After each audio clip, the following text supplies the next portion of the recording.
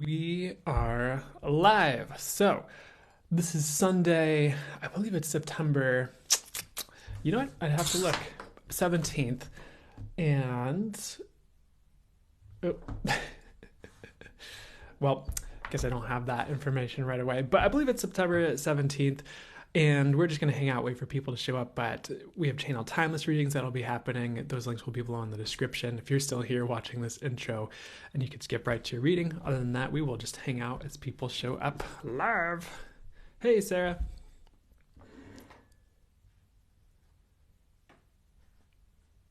Good afternoon.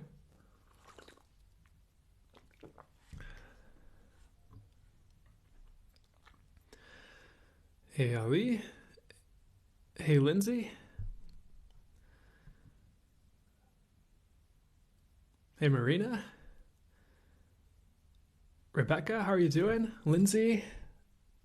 Hello. How is everybody? Oh, Brandon, your recent posts have been on point. Glad to hear it, baby doll. Super glad to hear it. Always a big part, always part of the game, for sure.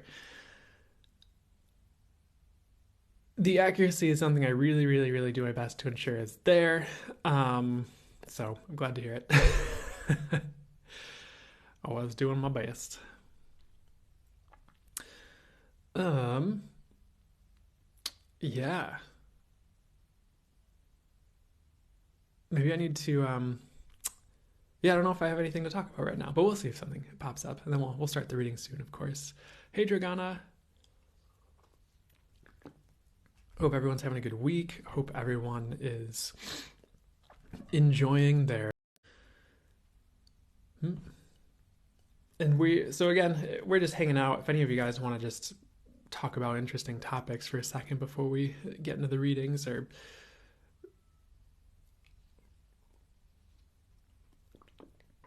oh, can you guys not hear? Can I do a sound check really quickly? Hey, Stacy.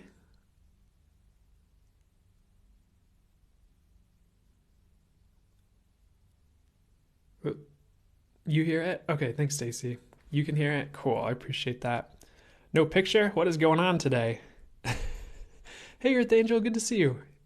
You here now? Okay, cool. Oh no, disappeared for a second. Okay, well, I can switch up. Maybe I can switch to cell service instead of Wi-Fi if it keeps being weird. But so someone asked what the symbol meant, which I'm guessing is the profile symbol. That is an energy work symbol. It only works for the highest good. For a modality or a symbology I was channeling through named Valleyu, it's some of the things it does is for general energy work. It's good for shifting things for the highest good, like almost like drilling to the heart of an issue or something that's going on and shifting it for the highest good. Really good at getting to the core of an issue and shifting it for the highest good. I hesitate to equate it to Reiki because it's not a Reiki symbol. But it reminds me somewhat of the modality I was bringing through was Valleyu Mi. It's like the Valleyu Mi maybe symbol that's similar to Choku-rei from Reiki a little bit, if you're familiar with the Reiki symbols at all. But actually, what they're saying is it's also vastly different. So never mind. But it was one of the first symbols I got for that, and I've kind of just ran with it with I guess the branding that I've been doing a little bit as well. I used to have a Valleyu store with like a lot of the different Valleyu Mi symbols, but we're switching it up. We might do something a little bit different with that than what I was doing there. So stay tuned, I guess, and we'll see what happens with all that. Looks like a bee. It kind of does. So I guess it weirdly works in a weird way, but that was not, you know, not that I had an intention when I drew it. It was more just something I received and saw. It was actually a really interesting time because at the time I guess that doesn't matter, but I was kind of I think I'd been in the bathroom. I was kind of like walking around where I was living at the time, and I just kept getting visions of like dragons and like dragons doing things, and like dragons like intuitive visuals of dragons saying certain things. And it wasn't like I was like hallucinating. It was like, intuitive visuals and channeled messages and things like that. And then I just saw that symbol very clearly, and very clearly the word Valleyu. And at that time, it was like just a very clear, very blatant, like, here's a symbol, here's a name for it. And so I drew it out, wrote it down, and that's where that originated. But that was, I think I channeled that like 5 years ago. But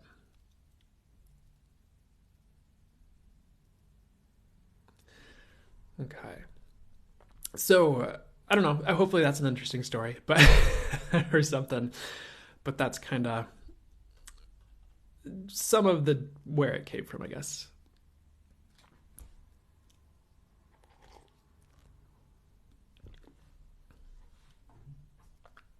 So we'll start the collective soon, and I don't know. Some of my experiences with dragons is, I don't know why I feel called to say this, but they can also be part of like your spirit team. Like they can be like spirit guides. They can help with energy healing. I've had some interesting experiences with that, like calling dragons into energy healing sessions, and it was weird because at the time, like all the people, whether the practitioners I told who tried it out, or the people who were receiving the sessions from like me, or those practitioners would be like, oh, it just feels like, I feel like these waves, like this wavy energy. And I don't know if that's like, I don't know. So I thought that was interesting. But and some of like key messages I've gotten throughout my journey have been like dragons showing up and me getting the message from like a dragon. So, and I don't know. There's also like dragon spirit animals. So a couple different angles you can take, but Esperanza is saying, I have a dragon spirit guide. He's amazing. And I love him. Totally. And I do really enjoy working with them when I'm called to and when they show up, along with like the angels and my spirit guides and source, of course. So to me, it's also another way to work with source, but that becomes very difficult to explain. And I don't know if I've received the best way to describe it yet. I feel like I haven't at the same time. So but I don't know. We don't need to get into that. So we're going to start the collective reading. So this is meant to be for everyone, whether you're here live with me or you're showing up on YouTube to watch in the future. So it's meant to be timeless for you when you see it. And I'm going to flip the camera so you can read the little sign and it's not all mirrored. So let's see what's coming through for you guys as right now, for you when you're seeing it, fully flex kid. And I'm just going to flow with the channel messages coming through from source, the angels, my spirit guides, the spirit guides of you guys that are for the highest good to jump in. And usually if anyone else's spirit guides jump in, what I always get is like, it'll happen if it's for the highest good of my and your like systems, and it's going to serve the reading. So, and source also has it all kind of taken care of. So it's not like we need to worry too much about that anyhow. So let's, give me 1 second.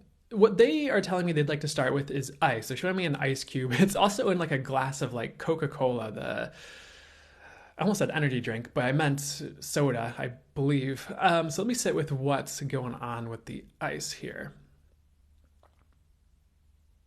So one cool message, no pun intended, is that things are cooling off for this collective, this group here.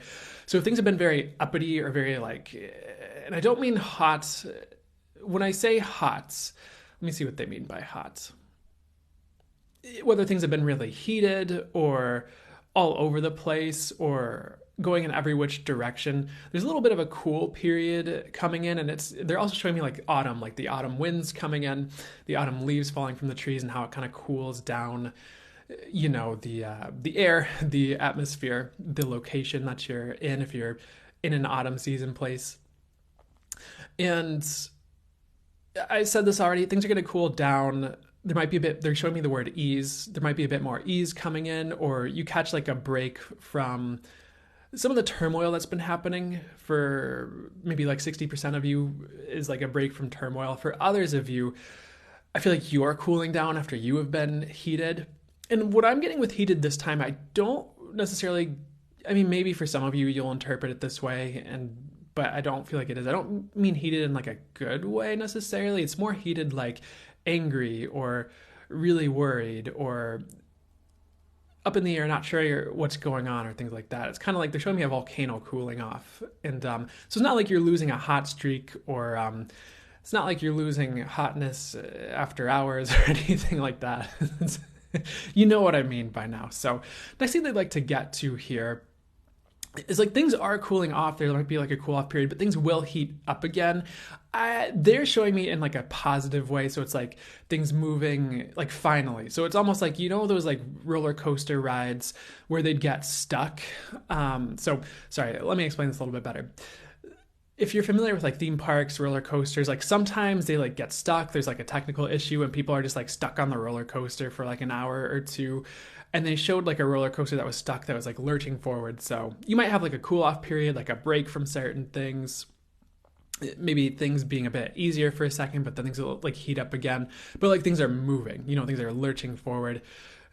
Things are actually going where they need to go, especially if there have been any like delays or anything like that. So we will move into a positive heated period where things shift around again, but it's like things are ready to move by then and won't be so like haphazard. So I feel like overall that's good. So hang in there. I really would expect change over the next year still. I would still expect things to be heated and moving around. I for some reason what I'm hearing is like you're gonna enjoy most of it, but I think sometimes when change shows up, like sometimes we still worry, sometimes we're like, oh, what are we gonna do, or you know, the way that certain things happen. But I would also just know everything's taken care of. And the other thing they're kind of reminding you of is like, you know, you're still here after all the shifts and changes that have happened in the past. Not saying that the past is going to happen again. You've still made it. You've had periods where you've gotten to a better place or you are in a better place. So just trust that things can get better through all the shifts and changes. And it won't just be all the same thing over and over and over again or anything like that. So things are cooling off. We'll have a heat up period again, but it's all good, is what I'm getting. So they're coming back to the autumn as well. And let me see what's up with the autumn here. So positive message is like there are a lot of blessings coming in with this season change, like the literal season change. If you're watching this, you know, soon after I post it or live with Mahir, and because we're coming up on the autumn equinox very soon here. So blessings coming in with the season change, but also like the season change or the energetic season change on Earth. I feel like a lot is moving to bring blessings in. Things you've been waiting on, things that you don't think are going to come in is something I'm getting as well. It might surprise you. It might not be what you're thinking. It might be what you're thinking. So I know that doesn't narrow it down, but I'm also, you know, I don't know if we want to... I don't think you need to worry. I was going to make a joke about looking the gift horse in the mouth, but I don't think you need to worry about it with this message or anything like that. I feel like Spirit can bring in blessings even if you're mad. I really get Spirit is forgiving. I don't think you need to worry too much regarding this message, but anyways, what else would they like to say about this or anything else that's for that good to, you know, come through for you? The True Highest Lights. What's going on next? They're showing someone apple picking. So what's up with this here?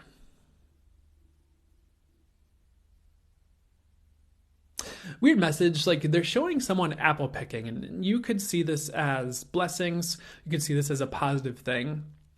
But they're also showing like apples falling from the tree, and like if you're not paying attention, they like hit you on the head. It doesn't like kill you or anything. It just kind of hurts a little bit. And the reminder is to pay attention, and they're kind of giving a message about like staying aware. And I don't think we need to like, well, what's the best way to say this? Because they're kind of talking about staying aware of the people around you, paying attention to the signs and synchronicities and like the messages you're getting, directions the universe is trying to get you to go. And like they're for some reason giving this message like, hey, like do your best not to like miss the signs right now, because you might be caught up in apple picking. And the universe might be like, hey, there's this golden apple over here, go pick this. Hey, there's this metaphorical, by the way, golden apple over here, like go pick this, like go this direction. Like there's this great thing for you over here.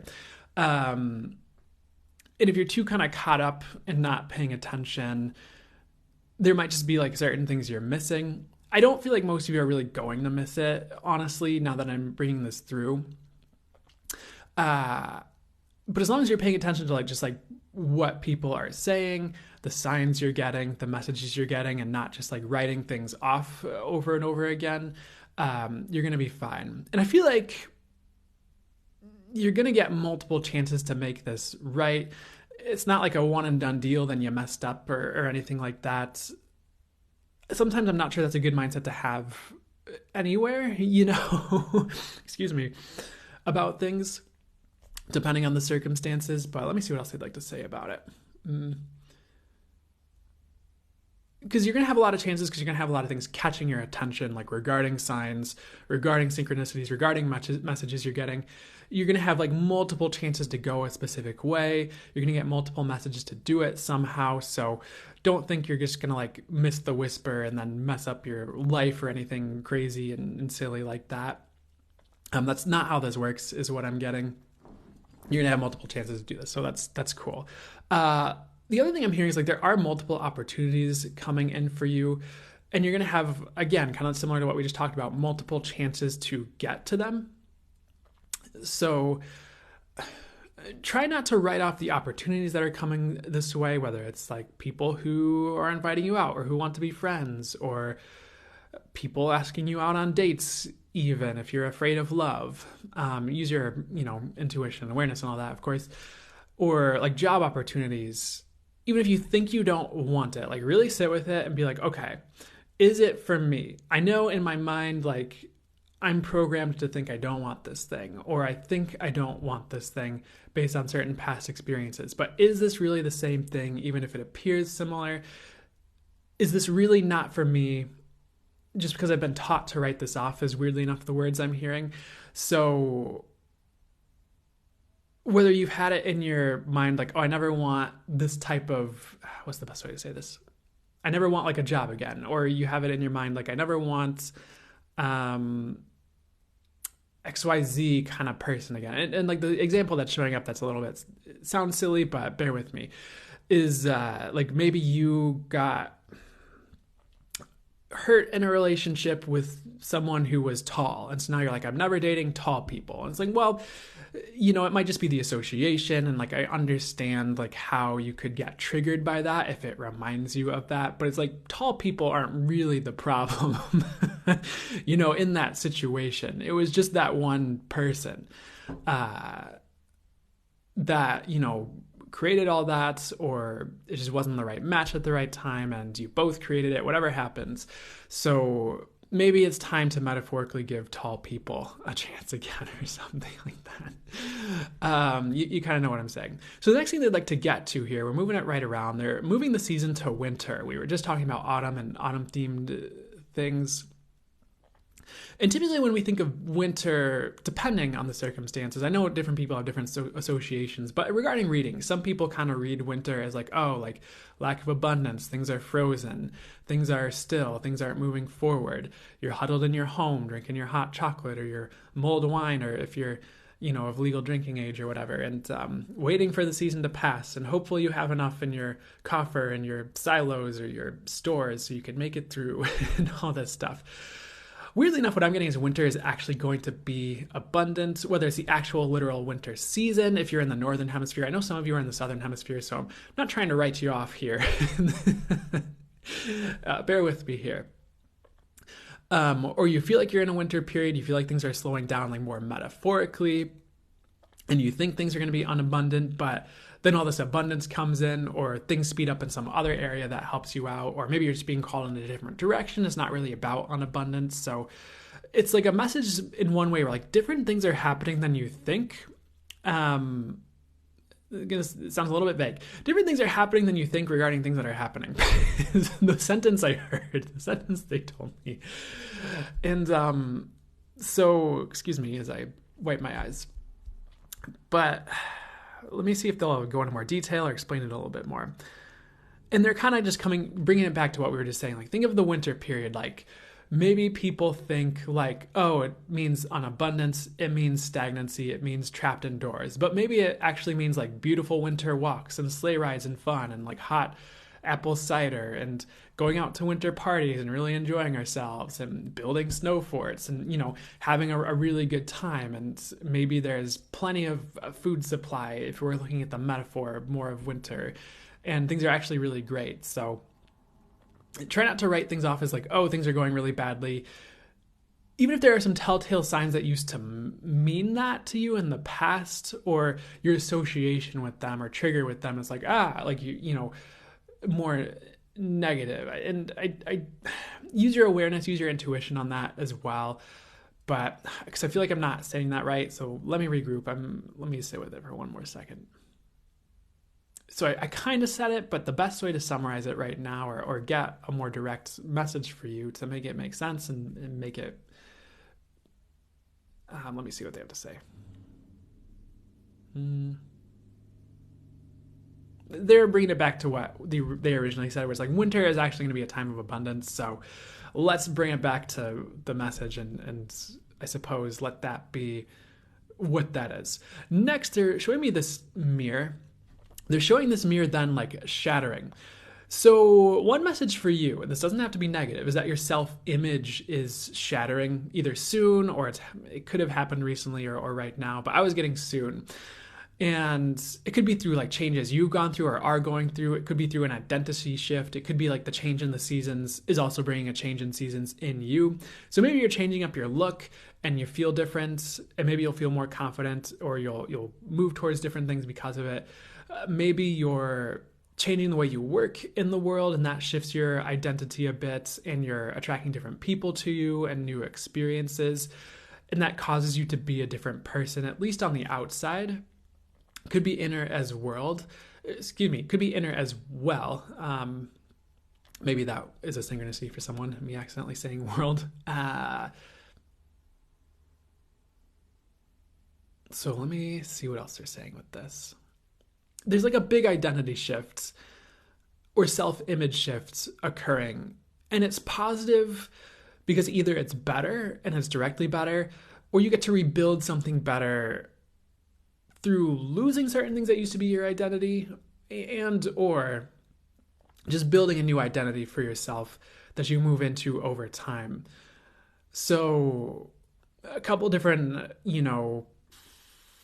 examples of this could be like, maybe you used to always have a job, maybe you're building a business. Maybe you used to think, oh, I can't be popular. Maybe you start posting on social media, getting some attention. Maybe you think, oh, I'm a loner. Maybe all of a sudden you have opportunities for friendships. You get invited to parties and you kind of have to be like, oh, is this true? I'm a loner. Do I need to purport this? Could this just have been a phase in my life? Things like that. It could be maybe you don't have money, then you have the opportunity for a lot of money. There's a lot of different things that could show up as identity shifts, both internally and externally. But I feel like it's a positive thing because you need to rebuild this, is what I'm hearing for you for this message regarding this whole identity thing. And sometimes that can lead to the shifts in our lives that we're looking for. Sometimes not, but in this instance, it has a greater chance of doing that. So there's one more message for this collective reading. They might have more after this because sometimes they sneak like 21,856.5 extra messages when it seems like the last message. The potentially last message here, they're showing me a parakeet here. Let me see what's up with the parakeet here. They're showing parakeets in this example as birds that can be very affectionate, but also potentially very feisty, or maybe even like they're possessive over people, or they get jealous over like people that they like, or things like that. I believe they can have a lot of personality if I'm thinking about the right birds here as well. So, but what is the message for you with parakeets? So, and for some of you, it's a symbol. For others of you, like 50%, it could be a spirit animal. showing up for you. So for some of you, it could be like on its way out, like you were in a phase where parakeet was a spirit animal and you're getting something new, like a different bird, whether it's parrot or cockatoo is showing up as well, or something else entirely like tiger or bear or lion or something like big and massive is what I'm hearing. For others of you, again, like the spirit animal is coming in to help you, and like it's almost like coming in to help you. I'm not trying to insult your personality, but what I'm hearing is have more personality, have more fun. And I'm sure this isn't a positive way, but be more like a parakeet in like the best ways. Not that you're becoming like a parakeet completely or start like twitching your neck around and stuff like that. It would be, unless that's something you do, I don't know. No judgment here, but let me sit with this for a second longer. Make sure I really get the message that'll help you. The other thing with this here, because parakeets are also usually colorful, if I'm not mistaken, and I'm getting that spirit's trying to bring more color into your world, more fun, more. I'm also getting like more, because if you think like bird feathers are soft, and what I'm getting is more softness, more gentleness in your outer experience instead of like roughness or like rough terrain, or if some of you feel like everyone's out to get you, like spirit's kind of trying to be like bring more softness in so you don't feel that way all the time, and you have some like safe havens or safe spaces, or you're being completely brought away from that energy, whether you're, again, if you work, leaving a job situation or leaving a friend group, or just spirit's just getting you out of that mindset and maybe healing some of your past experiences. So whatever parakeet represents for you, whether you Google spirit animal meanings, if you're like, it's a spirit animal or whatever, which might not resonate for all of you, by the way, but for 25% of you it will, is what I'm hearing. So more color, potentially more fun, more softness and gentleness around you in your circumstances. And for some of you, it's you busting out of your shell a little bit, maybe being more social too. So they're kind of saying no more, but there is a little bit more to wrap this up. They're showing me like like a mountain, you know how they have the snow caps or snow at the top, or like they're showing me like an ice cap. And I almost kind of forget what an ice cap is, whether that's on a mountain or, because that's what they were showing me, but I'm like, is that what an ice cap is?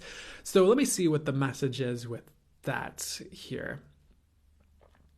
So I know we're getting a message about like a cooling period happening for you guys regarding like the intensity of life.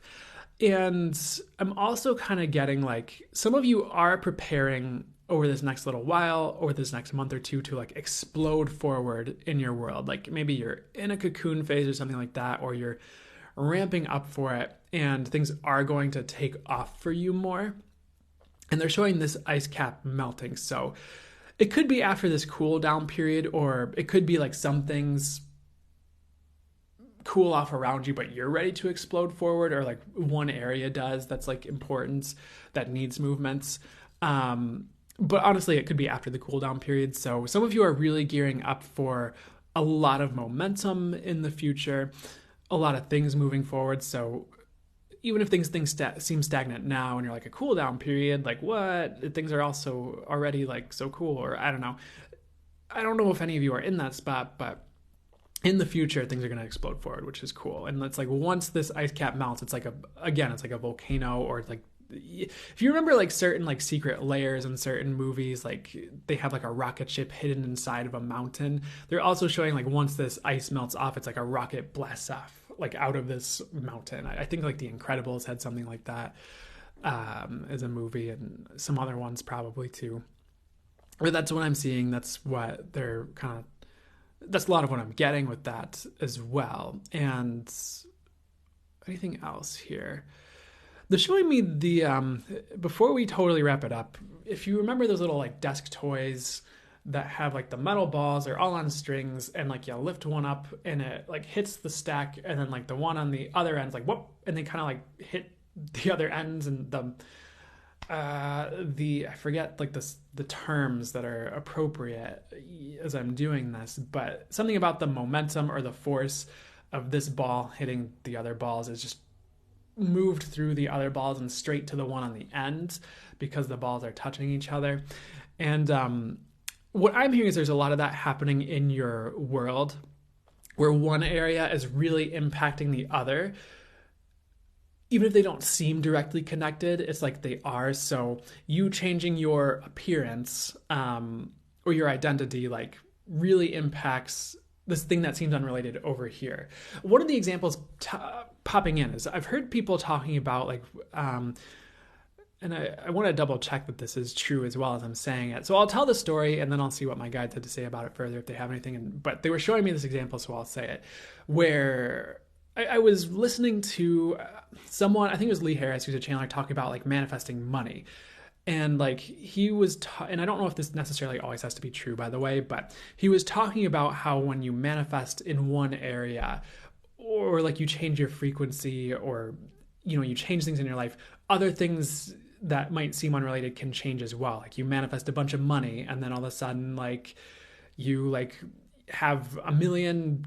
Or maybe in today's, with inflation, we want to say like 5 million or something. So we have like $5 million. And it's like, oh, wow, awesome. I manifested. I received this $5 million. But then maybe you're still working a job and then like you lose that job. You're like, oh, like I wasn't expecting that this would tank. It's fine because I have $5 million, but I lost this job over here. I wasn't expecting that. Or you have like, $5 million and all of a sudden your friendships are a little bit weird or different because you've kind of, either you've transformed as a person or just sometimes as you change one thing, it changes other things. I think was kind of the crux of the message, but I'm going to sit with it and get a little bit more clarification just to make sure I'm not, make sure I'm saying things accurately and truthfully for you guys to the best of my ability always. And like, yeah, they're like, yeah, that can happen sometimes. So that's really what they're saying is like, sometimes it seems like only one thing is changing, but it's not true.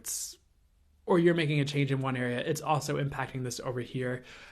Honestly, they're gonna be the word positive. I feel like it's gonna be positive overall, but, right now, you might not want to expect things to stay the same if you're changing one thing over here. That's not meant to be a message of fear, like, oh, whoa, be careful about changing this area of your life. It's more just like, stay aware of how that could happen. And that could be a totally positive cascade of events in your life that change. Or so, especially if it's like an up level or an upgrade that shows up over here. It's not going to tank everything. It's just going to change things. So even if it seems like it does right away, it's not. I feel like it's leading somewhere more positive overall, or at least different. So hope that helped, resonated, whatever's for us. Good. There was one more. They're showing me a sea monster. When sea monsters show up in readings for me, one of the things they often bring in is the word legendary, and oftentimes also the word legendary change. And that is coming up for this crowd as well over time. But I'm getting this long term. It's like over the next like decade. If you're someone who would like to leave a legacy of some type, this is the time to build towards that, is something I'm getting over the next like decade or two. If you would like to see major changes in your world that are more like long term, now is the time to start considering working towards that. Like over the next year is the time to start, is something I'm getting. Because it's like the opportunity and potential for legendary changes here. By legendary change, it's like things you remember for the rest of your life, things that are just like massive and momentous, things that completely change the course of your trajectory or a legend trajectory, if this was always meant to happen, things like that. So it could be you completely changing the course of your life. And I feel like the possibility for that is huge, especially if you're working towards the things you like to work towards, or working towards leaving an impact, yada, yada, is kind of what I'm getting. Some of you, maybe this is something that will just find you because the Spirit's like, no, it's time. You're meant to start on this journey. We're going to throw you into this. Here you go. And I feel like it's positive overall because it's what you're meant to do. Maybe you won't like all of it right away because things are changing and you're like, I just wanted to sit on the couch and eat ice cream. And Spirit's like, no, you have to impact the world. And you're like, no, but also yay. So I don't know. Terrible example, maybe. But you get it, and that legendary sea change and like the sea monster showed up for the September newsletter this month as well. So some of you might be seeing this right now where it's like maybe you feel the winds of change, or you feel a little bit uneasy because you feel change coming and like something big is on the way.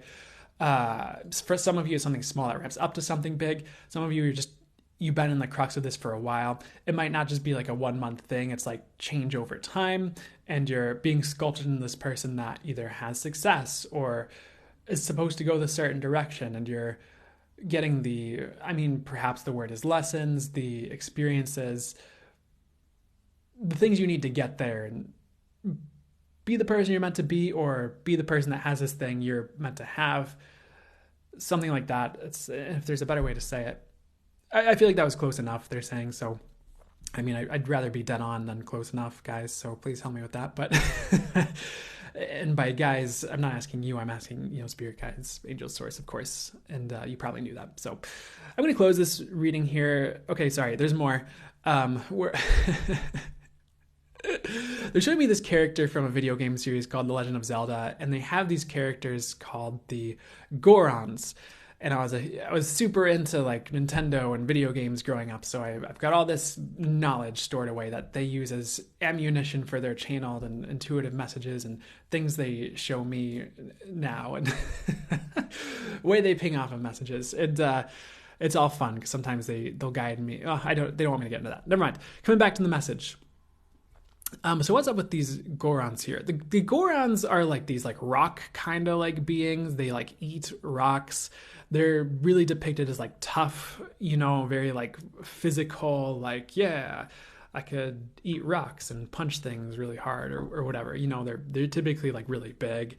They're typically depicted as mountainous kind of beings. They live in mountains and stuff, and caves and stuff like that. And why this is showing up for you as a message, let me say with it. So, okay.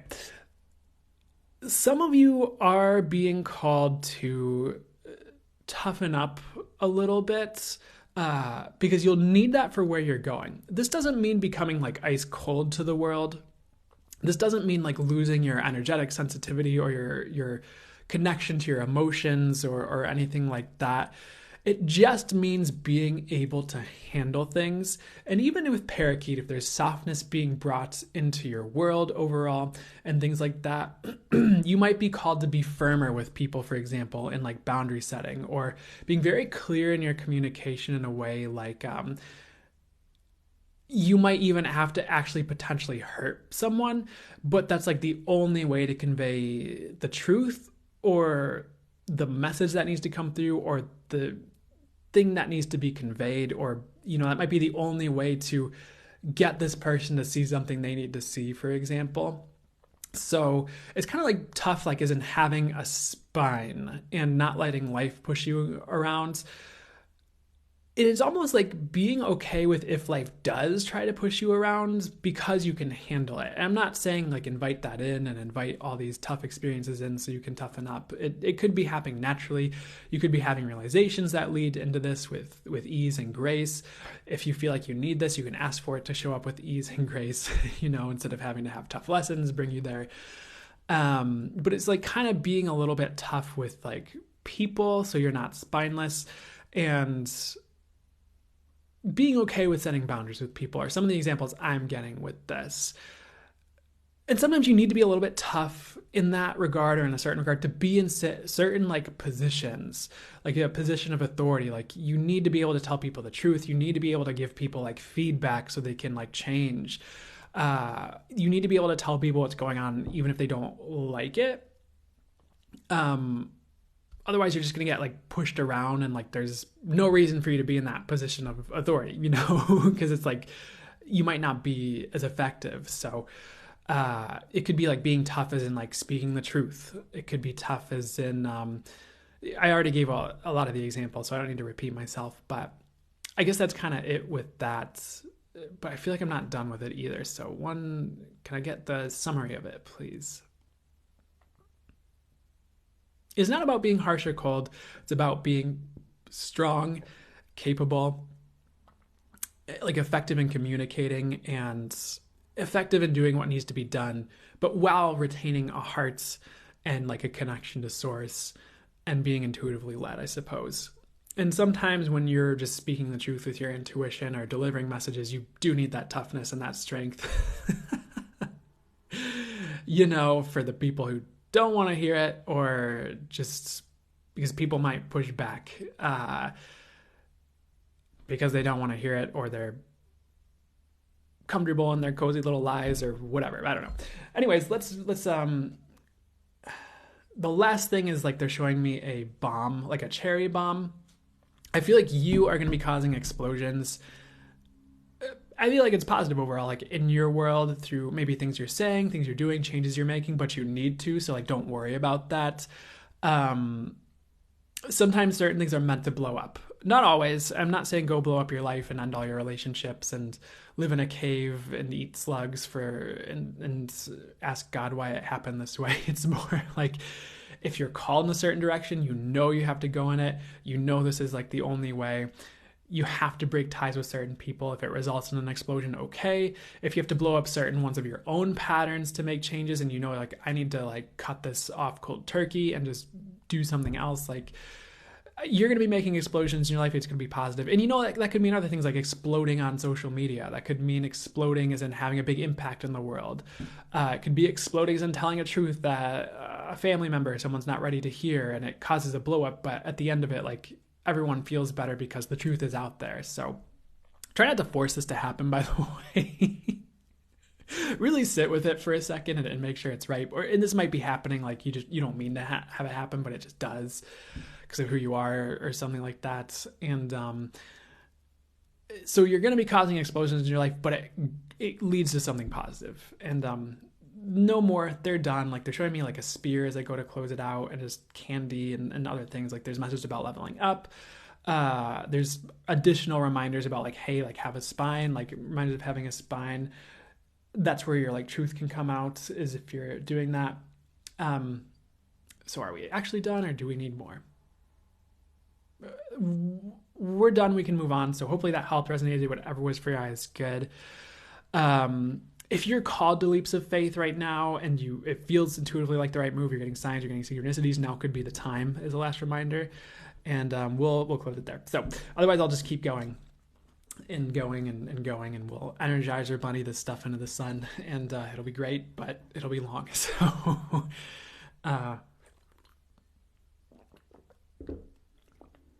great collective thanks. You're welcome, Andy Pandy Pie. Thank you so much for telling me, and I'm so glad to see you here, of course, as always, whenever I do. The 13th to last, number 4 of 29,761.7 messages. Will you please come forward to be delivered? Thank you, Kiki. I so appreciate that compliment. You're welcome, Mona. Thank you. You guys are welcome, and thank you. I'm honored to be able to do this. It's great to be here today. Great to be here today. How's everybody doing? Make some noise. Oh, that wasn't loud enough. Say it a second time louder to energize the crowd. Sorry. Having fun. Having too much fun. Having not enough fun, but too much fun. I don't know. Thank you guys, but I appreciate it. Oh, thank you, Laura.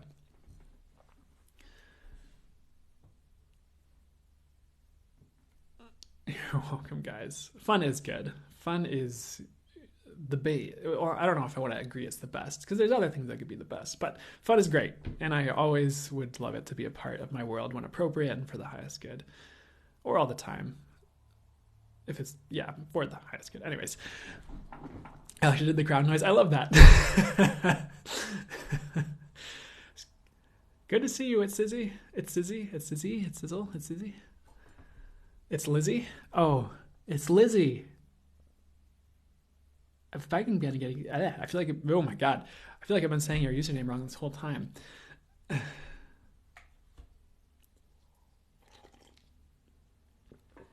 miss seeing you. Hey, Mr. Ed. Good to see you too.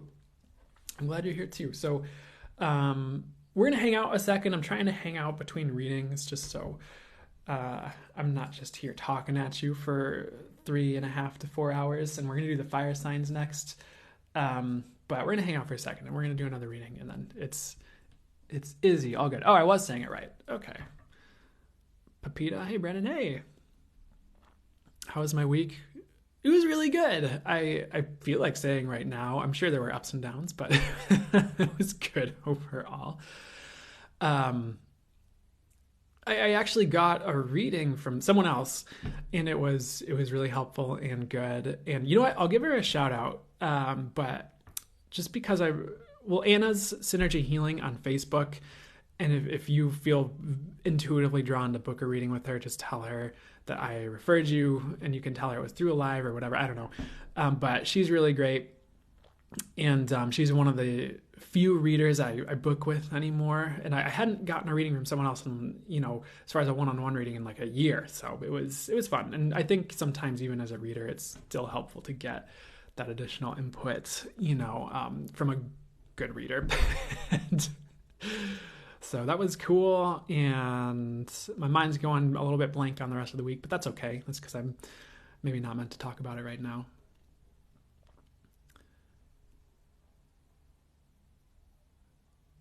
Okay, so I'm getting I need to answer this, but Leanne asks, how do you know if you're developing powers of a channeler?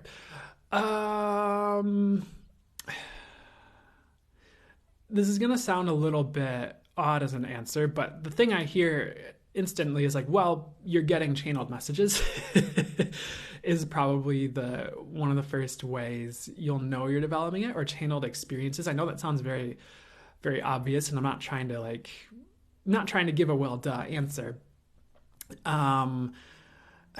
If there's anything deeper they'd like to get into with this, though,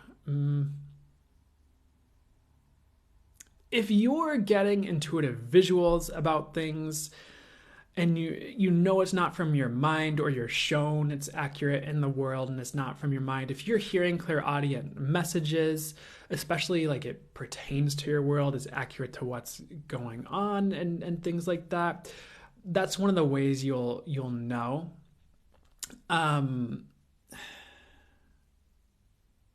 If you'd like to open that up and you are meant to, what's the best thing to say? What would be highest much for me to say here?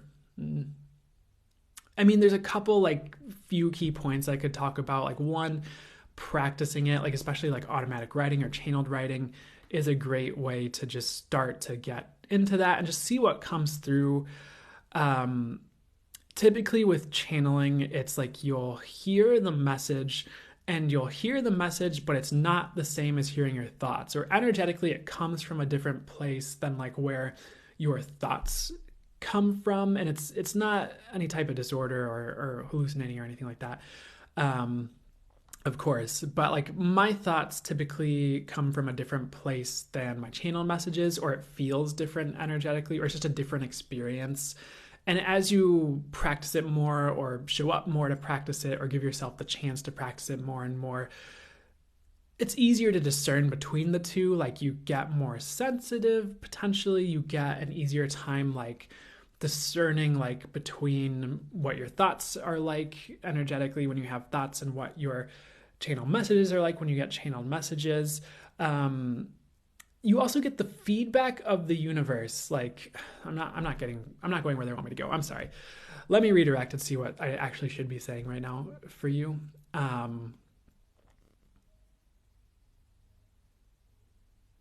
So I know this sounds very obvious, but if you're getting channel messages and they pertain to your world somehow, or you're getting intuitive visuals that end up being accurate, that's one way.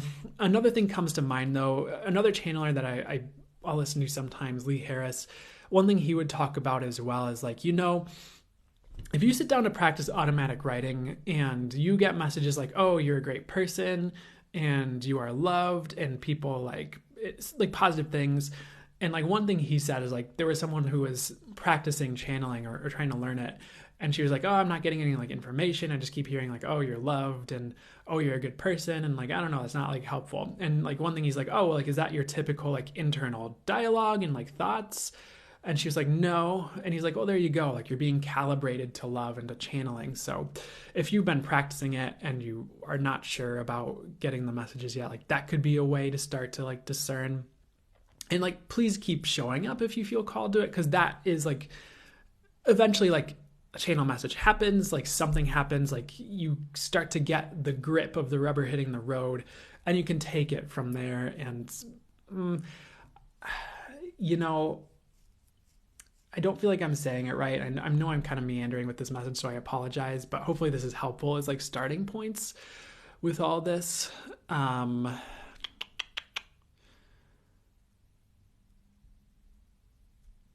What else would be helpful for you and everybody listening here? I feel like that's what I needed to say for starters. I don't know if that helped, but I hope that was a good starting place. For me, I don't think they won't even want me to talk about that though. Okay, I'm sorry. If more comes up, I'll talk about it. But helpful, yes, good. I'm glad to hear it.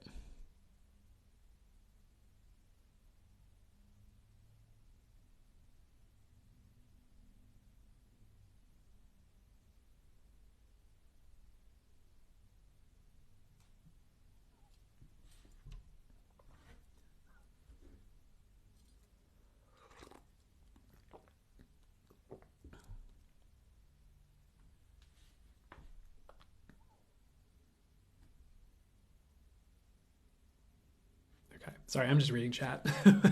Sometimes, like y'all, I actually love when you guys get in conversations with each other, and like I'll look and I'll see it, but it's also like I didn't see like the 30 past messages that led up to it, so I don't know if I have anything to add sometimes. But it's cool watching you guys interact and chat and stuff. Mm. I keep getting massive shifts and upgrades, and your messages help with that so much. So glad to hear it. So glad to hear it. Cow tip up.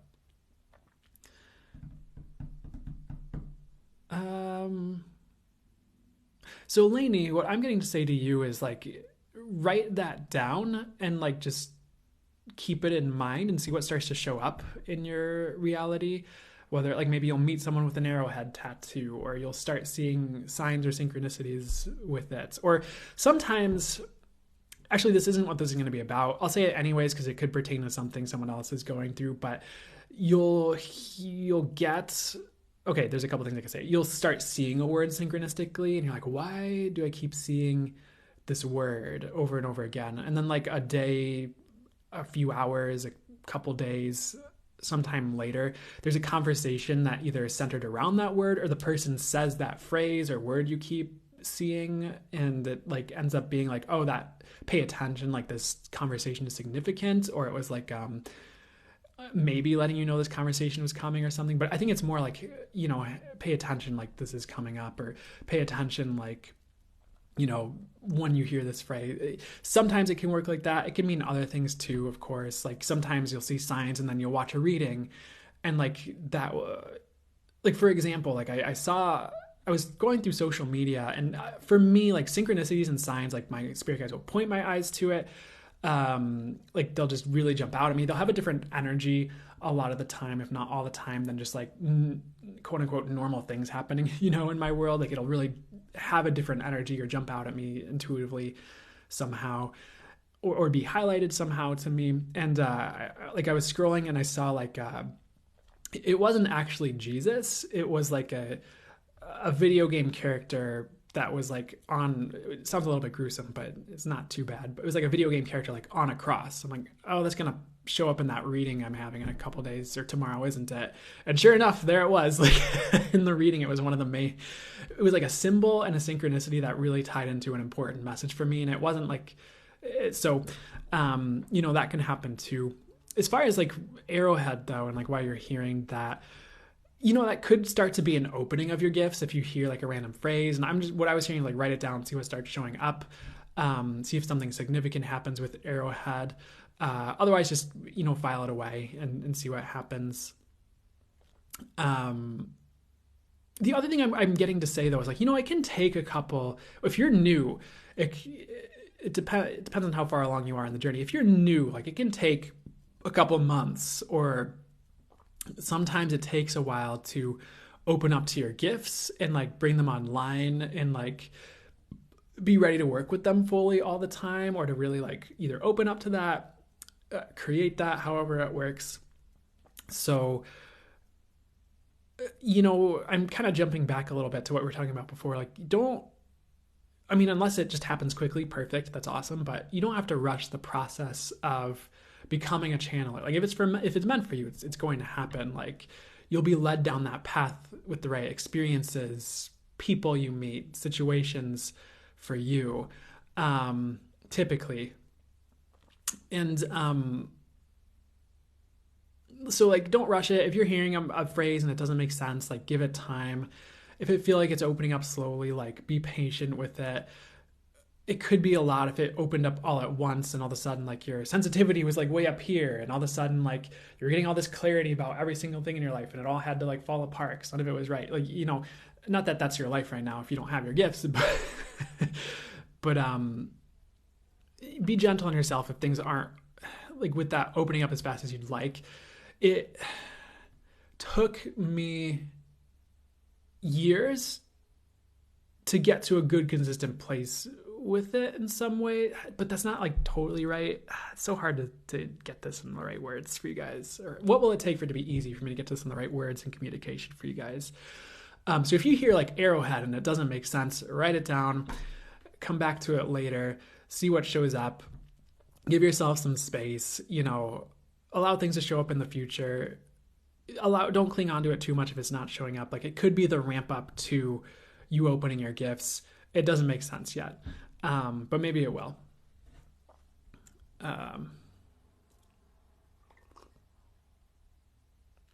My dreams have been nuts too, Andy Pandy Pie. My dreams have been wild the past week or two. Like very vivid and like intense and all that stuff. So what I'm hearing with that also is like collective shifts and like we're working on a lot or even upgrading. You know, or things we need to heal are being worked on in our dreams. Maybe so we don't have to go through it in real life sometimes, but it's a combination of things. But I hope all that I was talking about is helpful. Yeah, you're welcome. And for some reason, the words I keep hearing for you with that are like, there's no rush. And I don't know why that's it, but that's what I'm getting. Yeah, you're welcome. So we're going to start the fire signs, sun, moon, or rising in just a second here. I'm going to hang on just a second, drink more water. So I know usually I have coffee for the live. I have beat the system because I normally run out of water like halfway to a 3/4 of the way through. I have 2 cups of water. Got the mug of water. I got the cup of water. So I'm very, I beat the system, guys. Which is a very simple, almost silly how simple that solution was, but it's fine. I'm weirdly happy about it. So fire sign, sun, moon, or rising. If you've got a fire sign and your big 3 in your chart here, and if you want to include your Venus, that might apply for some reasons, what I'm getting to say this time around. If you have like something in like a major like 4th position and you want it to apply, you know, give it a shot. But if you have a fire sign, sun, moon, or rising, this is here for you when you see it. And I'm going to channel and flow with the channel messages coming through. And the intuitive things I'm getting, channeled intuitive things I'm getting, however it works. And I say that because I don't want to pigeonhole it sometimes with my words. Not that I need to worry about it in the first place. I feel like when things are divinely held or divinely guided, or they're meant to be, like they're really safe. It's really harder to mess with it if you even can. So I think I also need to hold more grace for myself with that, but there's multiple stories I have on all those realms. Let's get into the reading. Okay, let's get into the readings. Channel messages for you, fire signs. Let's go. So first thing they're showing me is soap, and the word I'm getting is like slippery. They're playing this like cartoon like sound effect. It's like whoop, whoop, whoop, whoop, whoop, whoop, that like people have, like make when they're like skidding across the floor or like falling over. One of the messages for you is like you may feel like you have fallen or lost something important. They're like showing me a necklace. It's like a important like jewel necklace being lost. Maybe the chain breaks and you lose the thing or something like that, and it was like a family heirloom, or not literally, maybe literal for some of you.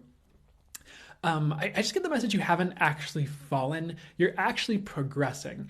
And like sometimes we lose something, we think we are like falling, we think we suck, or we think, oh, I am the worst, I messed this up, or, you know, you feel like nothing good can happen for you, if some of you are feeling like that. But the message actually is like you're actually just like progressing. It's kind of like when you beat a level in like Super Mario or something like that, and you know, it seems like you failed or it seems like you fell, but it's like you're just done with that thing and you're moving on to the next world or the next level or something like that. So and maybe even if you did like fail, or in your mind you're still like, no, that sounds nice, but I actually failed. It's like maybe that weirdly enough like was the only way to get you to that level up, or one of the best ways, or one of the only ways. I never want to limit spirit on all this, but maybe that was just one of the ways that was going to work best and get you certain experiences you needed and move you forward at the same time, or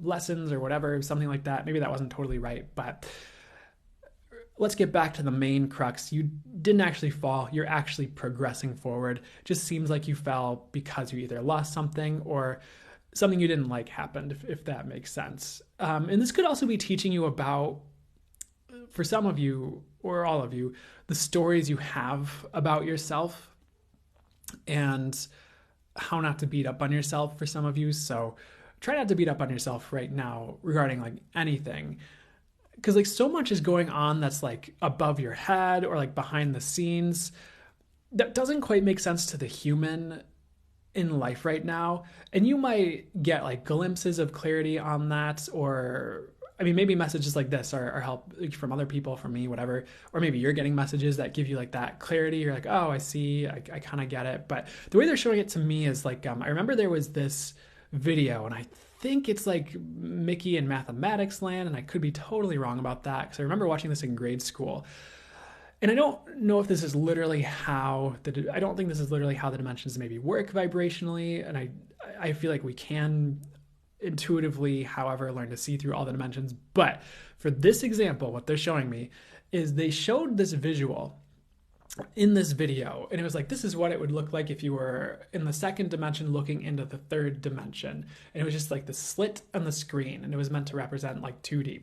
Let's not bring that vibration in. So 5D or better always, or I don't know. But as far as just the physical, like mathematical thing, I guess, you just saw these like colors like and like blobs moving, and it didn't really make a lot of sense. But then like when they showed, like opened it up to like, here's what's actually going on in the 3D perspective, it was like pool balls like being shot across the table.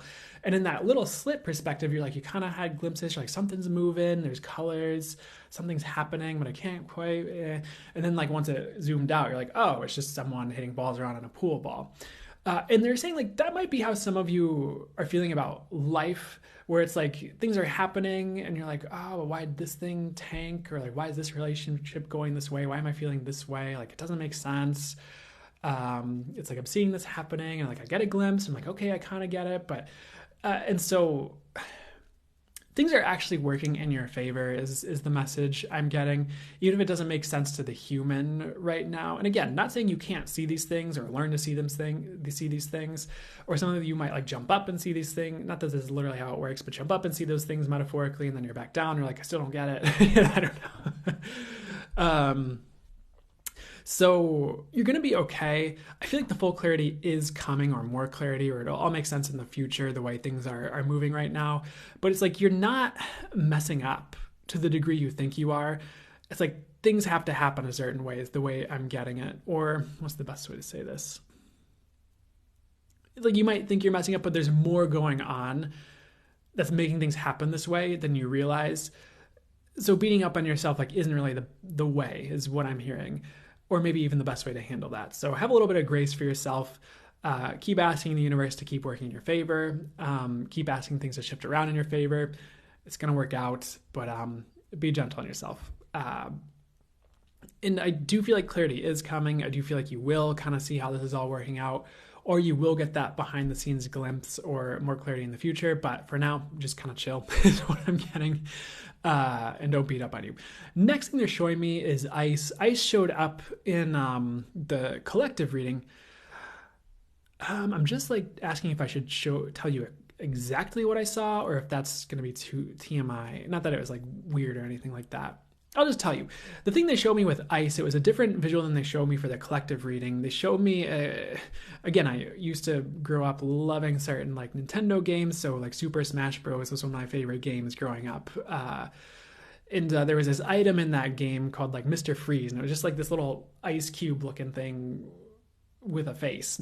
And you'd throw it at the other characters and they'd get frozen in this block of ice or something like that. For you guys, for the fire signs, I do feel like you're being thought out. It could, what I'm getting is examples for this in ways this applies or could apply. Like your heart being thought out, your emotions being thought out, and you're like feeling things more. And maybe it's uncomfortable because you're used to being like Ice Queen or something like that, or Ice King or Ice non-binary monarch.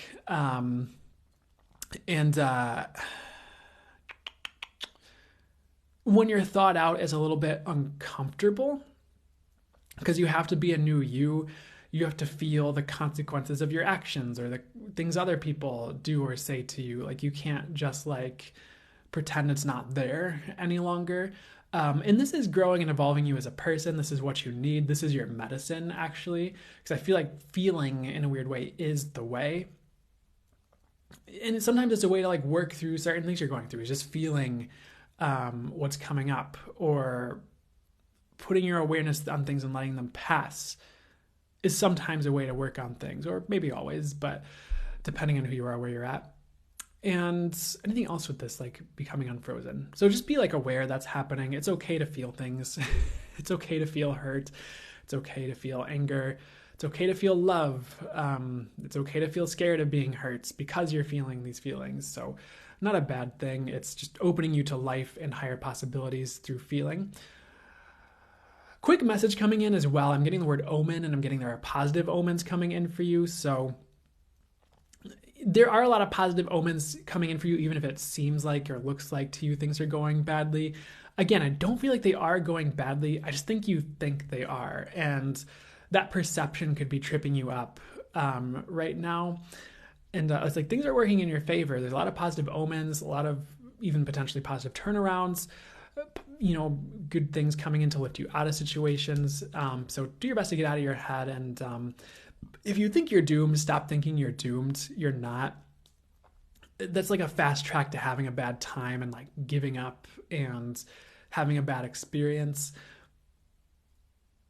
I feel like if you have hope and you know things can turn around for you, like you're fine, and like they really can. Like I feel like the universe again is on your side with all this, helping things turn around, but don't lose hope right now. There's like no doom, is what I'm hearing. So try to get that out of your head if you're in that spot. So we're going back to ice though here, and anything else with ice and thawing out here. I do also feel like the world is thawing out around you. So maybe where people have been unfeeling towards you, or you've perceived people as unfeeling, like they're displaying more emotion or being more vulnerable. And all of a sudden, like you might have to be I don't know if caretaker is the right word, but caretaker of other people's emotions. Or maybe instead of you having to thaw out and be uncomfortable, you're the torchbearer of how to feel things and help people be more at ease with their experience of feeling more as the world thaws out around you and becomes more sensitive or aware, so, or certain people around you, if it's not the entire world right now around you. Next thing they'd like to get to here, it's funny because never mind, that was for me. But getting back to you guys, they're showing me a donut. I think just like, and also like a toroidal field is what they're showing me, but they're showing things like just going around in circles around this donut or toroidal field, like things repeating. Maybe it's you feel like you have the same day over and over again, like Groundhog's Day, like every day feels the same for some of you. Some of you feel like, hopefully none of you feel like traumas are repeating, but I'm hearing something about traumas repeating as well. Or some of you feel like that's happening. I don't feel like it's going to happen for long, thankfully. But it's like time for, let me sit with it for a second. For some of you, it's time to bust out of this donut. Just like try something new if you're having the same day over again. Like force yourself out of Groundhog's Day. Go to a park you haven't been to before. Go to the park if you haven't been there in a while. Start a new hobby or habit, even if it's small. even just making the bed every morning and you don't make the bed, or do laundry on Sundays instead of Mondays, like do something to escape the donut. For others of you, I feel like if there's been like a trauma that's been on repeat, that's healing.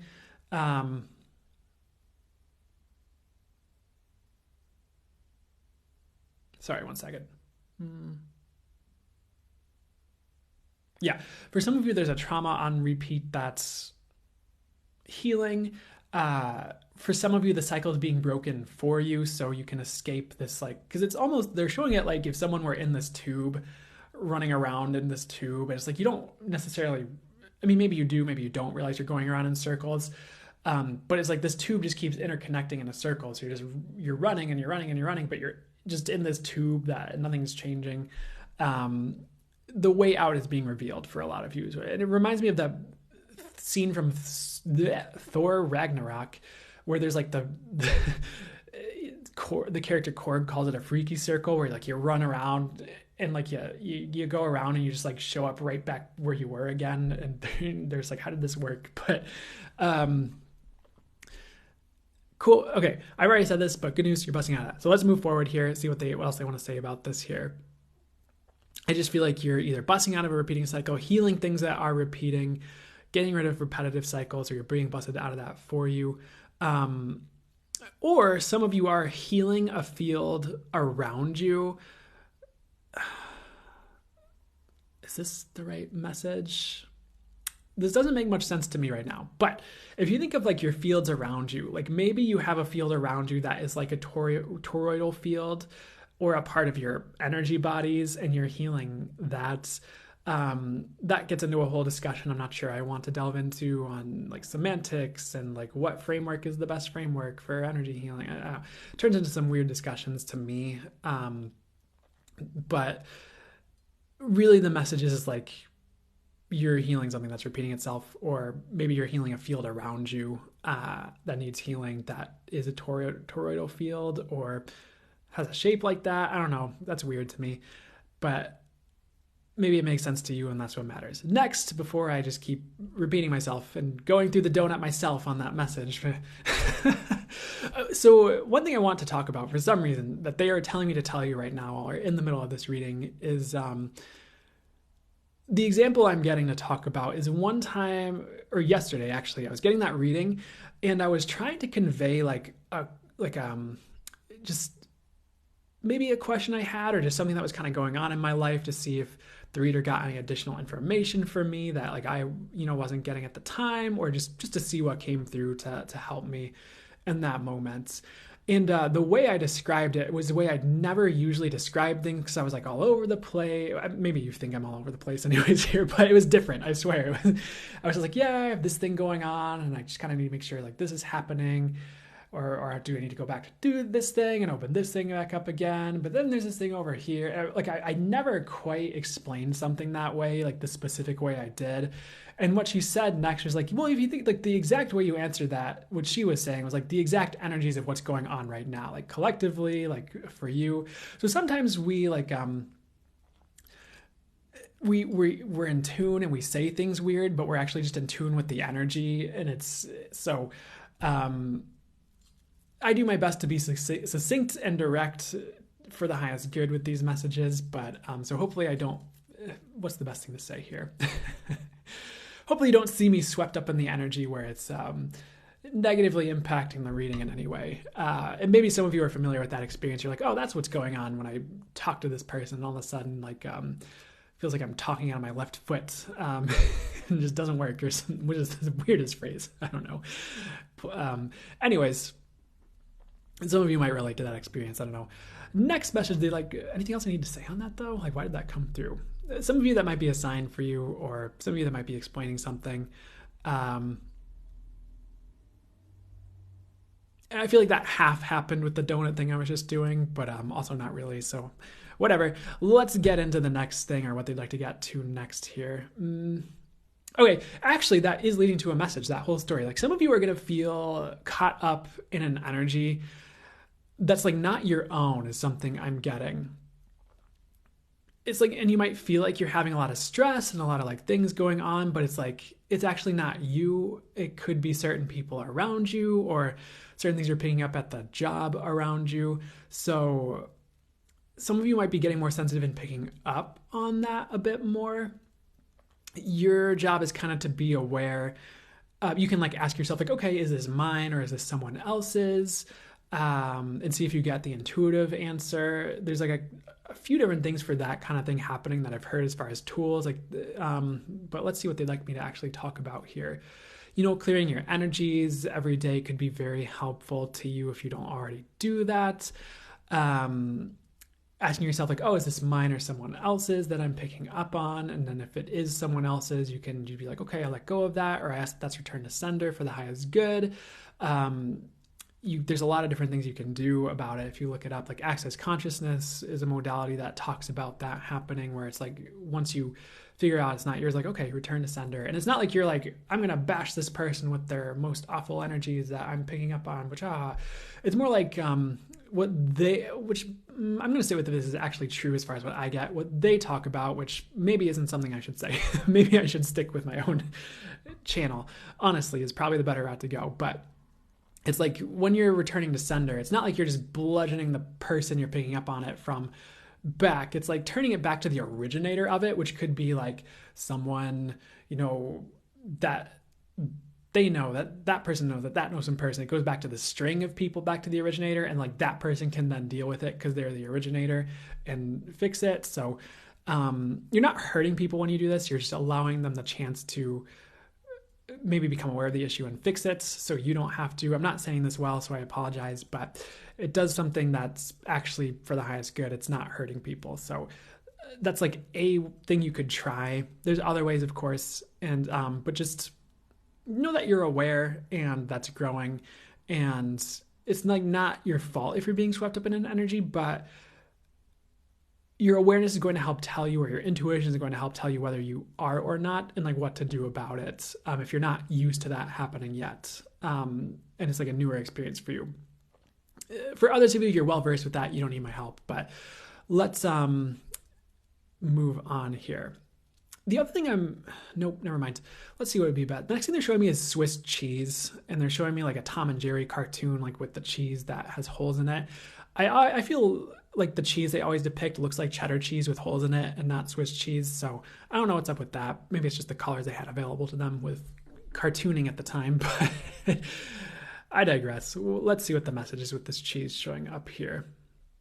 They're talking about holes in your life, and it's really interesting because they're showing it as far as like this gigantic piece of cheese in space, and you could like fly like a spaceship through the holes in it. Like it's so vast. And certain things that are missing are being filled in, certain holes in your life where you feel like you're missing things. You're going to know what to do to fill that void or start to heal so you don't feel like you have holes in your life. And you know, sometimes those holes are made to make space for new and better and brighter to come in.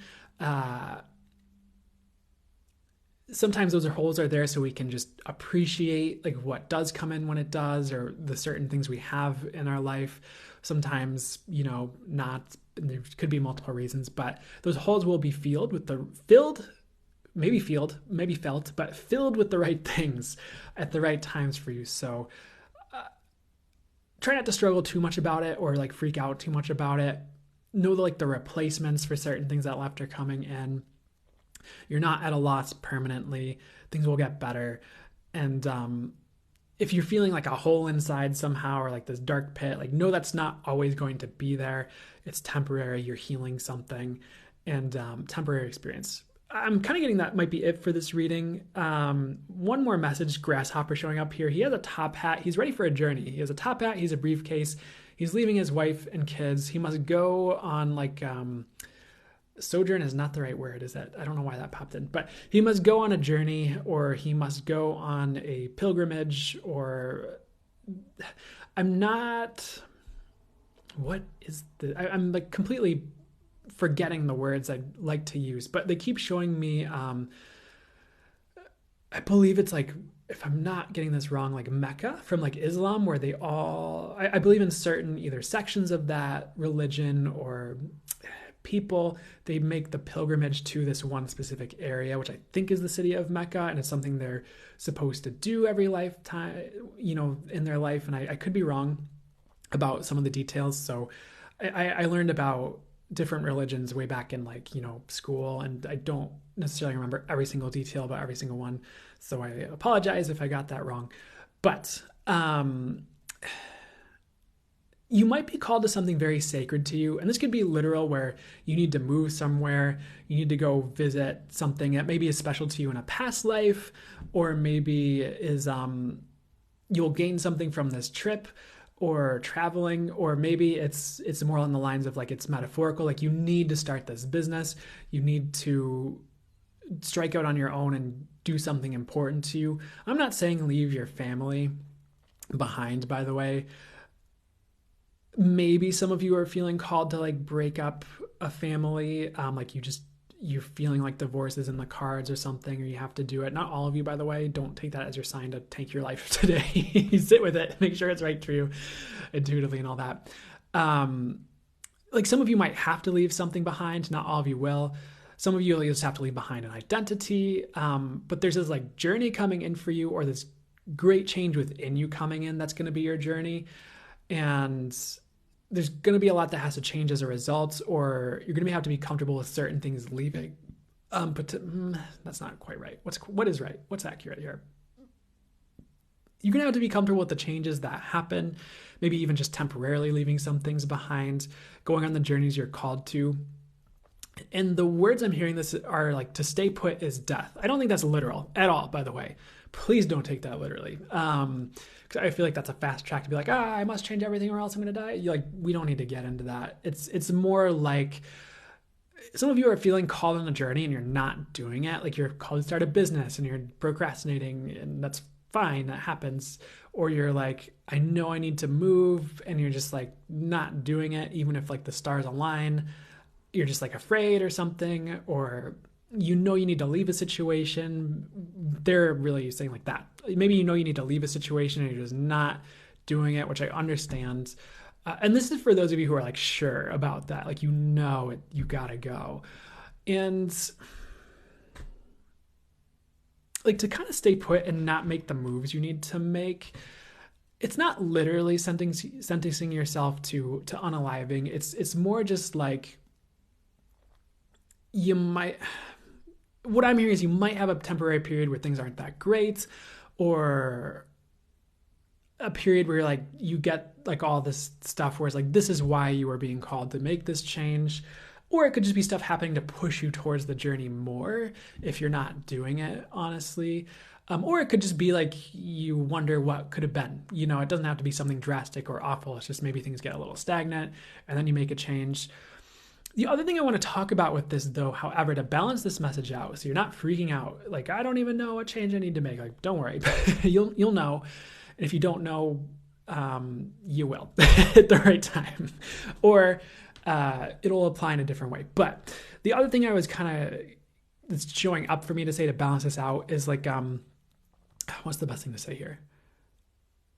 I'm trying to make sure I say this in the right way so it helps you guys. That's always my intention, of course. It's for the highest good. It's helpful, accurate, doing what's for the highest good. But one thing I've heard from someone, it was Lee Harris. Again, I know I refer to him a lot sometimes, but there's just a lot of helpful things I've heard from him that I've seen apply in my life, and I've used, and I see how it can be beneficial. Where it's sometimes we have an opportunity for something, or to do something we wanted to do, or to make a change, and we kind of don't take it, or we feel we mess it up, and then we start beating up on ourselves. We're why didn't I do it? And, and it's what he was kind of saying. And I hesitate to say this because I don't know if I totally agree with all of it, but I see the benefits of looking at this and adapting it in the ways that are accurate and helpful for us. Because what he was saying was beating up on yourself and I should have done it. What he was saying is that's a fast way to close down that opportunity from happening again. I don't know if I totally agree. I feel we can take a stance where maybe that's always open regardless. Maybe there's a way, maybe there's a better way. But here's the helpful bit. What he was also saying is if you are okay, maybe I messed up this opportunity, or maybe I missed this thing. I opened the opportunity to experience it again, and maybe you can add in like, what will it take for that to show up, universe? Or it is like, then like you'll have the opportunity to experience that thing again, show up. And like, and I've tried this. It's happened for me a couple times with a couple different things where I found myself in that spot where I was like, meh, I missed a meh window, meh. And then I was like, okay, never mind. I just heard this thing. Like, what will it take for this to show up for me again? Like, Spirit, I'm asking for this opportunity again. I open to it happening again. Awesome. Thanks so much.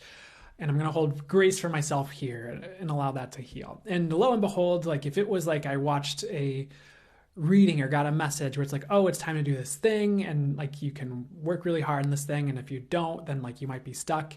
And like if I found myself and I didn't work hard enough and I found myself stuck and I beat myself up, like I opened the opportunity again, then another reading would come around from a different person, or another message would come around in a different way. That's like, oh, you're going to have this opportunity to work really hard on this thing. And then if you do it, like you'll make a lot of strides. If you don't, you'll be stuck. It was like the exact same reading from a different person or the exact same message in a different way. I'm like, oh, that's so interesting. But the opportunity came around again to help myself regarding this thing. So I don't want you to feel like you're going to be forever dead and stuck forever. If you feel like you messed this up, is why I'm bringing all this in with that last message. I guess what I would hope for you is that you make the right choices for you at the time in the first place to help yourself, to make the right moves, to not stay where you don't belong, to, I guess, heed the messages that resonate and you see how they apply and it makes sense and you know how it lines up the first time. But I don't want you to be forever pigeonholed in your head or because of the message, because I said something or you heard it and then you got down on yourself. And I don't know, we don't need to create being stuck forever because we didn't listen to the message one time, but the message is also there for a reason. So let's balance all that out and take the best aligned approach to all that. And I'm not saying this right. So how can I summarize this perfectly? Here's how I'm getting to summarize it for you. All that being said, do what you feel called to do what's right for you. Make the moves that are right for you. It might suck for a time if you don't make the moves that are right for you, go on certain things you're called to, but you're not going to be stuck forever, is the way I'll balance it out. And again, they want me to remind you with the cheese message, like the holes will be filled, vacancies in your life are going to be filled soon. All that's coming in. I'm done with this reading. I feel like I've been talking for a long time, so I hope that helps resonate. Whatever is for your highest good. And I'll talk as long as I need to get the messages out and for as long as it'll be helpful for you, but hope that did only what was for the highest good, of course. A reminder, but not a condemnation. There you go. I think that's good.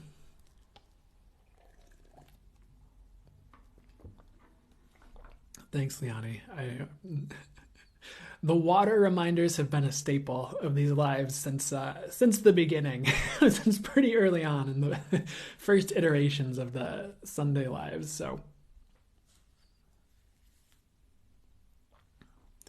that question hit big time. Perfect.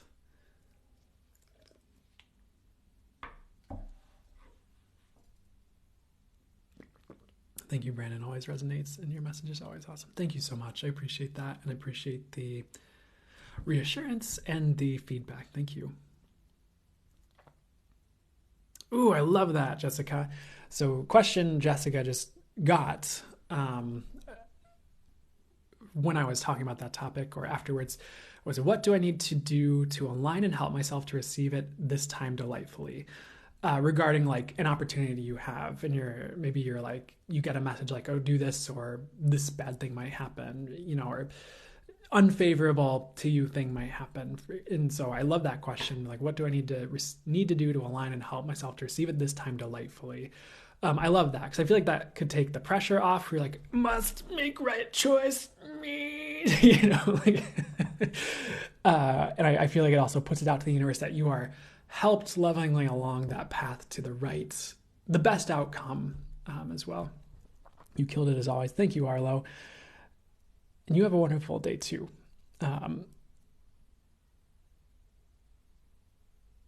Ooh, I love that. I'm enjoying the empty spaces in my life. So peaceful right now. That's I love that. Completely resonating once again. Thanks for letting me know, guys. Um,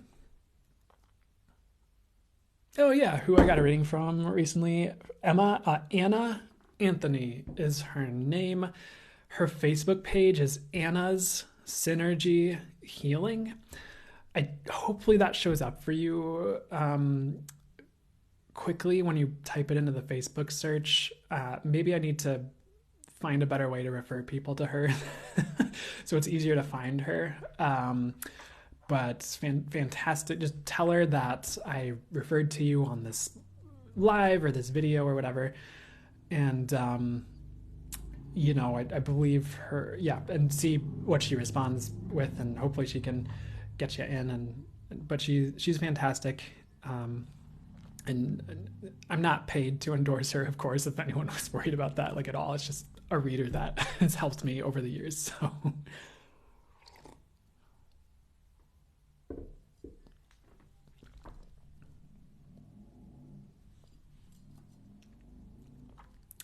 So we're going to do the earth signs in a bit. I'm going to hang out with y'all, of course, for a second, and just in chats and say hello and talk about the universe and stuff. So not a sponsor, not at all.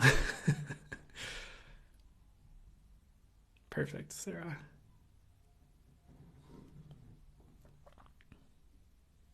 Ooh. Oh man. Hello, Tinkbell.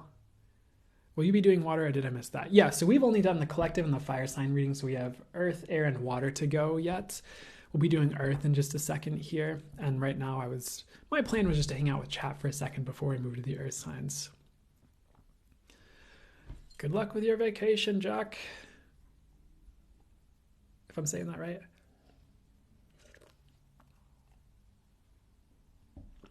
Emma asks, how can they help themselves feel less spiritually tired? Here's what I'm getting. First and foremost for you is, you don't have to take a break from spirituality or all spiritual things, but take a break from the spiritual things that tire you overly much, or maybe do less of that. See if you're drawn to different areas spiritually, and see if that's helpful to you. You might also feel called to withdraw a little, not totally where you're just a hermit forever, but withdraw a little bit, and from time to time, and just take more self-care periods where you're doing things restorative to you very intentionally, whether you schedule a certain amount of time each week. And it could be like you're going to schedule 4 hours of self-care, and you're going to spread that out over these 4 days or these 7 days or 6 days or whatever. Just more time to withdraw and get back to you. Do things that are rejuvenating to you and self-care. What I'm hearing for some reason to say is like a lot of people can be draining right now just out of neediness, or they don't realize they're doing it, or it just seems like the world needs help. And, it's also just not your job to save everyone or take it all on yourself to shift the collective, or taking, definitely I wouldn't recommend taking people's stuff on ever, typically. The other thing, I was getting something else when I first read your question. I forgot what it was too. And you don't have to you can come back to these things, and maybe you'll get to a place where you're feeling like your fields are more solid and they won't drain you as much. Maybe look at other ways to accomplish what you're trying to do spiritually as well. Look at other techniques. Another thing that jumped in, which won't help you totally actually, was but it might help you a little bit, is like a cord cutting exercise. And I've heard different things from different people about cords, and that turns into a whole topic. I could go on for hours about, or maybe not, maybe I'd say that, but it'd be like 10 minutes, but I could go on for a little while about a couple different things with all that. Cause when I first hear of cords, I'm like, okay, is this actually something that's real, or did someone just say this one time and then it snowballed into everyone talking about chords, and now we kind of created this collectively as an experience, and it just doesn't even need to be there in the first place? How much of that really needs to be there in the first place is my first thought about that. My second thought is some people are be like, oh, it's something you do every blue moon, when you go through something serious, and other people are like, oh, it's something you need to do all the time, cord cut every day, here's a quick exercise to do it. Other people are like, no, you have to do this really intense long ritual. I don't think that's true. You have to do a long ritual. I think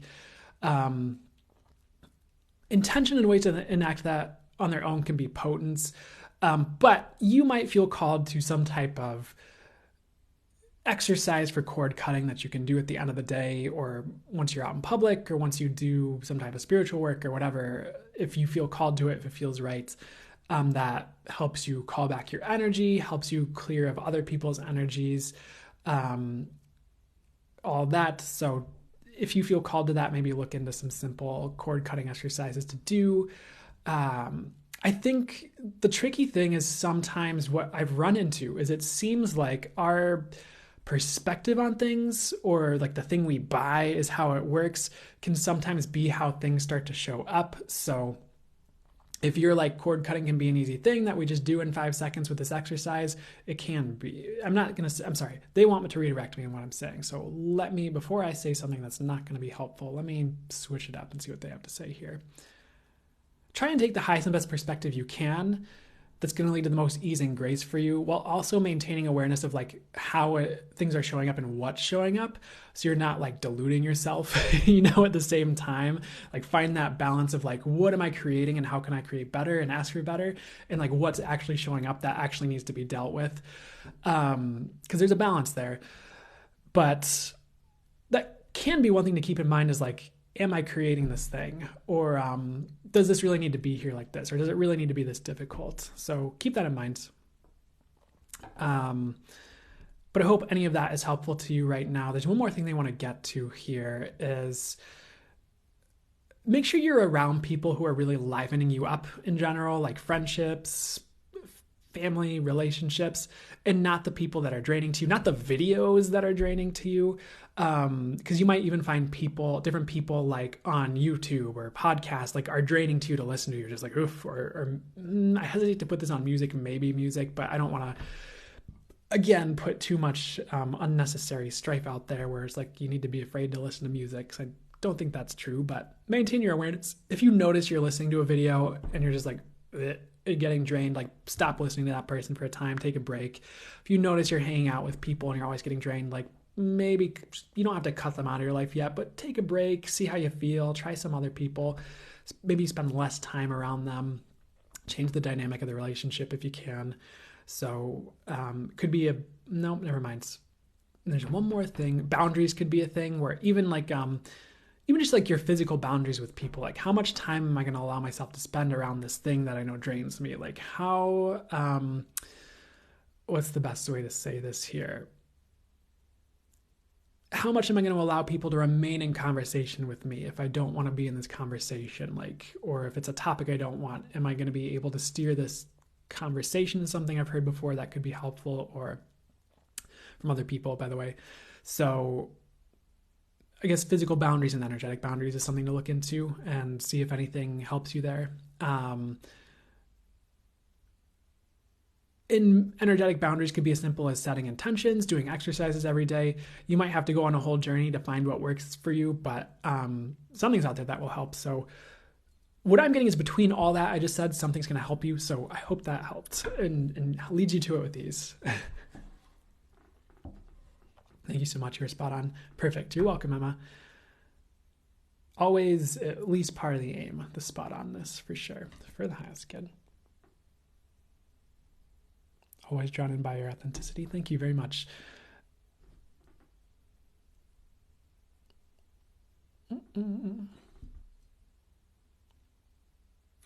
Okay, so. You're welcome, Jessica. Glad to hear it. So I know there's other like things popping up and questions popping up. I'm getting to go on to the next reading.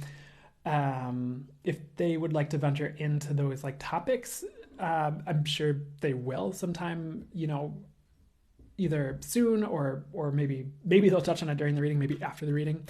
But we're going to start this because that's what I'm getting to do. So, love the way you deliver messages. Thank you very much. Oh, that'd be cool. I want to email you a doc titled Bangers from Brandon and Team X. I appreciate that. If you feel called to, that'd be cool. No pressure. Um, okay, but anyways, we're gonna start the reading. Actually, okay, never mind. I'm gonna go back and answer that question, and then we're gonna start the reading. So someone asked a question, and I don't know why I'm being redirected now after they like start the reading, but I am, so I don't care.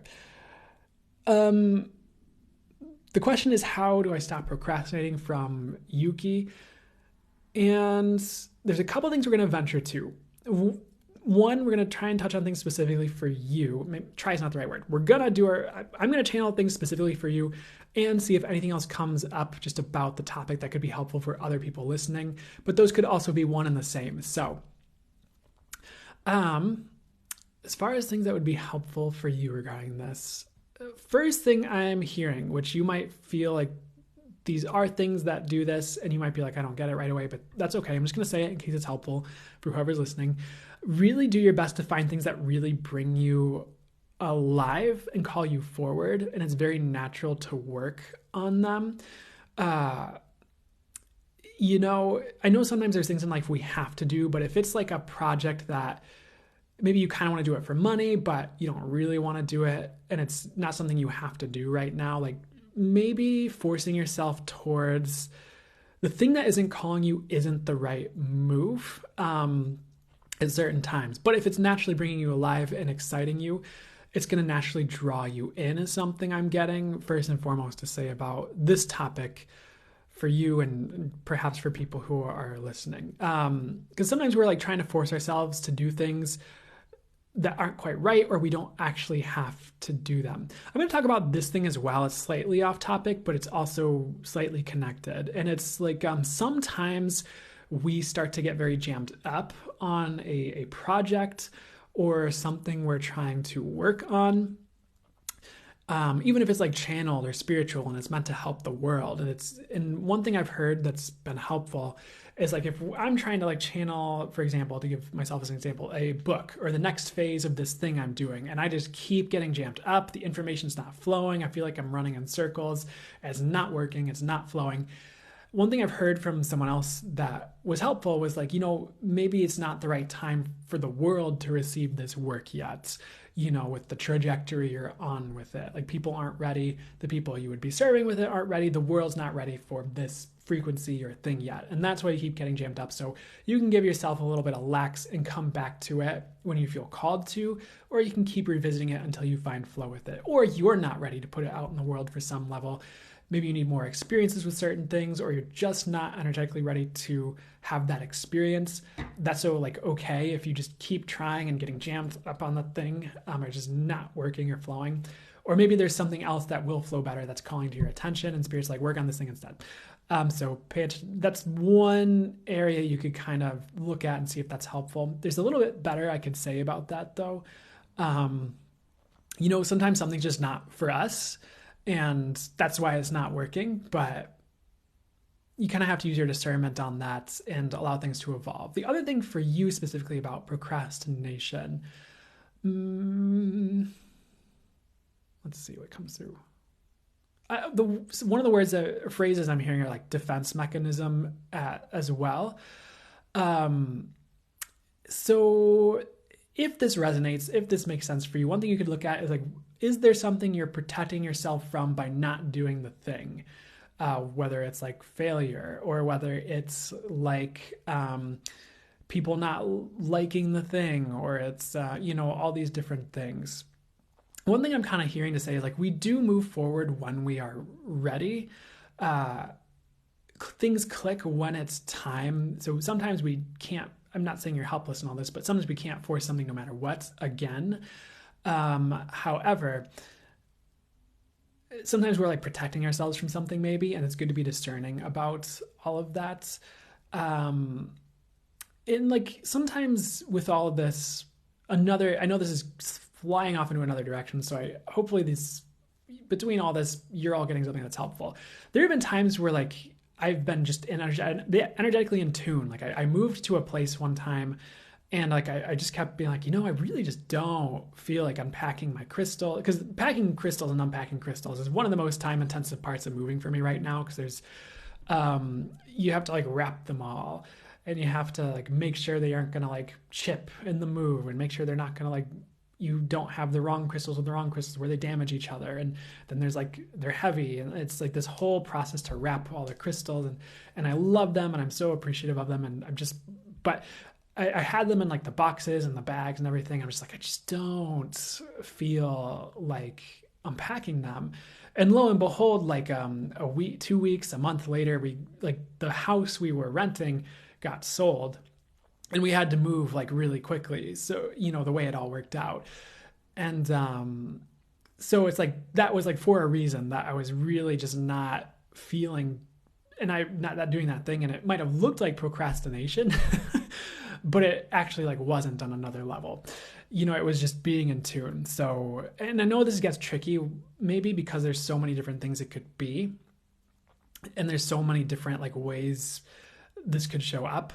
And that's why it takes like your own intuition and discernment as well. But next thing we should get to here regarding procrastination and what could be helpful for you and whoever is listening as well. Let's see. There's always some go-tos on things you can do, like energy healing to stop procrastination. So whether that's if you do energy healing work, self-session with the top, you're really focused on procrastination and what's keeping that in place. That's videos from good practitioners that really feel high vibrational and aligned to you on like YouTube that you're putting on.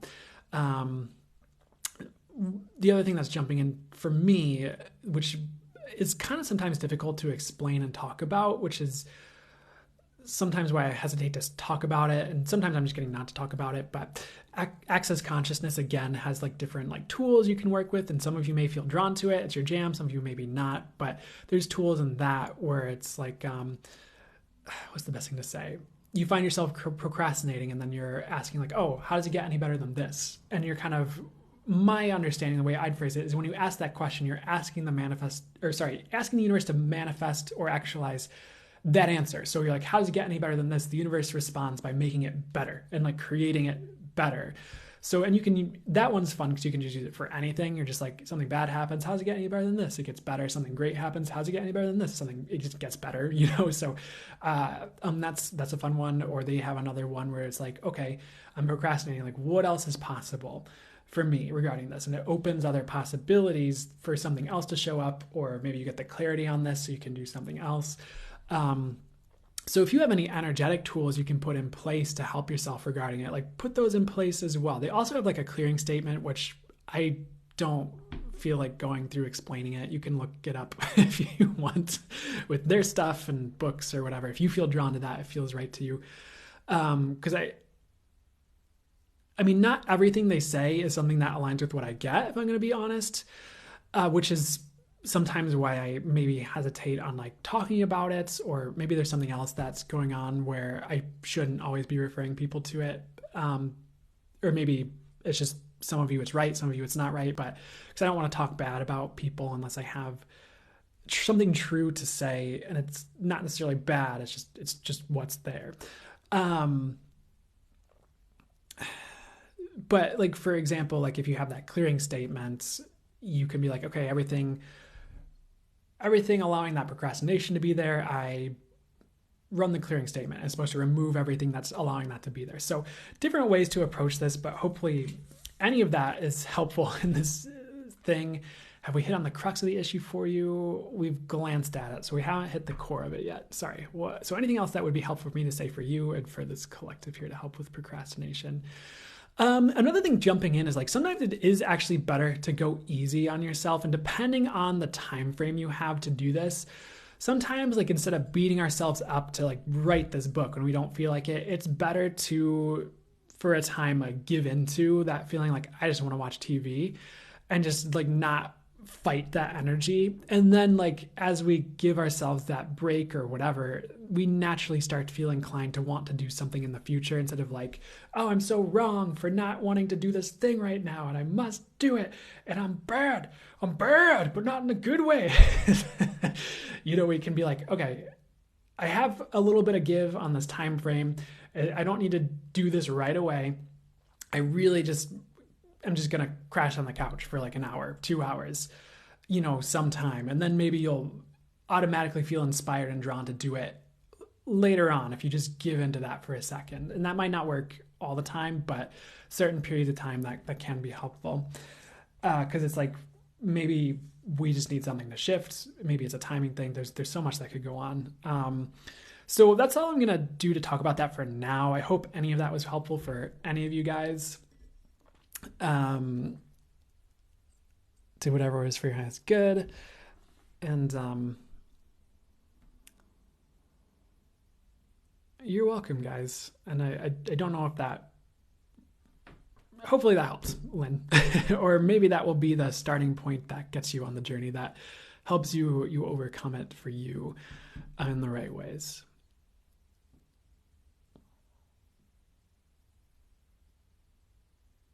So we're going to start the earth signs and see what comes through for you. I'm going to wait 1 second, actually. I'm going to shakily hum a tune. You're welcome. Okay, glad it was very helpful, Yuki. Excuse me. All right, let's begin. So if you have an earth sign, sun, moon, or rising, and if you want to include your Venus, maybe you can, or something major, but I don't know why I'm getting that today to say that today. Anyways, gonna flow with the channel messages coming through for you, for my spirit guides, the angels and source, your spirit guides, if it's right for my system and it's going to contribute to the reading for the highest good, and be it the vibration we need, might tune in as well. Not that spirit guides are ever low vibe that I'm aware of. But anyways, let's jump in. So the first thing coming through for you, we just had this whole thing with cheese and the fire signs reading, and cheese is showing up for you as well for different reasons. And let me see what those reasons are. Sometimes we are taught that something is bad for us. And I have to be careful with this message, but it's actually good for us.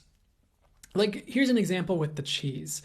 And some people are lactose intolerant. It's not right for them and all that. But I remember one time I was talking to someone and they were like, oh, what can I do to like help my serotonin production? And like it seemed random to me, actually. One of the things that came through was like, oh, you should go, like, I'm getting to eat cheese. And this person was like vegan. So it was, and maybe they just needed to make an exception for their body in that moment, depending on what their body needed. But they looked it up, and like cheese actually did, if I'm getting the right terms, I think it was serotonin, and maybe it was something else, but it was some type of something that was going to help them in their production with all that. And cheese actually did help with serotonin production. And she's like, oh, or they were like, oh, look at that. And so there might be some things that are like bad for you that you're like guided to do that you're really questioning because people tell you it's bad, but it's actually not.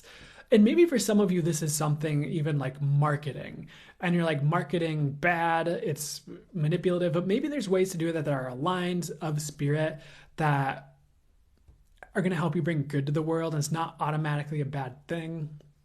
Or maybe it's things where it's like there's certain programming in society or things we've been raised with where like we look at, after hours fun time at night with other people as like bad. If you catch my drift, you know what I'm saying? Wink, wink. But, maybe we have that idea that like, oh, this is automatically bad because all the people are shaming this and they have all this judgment around it. But it's like, is it actually bad? And like we keep feeling called to like actually do this, and we have this shame, or we're like, oh no.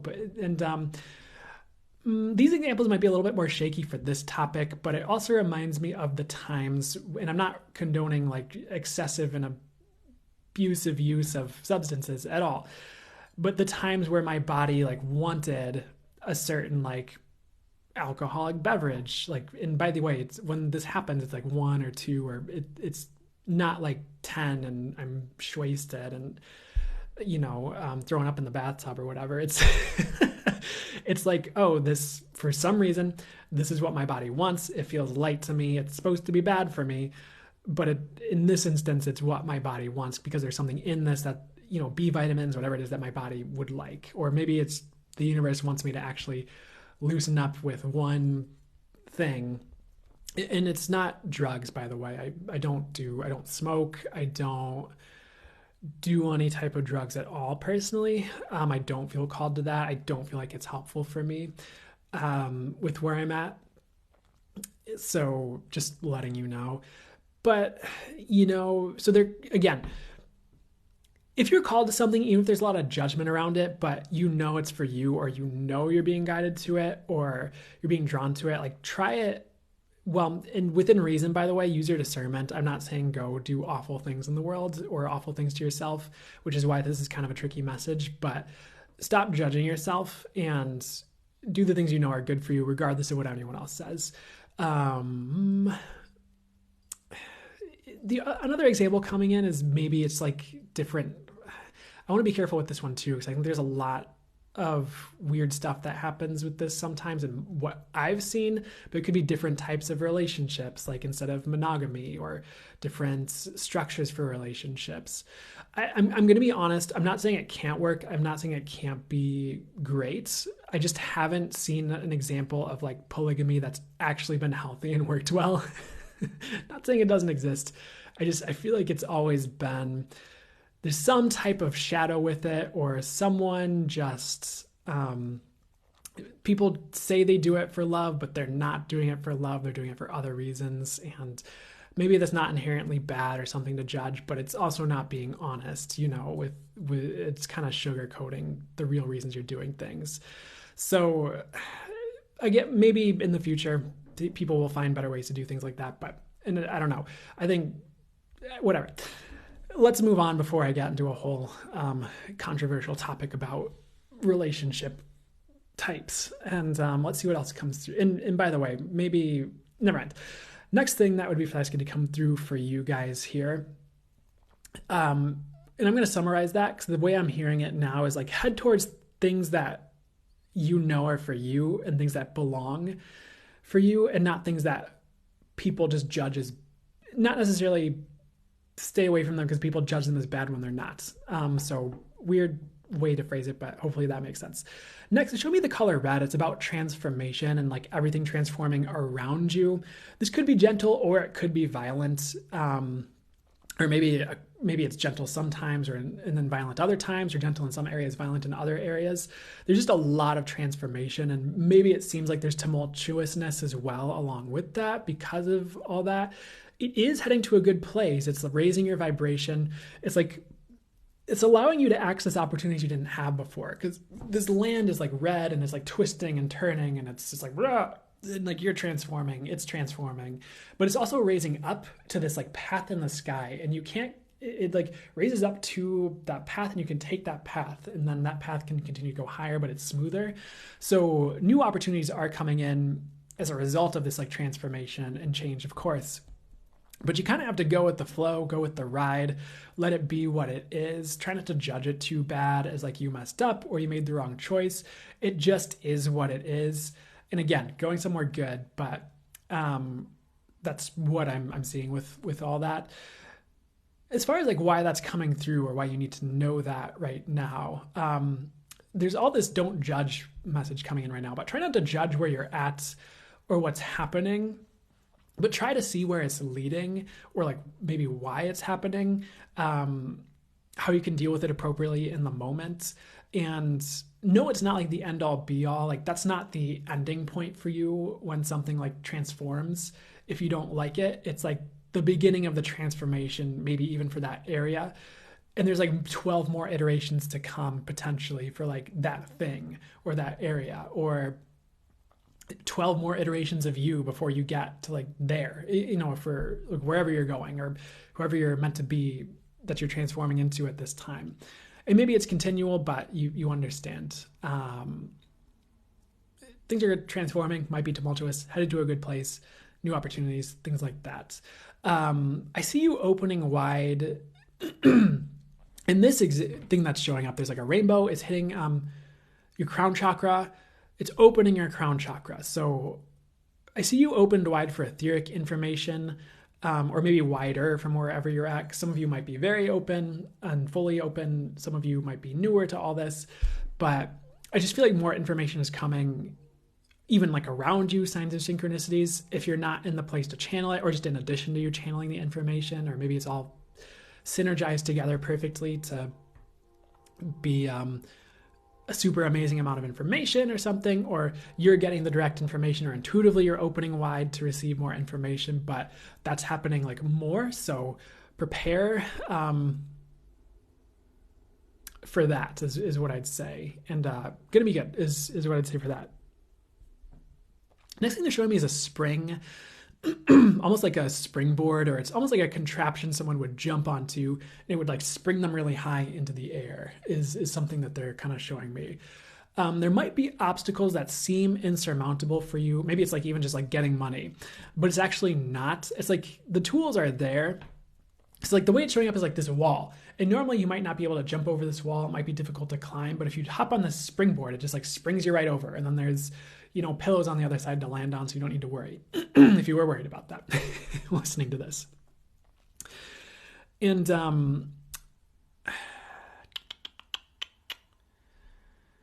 so again, what that's saying is there might be another way that's easier to accomplish a certain thing, or you're going to have the realizations of how to overcome obstacles, or this might just be something that happens very automatically and naturally, and you just find yourself easily overcoming things that seemed insurmountable in the past or to you at this moment when you're hearing this reading. So a lot of solutions coming in, happening for you, a lot of maybe even things like magically working out, where you have no solutions, or maybe not a lot, but maybe for some of you or for some scenarios, that's it.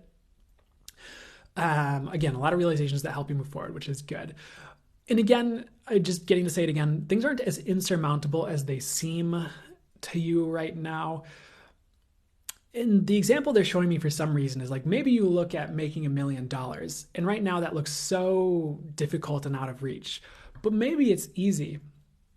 Maybe there's a way where it's like, if you got the right things in place, the right mindset, the right tools in place, the right lessons, or you learned from the right people or the right places, maybe it would just take you a year and it wouldn't be that hard.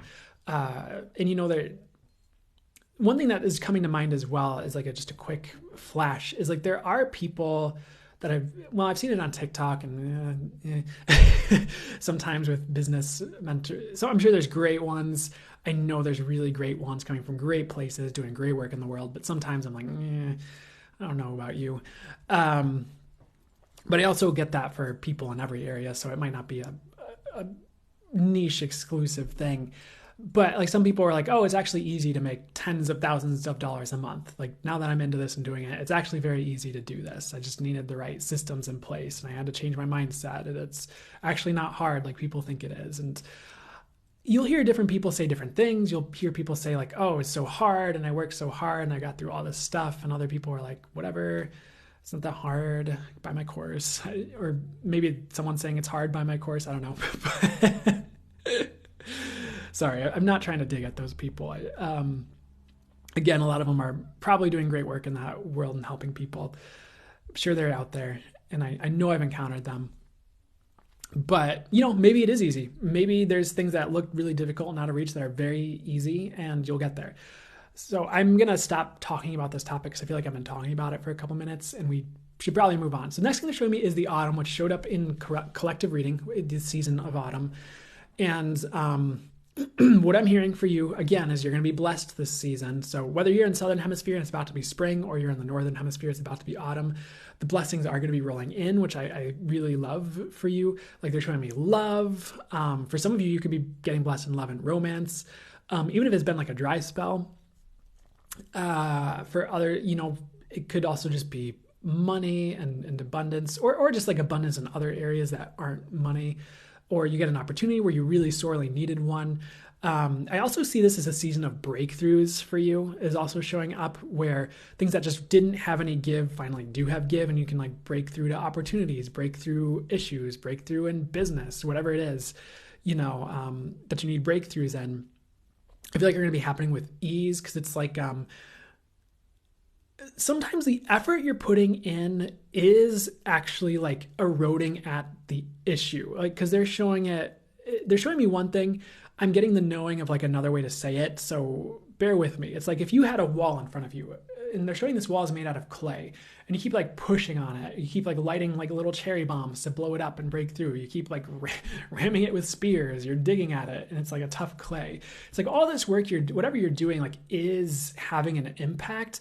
It's kind of like when you hand like a bottle to someone to open, and they're like meh, and like they can't open it, but then they hand it back and it just like opens right away. It's like, oh, you loosened it for me. It's like kind of like that. It's like maybe you loosened it up. Maybe you've been like actually having an impact cracking through this wall. Maybe the cracks were on the other side and you didn't see it, or maybe you do see the cracks and you know it's going to give eventually, but it's like the efforts you've been putting in have been effective. Maybe you just need to keep putting efforts in until the wall breaks and you break through, or maybe it's time where the wall is more brittle. It's finally your time to like get to the other side of this thing. And they also showed it as like water. The knowing I got was like water, or however I got the message. I don't always have words for how it shows up, so sorry. But water eroding at the shore, it's like eventually, the Grand, as water erodes at rock, the Grand Canyon is formed. Eventually, like there's some give, even if it doesn't seem like it's happening right away. And you know what? For some of you, maybe it is something that just happens right away. You find an obstacle, you just blast through it. You're like, I'm OP. I do what I want. And others of you, it's been a consistent like grind at something you're healing or working on, which is okay too. But season of breakthroughs is what I'm getting, regardless of how that's showing up. So don't beat up on yourself. Keep trying is also, regarding efforts you've been putting into things, business, healing, relationships, love. Something's flashing in as well. And I would also wish like a better perspective in place for you on this as well, regarding how because it did work for me, but I feel like there's a better way it could have worked out. Back in the day when I was in my like early 20s, and for whatever reason, early 20s for me, dating was not fun. Like love life, bad. Like nothing doing. And I think there's a lot of different reasons I could explain for that, and talk about both, like if you look at evolutionary psychology, but also if you look at maybe some of the things I was listening to or the ways I was going about it as well, if I were to take some self-accountability for that time period. I wasn't in the place I am now. Not that I was a terrible, bad person, but I digress. What my mindset was when it came to dating and like dating apps or something working out was like, you know what? It only takes one. It only takes one person to say yes. It only takes one person to get to know me and be like, this is my jam and we're doing this. It only takes like one person to like me, and then all the other stars align for it to work out. So and I feel like that's one of the things that kept me going, like on the dating apps, like, talking to people when things didn't work out or were brutal, or just, I was feeling a bit disheartened. It's like, yeah, it wasn't happening quickly, but it only took one person, and, for me, I could see how, what's the best way to say this? It wasn't the right person for me long-term. There were a lot of lessons for me in what showed up at that time period and all that. However, what I'll also say is that like, maybe if you apply that take in a higher vibrational way, where it's like, it's not just like it only takes one, but it takes one, but it takes the right one. Like you're still, maybe you have a bit more of your boundaries in place for what you'll allow, or something where it's like, it only takes one, but I'm still holding out for the right one. And that person's out there somewhere. It'll happen somehow if I keep sifting through the numbers or keep trying or whatever. And that's coming up for me as well regarding this like breakthrough topic or like love or certain things like that. Because even in, nope, going the wrong direction. What's the right direction to go on for this? You guys get it. They're telling me you get it. So I'm not gonna keep going through that if you get it. So let's move to what they'd like to talk about next. for you guys here. And maybe you want to also ask for the highest and best. Like it only takes one, but I'd ask for that one to be the highest and best it can be for me at this time, or that or better, thanks, something like that. Next, what they're kind of talking about is they're particularly giving me the word business, and I'm making a weird face because they're also showing like a cat in like a bowler or like a business hat, and it's like this cat is opening a business. The message there's like a fun fact I want to share with you, and I want to get to the message. So the message for you guys with all this is you do have unexpected developments, perhaps in your life regarding finances. For some of you, this is very positive. For others of you, it's something that's leading you somewhere, whether that shows up initially as good or bad to you. It might not even be a surprise. I don't even feel like it's going to be a surprise for some reason, even though it's like unexpected. So I don't even know how that works, but maybe it'll make sense to you in your world. Let me see what the best way to say this is. So you unexpected developments that lead to a good place, even if you don't like it at first. And I guess like the cat and the business attire is what was the unexpected part for me, where like this cat owns a little business in this hut selling like mushrooms or something, and mice that it killed. So the fun fact, I suppose, for you is I always have this weird thought of like, what happens when animals gain and maybe they already do have the intelligence in some way, but gain the intelligence and the wherewithal to start to interact with the world where they are also utilizing the world's resources to a greater degree, kind of like humans have. Like we mine for rocks and for gasoline, and we're utilizing these resources. But what happens if the animals also had that level of intelligence to start working with physical tools and working with the earth in that capacity? Like, would we have to like merge economies? Would we have to allow animals to start small businesses? And like the person I'm dating, I talked about this like daily for a while. It just kept occurring as a thought for me, and I just kept bringing it up. And they're just like, "What is with you with animals and small businesses?" But it's interesting because it's like, how would that work with the way humans have this set up, and then animals start to use those resources? We have to find a way to share and coexist with this more, and maybe to a human perspective, intelligent and on the human level species. Is like, would you have to integrate? I don't know. But anyways, sorry, back to the message, because that, I don't know, that's just a fun thought, right? Or maybe there's a reason that's popping up, but coming back to the message here. Another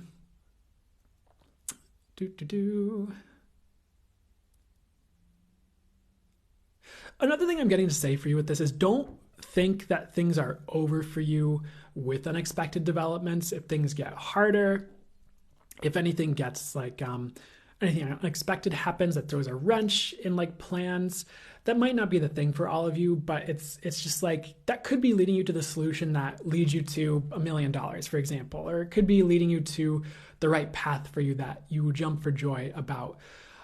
I do feel like most of this is going to be positive though, because like the unexpected development could be like you get this unexpected income, or this thing starts working maybe out of nowhere, and you're like, oh, it works, holy heck. And then like you have an income, and you're like, yay, my dreams came true. I don't know. It might not be that intense for all of you, but I feel like if you're working with business, you're going to have really good things with business if you keep going, is another thing I'm getting. And that could be one of the things they were really trying to get to, and I'm sorry it took so long to get to it. So let's move forward here to the next thing. They're showing me the moon here, and they're kind of, I don't know what's up with cheese today, but they're showing the moon being made out of cheese. Like there used to be that whole myth or song or story or whatever. So there is a lot of truth being unveiled, where maybe you metaphorically thought, maybe people always told you the moon was made out of cheese, and then you maybe you book a ticket to the moon, you get there, like, this isn't cheese, this is not cheese. This is a lie. I don't know. And so like there might be truths like that being unveiled to you, like maybe, for example, people kept telling you, oh, if you have this type of relationship with this type of person, you'll be happy, and it has to be like this. And then you get that, and you're like, oh, it's not true. Or could be the opposite, where you're just like, people are like, oh, if you do this, you'll forever be shunned by society, but maybe you find a lot of welcoming people if you go that direction, or something like that. So there's just a lot of truth being unveiled. I feel like there's a lot of things you didn't see coming with this, which might be why it's shocking or such a prevalent message. but maybe it's like finding out Santa Claus isn't real. I'm so sorry if you're younger. But finding out Santa Claus isn't like a physical person that flies around at supersonic speeds and somehow magically not shattering windows as he does so, delivering lots of presents to everybody. Or maybe you find out it's something like bigger like that, where it's just like a big illusion leaves and you're like, dang it. It's like I don't know. That just could be happening. So about like anything. So next thing that they'd like to get to for you here, they're showing me a blue moon, and they're also bringing in blue cheese, I guess. Who is watching this and thinking about cheese? Which it might not be because you're thinking about it. It could just be synchronistic, but I was joking a little bit there. And what's up with the blue cheese and the blue moon here? It's about rare events. This like came through last week for one of the readings, but you can have a lot of like rare things happening for you, rare opportunities, just random rare events that are cool. If you think of like blue moons don't happen all the time. So people you don't meet every day, opportunities you don't get every day, things you get to see that are cool that you don't get to see every day. So they're showing me someone, I want to be careful with this one. They're showing me someone like winning the lottery. I'm not saying you're literally going to win the lottery. I think that's a very not great promise to make to a crowd of people at all. And I'm not promising that, but it could be something rare. Like, maybe you actually, I'm not saying go do this, by the way, but an example would be someone who like makes a lot of money at the casino, hits the jackpot, or someone who wins the lottery. So certain rare things, whether it's like that or it's non-consequential or it's really consequential and it's completely different than any of the examples I stated, could be coming in, which is cool. Weirdly enough, the message I'm hearing though is like you've earned this, where it's like either you became a rare person. So now the universe is like, oh, there's rare things, a rare person seeing rare things to like signify that. Or it could be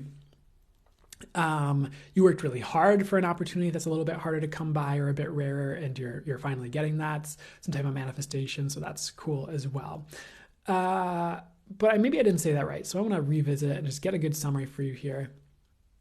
Rare events are coming. That's it. Let's move on here. The path for you, as far as your path that I'm getting next, is widening. That could just be you feel more secure, like it's less easy to fall off your path, like financially, for example, or you'll feel like it's less easy to mess things up by like saying the wrong thing. It's like you have some like some give, I suppose you could say. Maybe you'll like with the path widening, it's also like a thing of like bandwidth, where if you have more bandwidth on a computer, it can process more at the same time. You could do more and faster.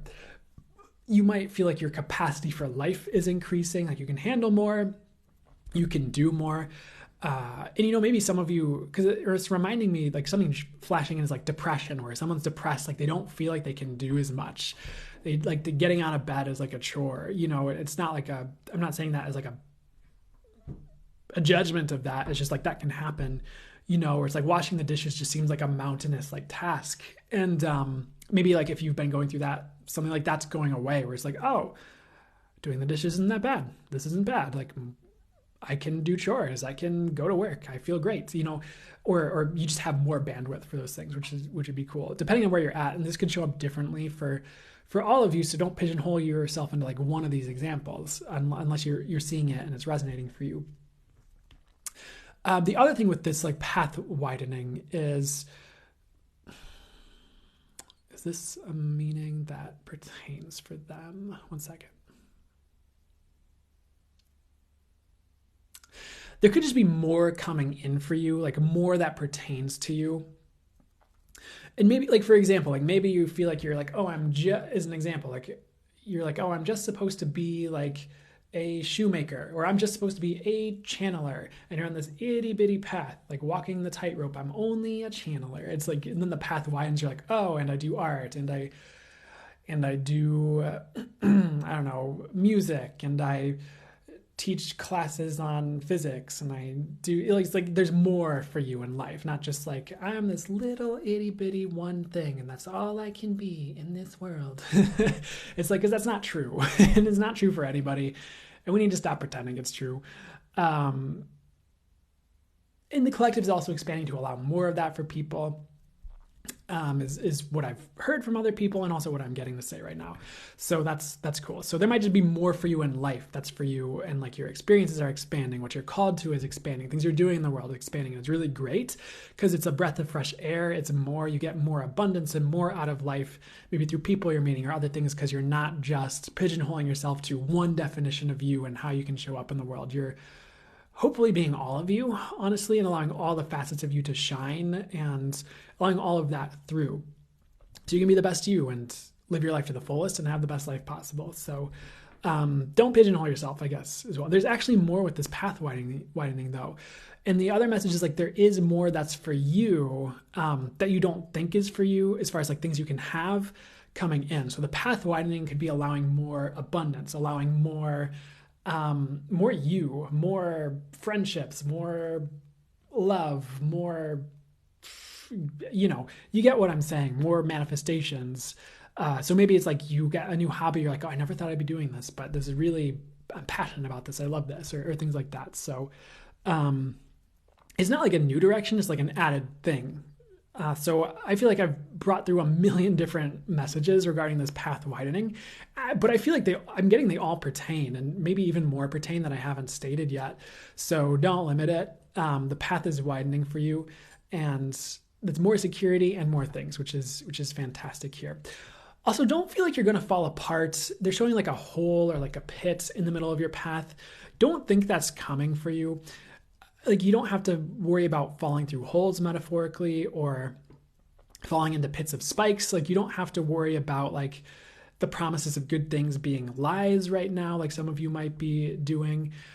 It reminds me of a story a friend said where it's like, and actually someone else said this recently as well. That's not an earth sign, so I don't know. But it was like a different version of this. Like one time I was listening to a friend talk about someone he heard talking about this thing. And he was just like, like sometimes in life, it's like you walk down the street and you fall into a hole and you have to do all this stuff to like pull yourself out of this hole. You're like, oh, thank God I'm out of this hole. And he's like, I forget the point of this, but I think it was something along the lines of like not getting cocky or not being like arrogant. Because it's like, maybe you walk down the next street, you fall into another hole. But I'm getting that's not going to happen. Another thing I heard someone say recently was something about like, oh, I just feel like I fell in this hole. And it's like, what's the point of climbing out of it? Because I might just fall into another hole. It was kind of weird how that lined up. But you're not going to, is what I'm getting. Like you're safe from that. You're being like elevated beyond that perspective. There's like less holes for you. And if you have a wider path, it's probably also easier to miss any holes or walk around them, or they're just not there. Or if spirit is filling in the potholes and covering over the holes with plexiglass, so you can walk over them, or like an energy barrier or something is like what they're showing. So no worries there for you, for those of you afraid of that here. The other thing coming through, they're showing me the words new decisions. And I'm getting something along the lines like you have new decisions coming. So you might be making new choices you've never made before.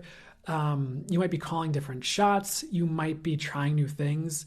I feel like that's exactly what you should be doing, is not trying the same old things if they're not working, but switching it up, trying new things, trying new friendships, trying new ideas in a business if you have a business, trying new hobbies, trying new things with your free time. It could be big or small or medium-sized.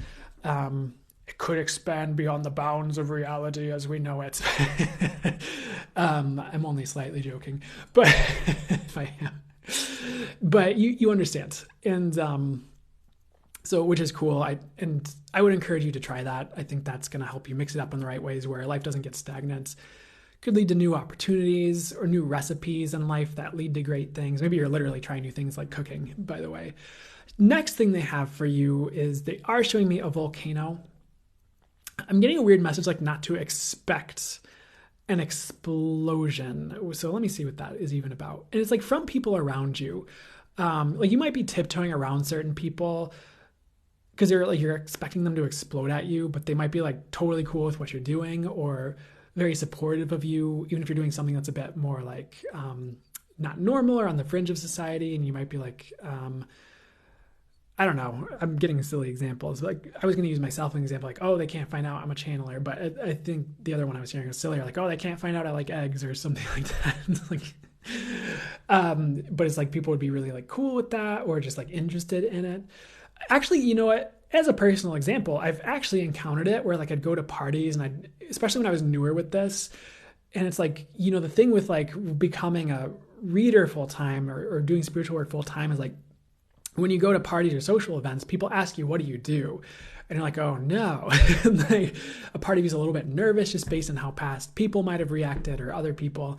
But so many people are just very like, oh, that's really fascinating. Like, and like whether they're Christian, whether they're whatever, they're not like against it. They're just, and I can see this in myself when I've met people who did things that I were just maybe more on the fringe, but like I wasn't familiar with them. I wouldn't like just write them off. I'd be like, oh, that's really interesting. And I wouldn't necessarily write it off. I might not necessarily buy into it fully right away either, but I'm just like, oh, interesting. You do tarot. Oh, interesting. You do this kind of work. Huh. And I just kind of listen and just observe it and then see what showed up in the future that, maybe I ended up doing something similar or running into things similar. So you kind of never, I don't want to say you never know, but the words I'm hearing to say to convey the message are like, you never know, people might be very cool or just like very fascinated with something instead of like hating it automatically. Like maybe we're taught to assume by the reactions of our parents who wanted us to go down a traditional path. And that's why they beat us up over this. Or maybe they were just in fear because their beliefs about, something. And so they bludgeoned you with fear the second you were doing something that they were afraid of or something like that. So, or maybe they were afraid of how they would be perceived if you went a certain route and it had nothing to do with you and what you did had nothing to do with them, but they thought it did. I don't know. You understand. So we're kind of done with this reading. We're kind of ending it out here. And the message, they showed me loose gravel as part of the last message. And this loose gravel is like shaking as if like something gargantuan is coming or rolling in. It's kind of like the... not exactly like this, but it reminds me of the scenes in Godzilla where it's like the people are sitting, and there's the glass of water, and there's like a small thud, and the water kind of vibrates a little, and there's another thud, and the water vibrates more, and the people notice, and then they're looking at each other, and it's like boom, and the water like boop, like jumps out of the glass, and they're looking at each other, and there's like boom, and the water flies over, and then they're still for some reason just standing there and looking at each other, and it's like boom, and then suddenly they're like and then they finally get up and go like look out the window, or how the movies build suspense and all that. But it's almost like kind of like that, like something gargantuan is coming, like this loose gravel's like shaking, or I don't know if you like Dragon Ball Z, but back in the day, like they'd like power up and then the ground would be like, the rocks would start to lift off from the ground to signify their power level rising or whatever. And let me sit with this and see what's coming in with this message. Because I don't have the total message yet, but let me see where it's going. I do, so might have been obvious when I first started, but you do have big things coming. You might have to be patient. Sometimes we think the big things are going to happen overnight, and they can, like you'll wake up and you have 1 million followers or something like that. But other times it's like a slow burn. It's a slow build over time. And like, maybe we see the water glass start to shake and then like 5 years later, Godzilla arrives or something. And we're like, dude, I grew a beard since yet. Like I thought this was going to show up in like 2 minutes, not 5 years, but, or 2 days or whatever. And it's like, sometimes we have to be patient for our blessings. Sometimes we can't expect the big things overnight. And there's like a reason for that. We're being prepared for it. We have time to build a bunker for Godzilla to come, or, whatever.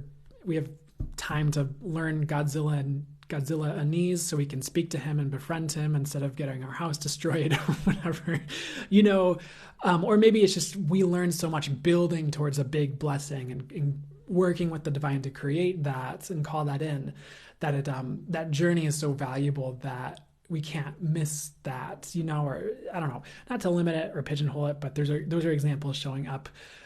So try not to think your big blessings are never coming because they're taking a while, especially if you're getting signs that they are coming or messages to keep going down a certain path or something like that. Things are like possible. It's just sometimes it takes time. Like another example is like maybe you want to learn guitar, and here's the thing. I think so much is possible, and so much is probably possible that's like beyond anything we've seen before that we can still create. At the same time, I feel like it's healthy to balance the messages so they don't fly off the rails into crazy lands, or anything like that. And by that, I mean, like, with learning guitar, for example, I think so much is possible if we bring consciousness work, manifestation, energy healing into our like physical practices to learn guitar. Because there have been times where I was playing guitar and I'd start to bring in my consciousness tools, my manifestation, be like, okay, I'm playing this piece, I'm writing this piece, how does it get any better than this? And then I'd play it and it would just naturally, I'd add this note in, and then I'd just find myself adding this note in, and all of a sudden it would evolve into this much better, like, a more complex and beautiful piece. I'd be like, okay, what would it be like if I had practiced guitar for a year, an hour a day? I hadn't stopped doing that because I'd kind of let up on practice the past year. And like, I asked that it's like as if I'd been doing that, and it'd like shift, and then I'd be playing better. So, and the thing that where I don't want it to get off the rails is like, I'd also been playing guitar for like 5, 8, 10 years by that point. And I'd also been doing like manifestation, energy healing, consciousness work for years at that point. So at that point, I'd had experience and know-how in both of those, where it was easier for me to combine it and work with it. And like, I think it just might not be healthy for me to sell expectations like, yeah, you can just jump on guitar, you're new to manifesting, just throw on the manifestations, throw on the subliminal, put on the Reiki video, you're gonna be playing guitar like the best guitar player in the world in like 5 hours. It's gonna be great. It's like, are we there yet collectively to like just have that available to us? Not quite yet, if that's gonna be a possibility for us. And so maybe it's possible that happens in the future.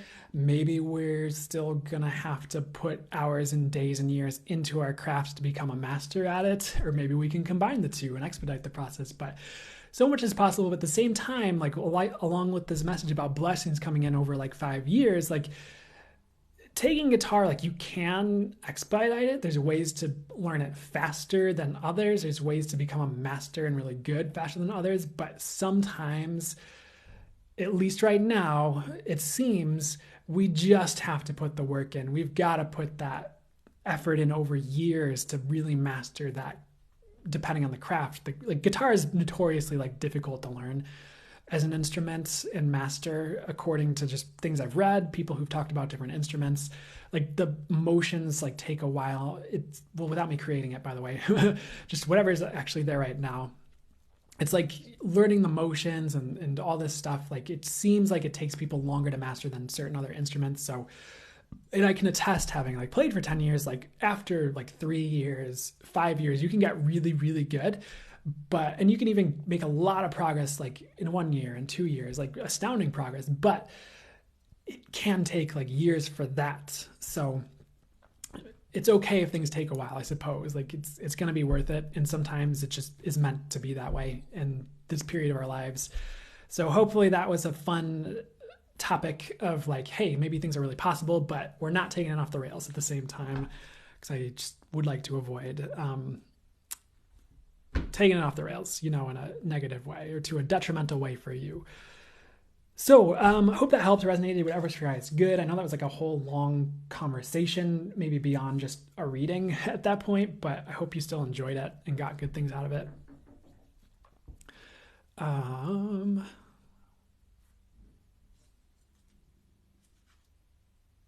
We're going to do the air signs next. I'm going to hang out for a second here. You are one of the few, I believe, here. Thanks a lot. Hey, that means a lot.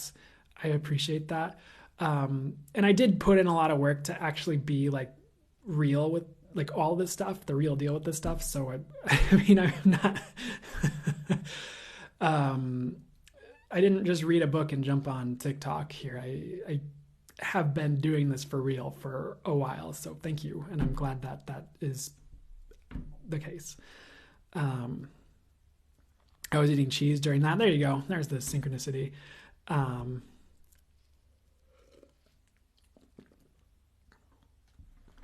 Oh, thank you, Abundance, Love, Joy. I appreciate that.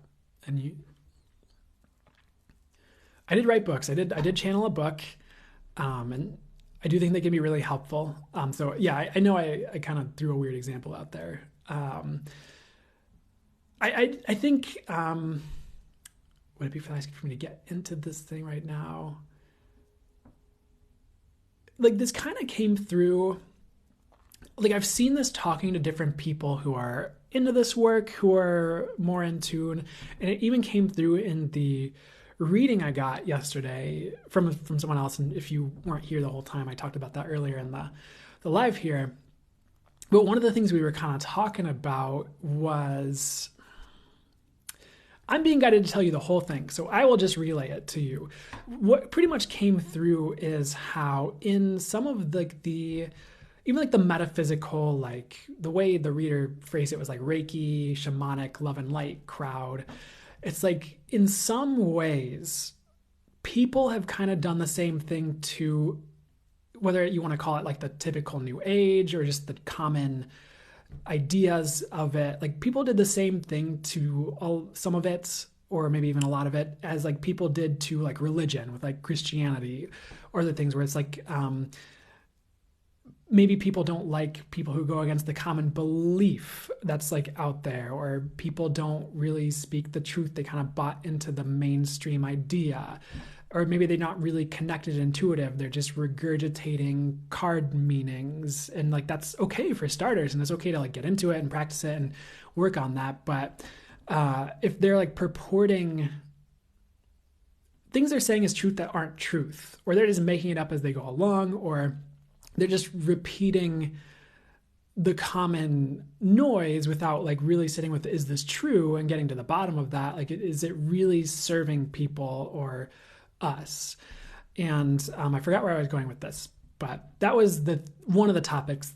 And I'm summarizing it a bit. Maybe I'm not phrasing it perfectly, but it kind of came up where it's like one of the reasons I was talking about like the book and like people just like saying whatever is I something like that seems to happen sometimes, where people like say something in like a video they're doing, but it's like they just read it online, or they like read it in a book and they didn't really like get like, is this true? Or they didn't like even phrase it like, I read this and it's really interesting and I want you to consider it. They're like, this is how it works, and it's like just not like and if you're like connected and intuitive, like you'll listen to that and be like, that's not how it works. Like, that's what my guides are saying is not how it works. They're telling me it works this way. And so you kind of have to like navigate that sometimes. So maybe like one thing to be careful of is like religiosity in metaphysicality, if that makes any sense, or the spiritual community, or however you want to. I don't think I'm phrasing this right. So, or I don't know, if there's like weird dogmatic beliefs that crop up that aren't necessarily true, and maybe there's something, a meaning in what came through that I haven't hit on yet or unpacked totally to completely like unpack it. Because I feel like there's more and I'm not stating it right, or I'm not unpacking it totally in the ways it could apply or does. But I guess that's the gist I want to get across. And if there's a better way for me to say it, or something else I need to say, can I get that, please, so I don't leave you guys with the wrong information or anything like that? What I'm getting to recommend is like, just stay aware. Do your best to use your discernment, work on your intuition, your connection to source, and like being in tune and like getting that accurate information if you're not already there, of course, and like take that over like maybe some of the things that are commonly out there. If you notice the things that are commonly out there aren't working for you or aren't ringing as true, or I don't know.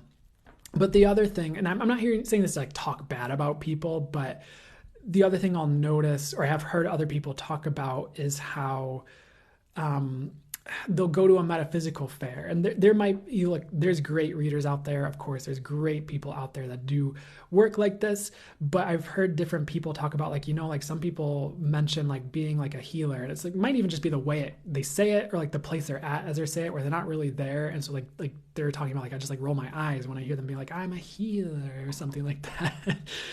And I'm not trying to like, again, beat up on any of you who are a healer or call yourselves healers, because like if you're doing that authentically and you're actually being that, it's a really beautiful, effective, important role. But if you're just like doing it for the image, or doing it because it's the cool thing, or for clout or whatever, then it's what are you doing? I don't know. So you've probably seen this out there. It's not unfortunately, I don't think it's uncommon. One thing that I'll do is I'll just get the messages if I scroll. If someone shows up on my For You page or YouTube, I'll just get like, don't listen, scroll, or I'll just get like, they're not there, like, don't listen to them. Or, like if they tell me before I even click on a video on YouTube, they're like, don't even bother with that person, don't even bother with that video. But you can also tell by looking at people's eyes, and like reading people's eyes. And I mean it energetically as well, but you can see like the light in their eyes. You could see like how much actual light is there, how much like source is there, how much, or you could see how much not, like there have been people who like, I'd be out in public and I'd see someone as an example that's different from this. You'd be like, oh, that girl's like really cute. And then I'd look at their eyes and it'd be like something it'd be like there'd be like no soul. Not that there's no soul. Sorry, that's not getting into something I don't want to get into, but something's just not right there. Like maybe they're just like a psychopath or something. I'm just like, oh my God, no, like stay away, like stay away. Or they're just very narcissistic or something, or disconnect. Like something is like wrong there. And like you can see like the deadness in their eyes, or darkness or deadness in their eyes. You're like, which might not be the right way to phrase it, but like you can really read people's eyes and like energies, and like even people who are into this work, like pay attention to it, because like you might see a reader and they seem or healer and they seem fine, they're saying all the right words, but then you look at their eyes, you're like, whoa, like like abort mission. Or maybe you'll be someone you're not sure about, but you look in their eyes and you look at what they're saying and like the energies of it, and you're like, oh, that's there, like that's really good and that's helpful and that's resonant, and like as a result of listening to this, my life is getting better. So there's a lot of different ways you can look at it, and I'm going on a huge tirade right now, so I'm not trying to talk bad about people. I'm trying to, I guess I just felt called to talk about it right now, or they were telling me to start talking about it and I kept talking. But there's a lot of things you can do. And my recommendation is try to be the real deal out there. Try to hone in your intuition and connection, and speak truth, and bring more of that in. I hope that was helpful though.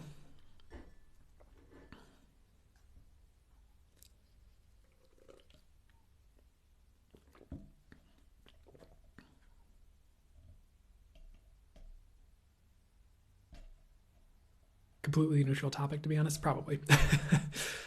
um,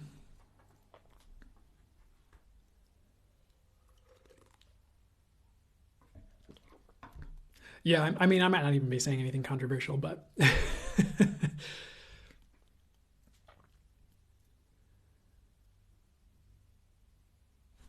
mm,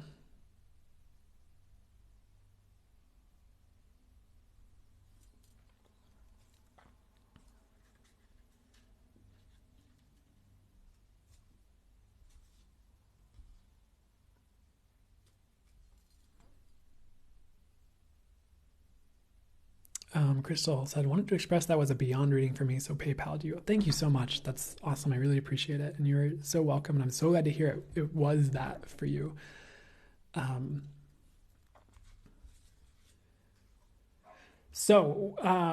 going to start the air signs in just a second. And I know this isn't like best practices for a live, but I have to use the restroom. Like I just do.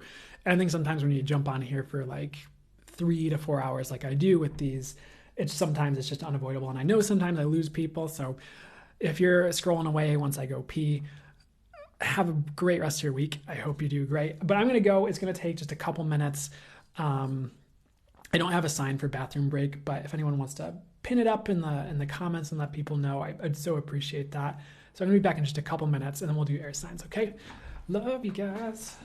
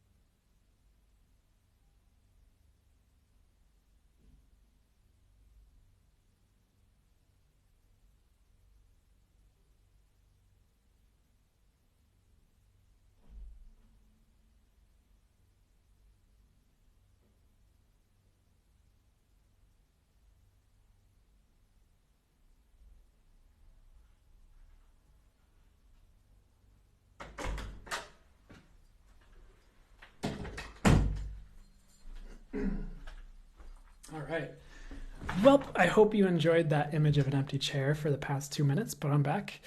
Um, ooh. So, thank you, Marina. I super appreciate it. Also, shout out to the moderators who are helping today. Marina, anyone else is here I didn't see, China Moon Girl, if Destiny's here, or anyone, I so appreciate you guys helping out, helping chat to run smoothly while I'm focused on readings. Really helps to enhance the experience. So, thank you very much. So, we're going to do I'm going to hang out for just a second more, and then I hope you got some cheese. I didn't, but I don't think I have cheese in the house for myself right now. I might have like a box of organic mac and cheese lying around, but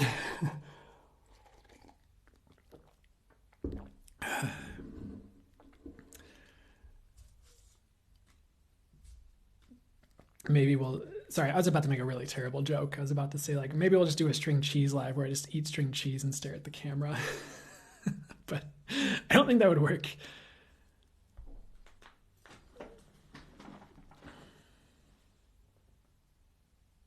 Oh no. Okay, so we're gonna start the air signs reading. I said I don't know because I saw Dana's comment about, hey, Prince Priestess. No. Hope you feel better from COVID.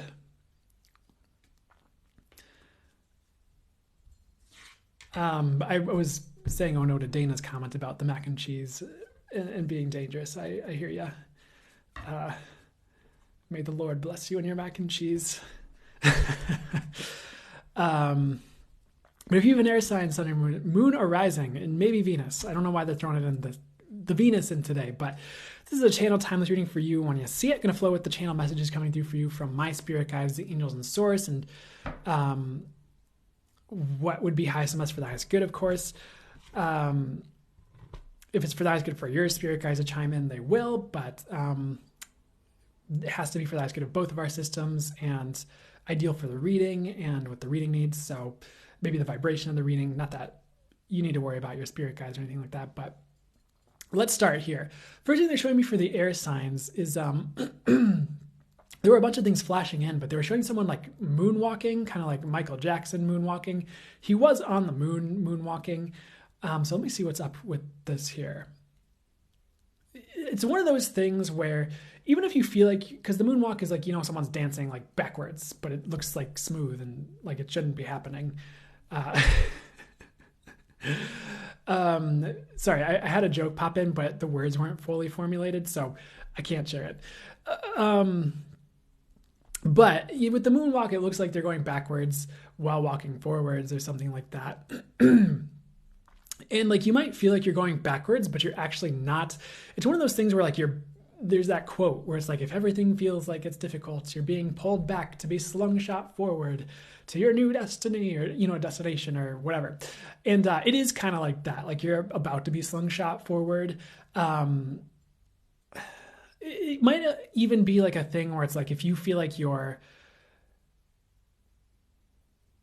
regressing, it's like you're not actually regressing. You're like walking back to like, if you think of like a rolling pin with like dough and you like, you make the dough flat when you're making bread or whatever. It's like, you have to kind of go back over to hit the lumps and like forward and back to hit the lumps. It's almost like going back to like heal a few things or like work through a few things. And then like you go forward really fast or something like that in this example. Or I don't know why they keep showing me a crossbow, like a crossbow being like drawn back and like cocked and then like, boop, you like launch the bolt or whatever. So don't think of it as moving backwards right now. You're just working through some things. You're about to be slung shot forward. And that could even be about manifestation is what they're showing me, where it's like you feel like you're having trouble or working through something. And then all of a sudden, like this manifestation comes in. Or you feel like you're having a really bad day. And then the next day, this manifestation comes in, or this really amazing things happens. Or maybe you're really scared for the future and then a really amazing thing happens. So that might not be the perfect example. The reason that that's popping in as well is they're reminding me of the story I heard from Lee Harris, who's a channeler. And I'm laughing because I feel like I've referred to him like 5 times today, and it's fine. But he talked about one thing he would go through before something like really and I don't think you have to go through this, by the way. It's one of the ways things would show up for him, where it's like before like something amazing would happen, like a new love romance, a love partner showing up for him. Like he'd like go into this like contraction where he'd be like afraid or be like anxious or like going through this thing. He's like, oh no, something awful is going to happen. But then like, you know, a day later, you know, a couple hours later, whatever, like he'd meet like the next love relationship for him. And like, there'd be this like expansion and this like release of that. And it'd be like, so, I don't know if that's the perfect example, but it's reminding me of that. That's like what they're kind of showing me, where it's like, maybe you're like going through this stuff, but then like, it's actually just because something really good's about to happen, not like something bad. And again, like what I'm also hearing is like that story about Lee, like it doesn't have to work that way for you regarding like manifestations coming in. It can be easy. It can just come in and be like, awesome. So go with what works for you. You don't have to buy that and make it your reality and how it works for you or anything like that. But if it does show up for you that way, okay. Let's move on here. They're showing me the color green. There's like grass. There's like this pole in the grass. I forget the name of this holiday. Excuse me. And I believe it was a pagan holiday where there's like a pole and then there's like like strings and like flags maybe on it. And they'd like dance around this pole and it was supposed to signify something.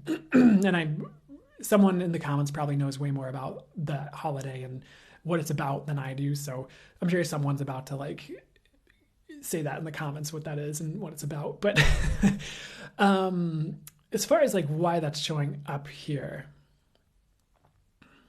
give me 1 second.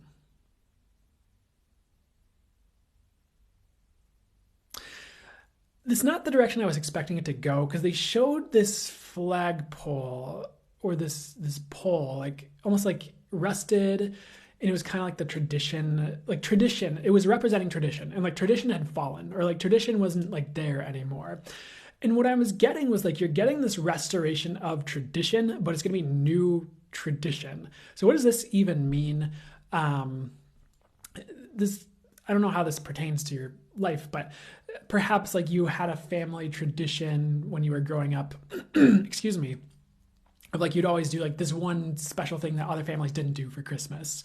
And it's like, maybe you're getting new traditions where it's like, you don't do that anymore, but like maybe now you have your own family and you're about to start your own family tradition for Christmas. Like you always eat marshmallows on Christmas Eve or something.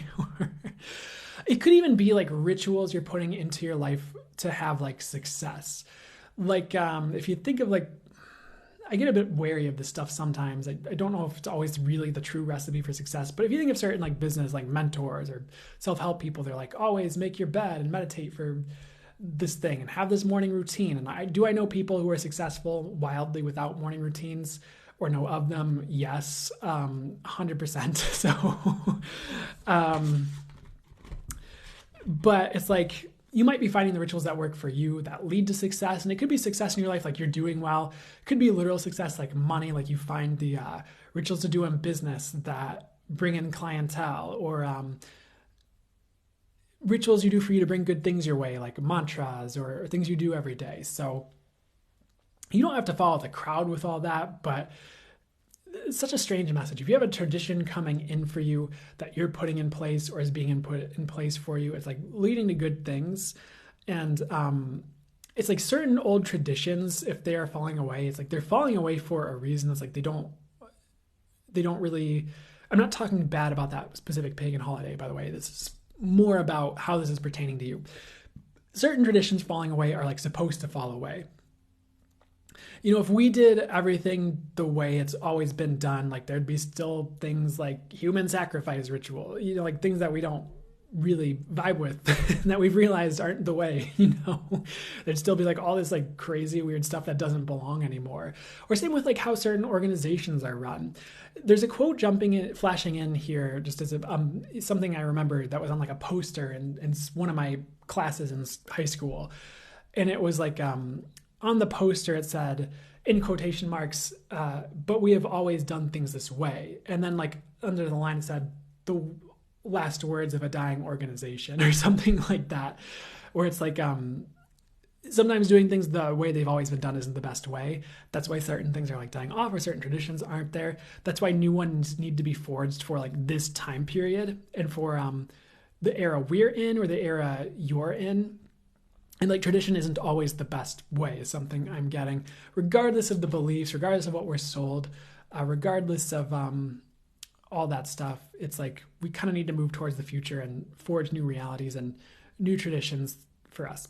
If that makes sense for you. And again, this could be very like, this is like your daily ritual for success. This could be like your ritual in business that brings in clients. This could be your traditions in family that just are new and they signify new energy or something like that. Or it's as above, so below might be significant in some way. I'm going too far though. So let me take a step back and regroup and see where they'd like to go next. Next thing they're showing me is like a Thanksgiving turkey.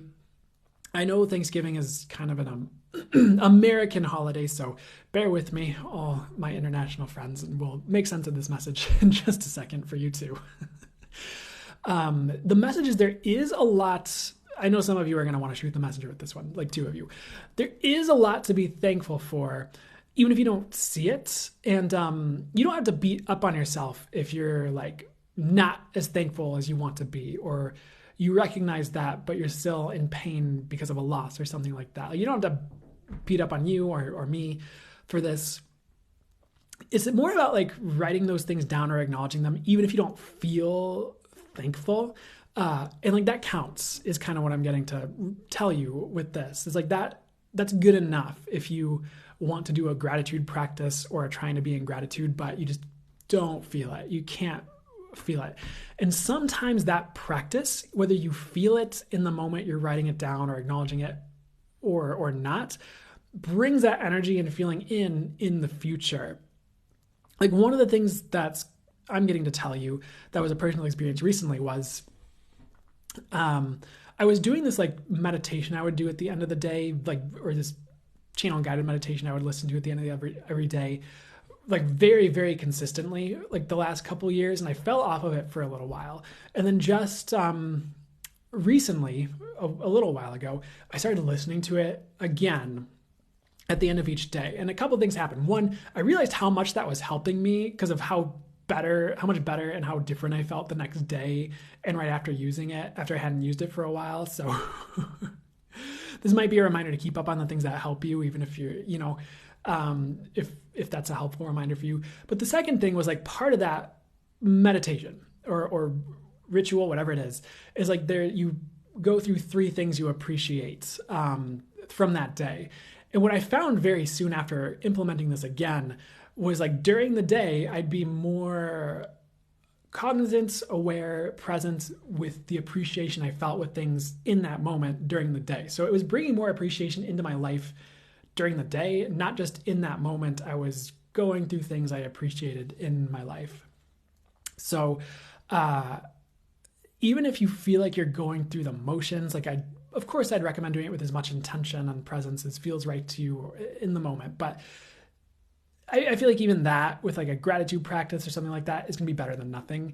And, or with like a daily ritual to help yourself. It's like important you're doing the things that are going to work, even if you don't feel like they're working right away. It's like they will. I don't know, weird message, but I hope that makes sense and is helpful in some way regarding that. The other thing with like Thanksgiving and gratitude here, it's like a needed energy. That's why we're talking about this today, right now. That's why they're harping on it a little bit, is like maybe you do realize the good it can bring in, but you don't realize the good it can bring in. Just like as you expand that energy and lay that foundation of like gratitude, great things can be built upon it. So now is potentially a time of energetic foundation change where maybe some type of foundation has been stripped away and it needs to be replaced. And like appreciation is like one great thing you could start to lay the foundation. I'm hearing a weird phrase like of the fabric of your reality with, and that may or may not feel right to you as I say that, but or just something things can be built on top of, if that makes sense, instead of like disdain, or not that you do this, but if you catch it, or wishing, instead of like laying a foundation of wishing ill on others because we feel hurt, or because instead of laying a foundation of why me, or, or something like that. And if those things show up to be worked through, like, okay, it's okay. You can change, you can work through it. It's an opportunity for growth and getting better. But doing things to actively lay a good energetic foundation, like gratitude practice, appreciation, or energy healing for yourself every day, working on your intuition, whatever but appreciation, gratitude, we're going to be helpful for a foundation for you energetically, if that makes any sense to you. I feel like you get it mostly, or most of you get it. So let's see what else needs to come through for you guys today here. They're showing me a building, but this represents, like we just talked about, foundation. Excuse the voice crack. I need to drink water in a second. The building that like represents your life. So if you think of like a house or like a school building that like it was built out of bricks in the intuitive visual, I don't know if that matters to you, but like represents your life, like metaphorically. And it's like time for a lot of new to be built over the next year is what I'm hearing in particular, but it could be longer.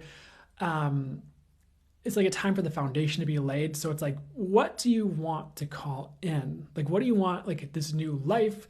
Or if you had a new life, what would you want it to look like? What would you want it to be built on top of? How do you want your life to look or feel? Because I know we just talked about going through the motions but we're going to talk about it in different ways. So sometimes when we're just kind of like zombieing through life and just on autopilot, maybe we just kind of create a life we don't want, and where are we going with this? Now is a good time to be intentional and make sure you're bringing in the good energies you desire, working with good energies, working with like intentions to like build this next phase is what I'm getting. Because something really beautiful can be built, and I feel like is in process of being built for many of you. So here's a reminder just to manifest, to really take a look at how you would like your life to be. And like, don't be afraid of that. Like really dig into it, even if it's going to be really different than your life is currently. And you think you'd have to let go of a lot or anything. Because it's like the chance for something beautiful is really there. And like, it's like your opportunity to build it is something I'm getting. So the next message I'm getting, they're showing me an alligator, and they're talking about the alligator skin and how people use alligator skin for like belts and for boots and for things. And I don't think that's like ethical if I remember correctly, but let me say with what the message is here for you. So what I'm hearing is there might be a lot of temptation either right now or in the near future to do things that go against your morals. Don't do it is kind of what I'm getting. Because it might be tempting. It might look like the path to victory. It might look like the way to get ahead. But what I'm getting is if you're doing that, you're going to end up shooting yourself in the foot. If you're like going against your integrity, your morals, things that are important to you like that. So if you do have opportunities that seem like, oh, I can be sneaky here and overthrow this thing there and backstab this person, and then I have the money or something like that. Like, don't do it. It's just not going to work well. Like either like you might get caught or it just comes back to bite you in the end, like of course. So try to stay in your integrity. There's a reminder I'm kind of getting as well to talk about. It was a very quick flash in here again, but it was like, maybe it seemed like in the past, people who do things like that get ahead. However, we are in and heading into new energy. We're in a new world. We're evolving our world. Things like that, where it's like people who did terrible things get ahead, like aren't going to last. It's not the new way. And because the rules are changing, you might be tempted to look at these things that worked in the past for like other people that might even be like terrible, but it's like maybe you're desperate or maybe you really want this thing, and it's tempting to think like that's going to work for me too. It's not. Another example that comes in for this is at the risk, because this was like 10 plus years ago for me. I was like 19, 20, very early 20s. And there were certain influences that I had that it probably wasn't even that bad if you looked at it. Like not like I did anything horrendous or awful. And you might like look at what I did and be like, okay, whatever, dude. But there were like times where I had just certain influences where I'd go out and like, I think like it would be about like dating and like talking to women and things like that. And I'd sometimes it'd be totally cool and I'd just go up to groups of people and I'd just be like having fun and be like, yeah, let's have fun and interact and stuff. But there was like one time I remember where for whatever reason, like it wasn't even like I felt called to do it, but it was like, I don't know if it was a bad influence I had at the time or a book that a friend told me to read that wasn't great for me. And like, I was actually like just kind of like a jerk to someone, straight up. And, for whatever reason, I just was for no reason. And, I don't know if I remember the specifics or I'll talk about it, but I remember going home after that because I think the reason was it was supposed to help me like look good to other people. Or it wasn't good. It wasn't a good way to approach things. And I remember going home and like the way the conversation went, it wasn't like awful. It was like the dude's like, oh, hey, like this dude's like back from the military and this is like his leave and you're being a jerk. And I'm like, that's fair. I'm so sorry. And I walked away or something like that. And look, I was young and I don't condone it and I don't make excuses for it. It wasn't right. But I remember going home and just sitting there and I was like, that's not me. That's not who I am. And I'm never going to do that again. And like, when I look back at at that, I'm like, some of the things I regret are just like moments, not that I did a lot of that anymore or anyways, but I'd rather be kind. I'd rather be who I came here to. It just wasn't me. And I wasn't even into this stuff like channeling and being led by spirit and stuff at the time. So if I was, I wouldn't have done that. I wouldn't have even been there probably, but, it didn't work. Doing the thing that was not the right thing didn't work. It just straight up fell flat on his face. It was the worst idea. Well, there's probably worse if you really think about it, but it was not a great idea. It didn't work. But if I'd gone up probably and just been myself and authentic and like cool and maybe more how I am now, and I might not have even felt called to go up to them, it probably would have been a great conversation, might have made new friends, might have really had a good, not that it was about making a good impression, but it probably would have ended up having a good impression like on like the people, anyone in that group, anyone I was with at the time. So funny enough, doing the right thing and just being a good person and being cool probably would have got the results I was looking for at that time if I wasn't trying to be weird. So that's, so not a moment I'm proud of, not a moment I would recommend you go out and do in the world at all. But just an example of sometimes we think, oh, I have to do this terrible thing to get ahead and it just doesn't work and it just won't work. So be you, be authentic, follow your integrity. Do your best to follow, your intuition, what spirit's telling you to do, what the universe is telling you to do. Things will work out in the best ways for you.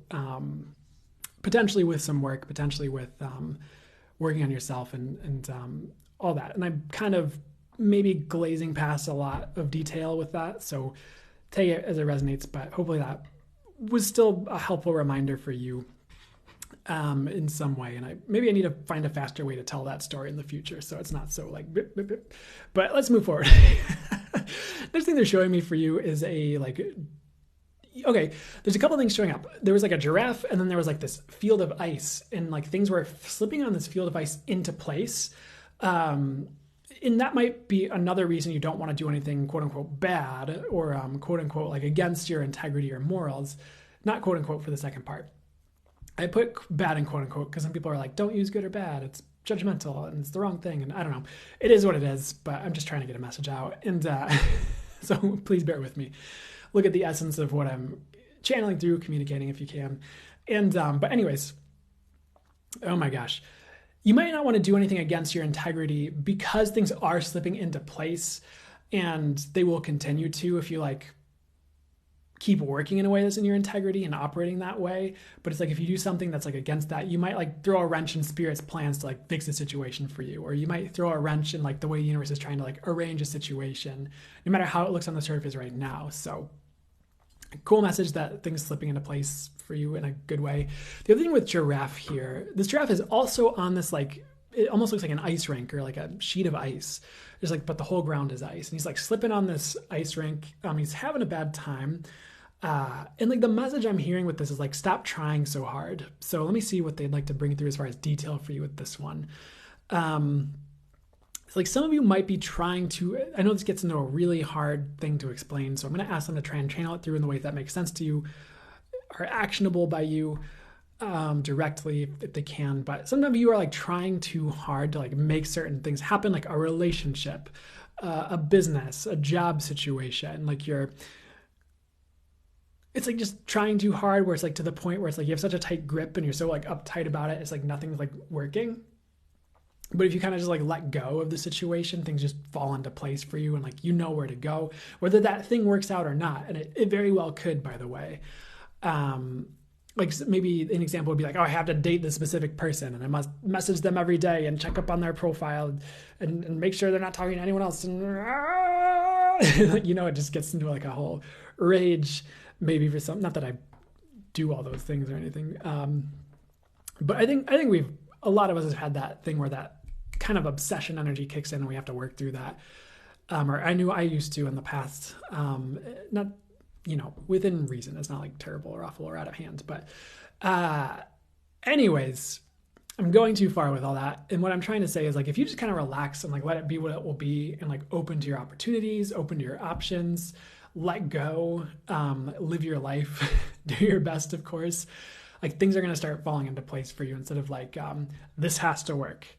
If as far as like any ways you could do that, if there's anything for you or any other information, I'm not getting too much, honestly. So hopefully that's enough to get the ball rolling for you, or that's perfect for you and that helps. And we'll move on to the next thing.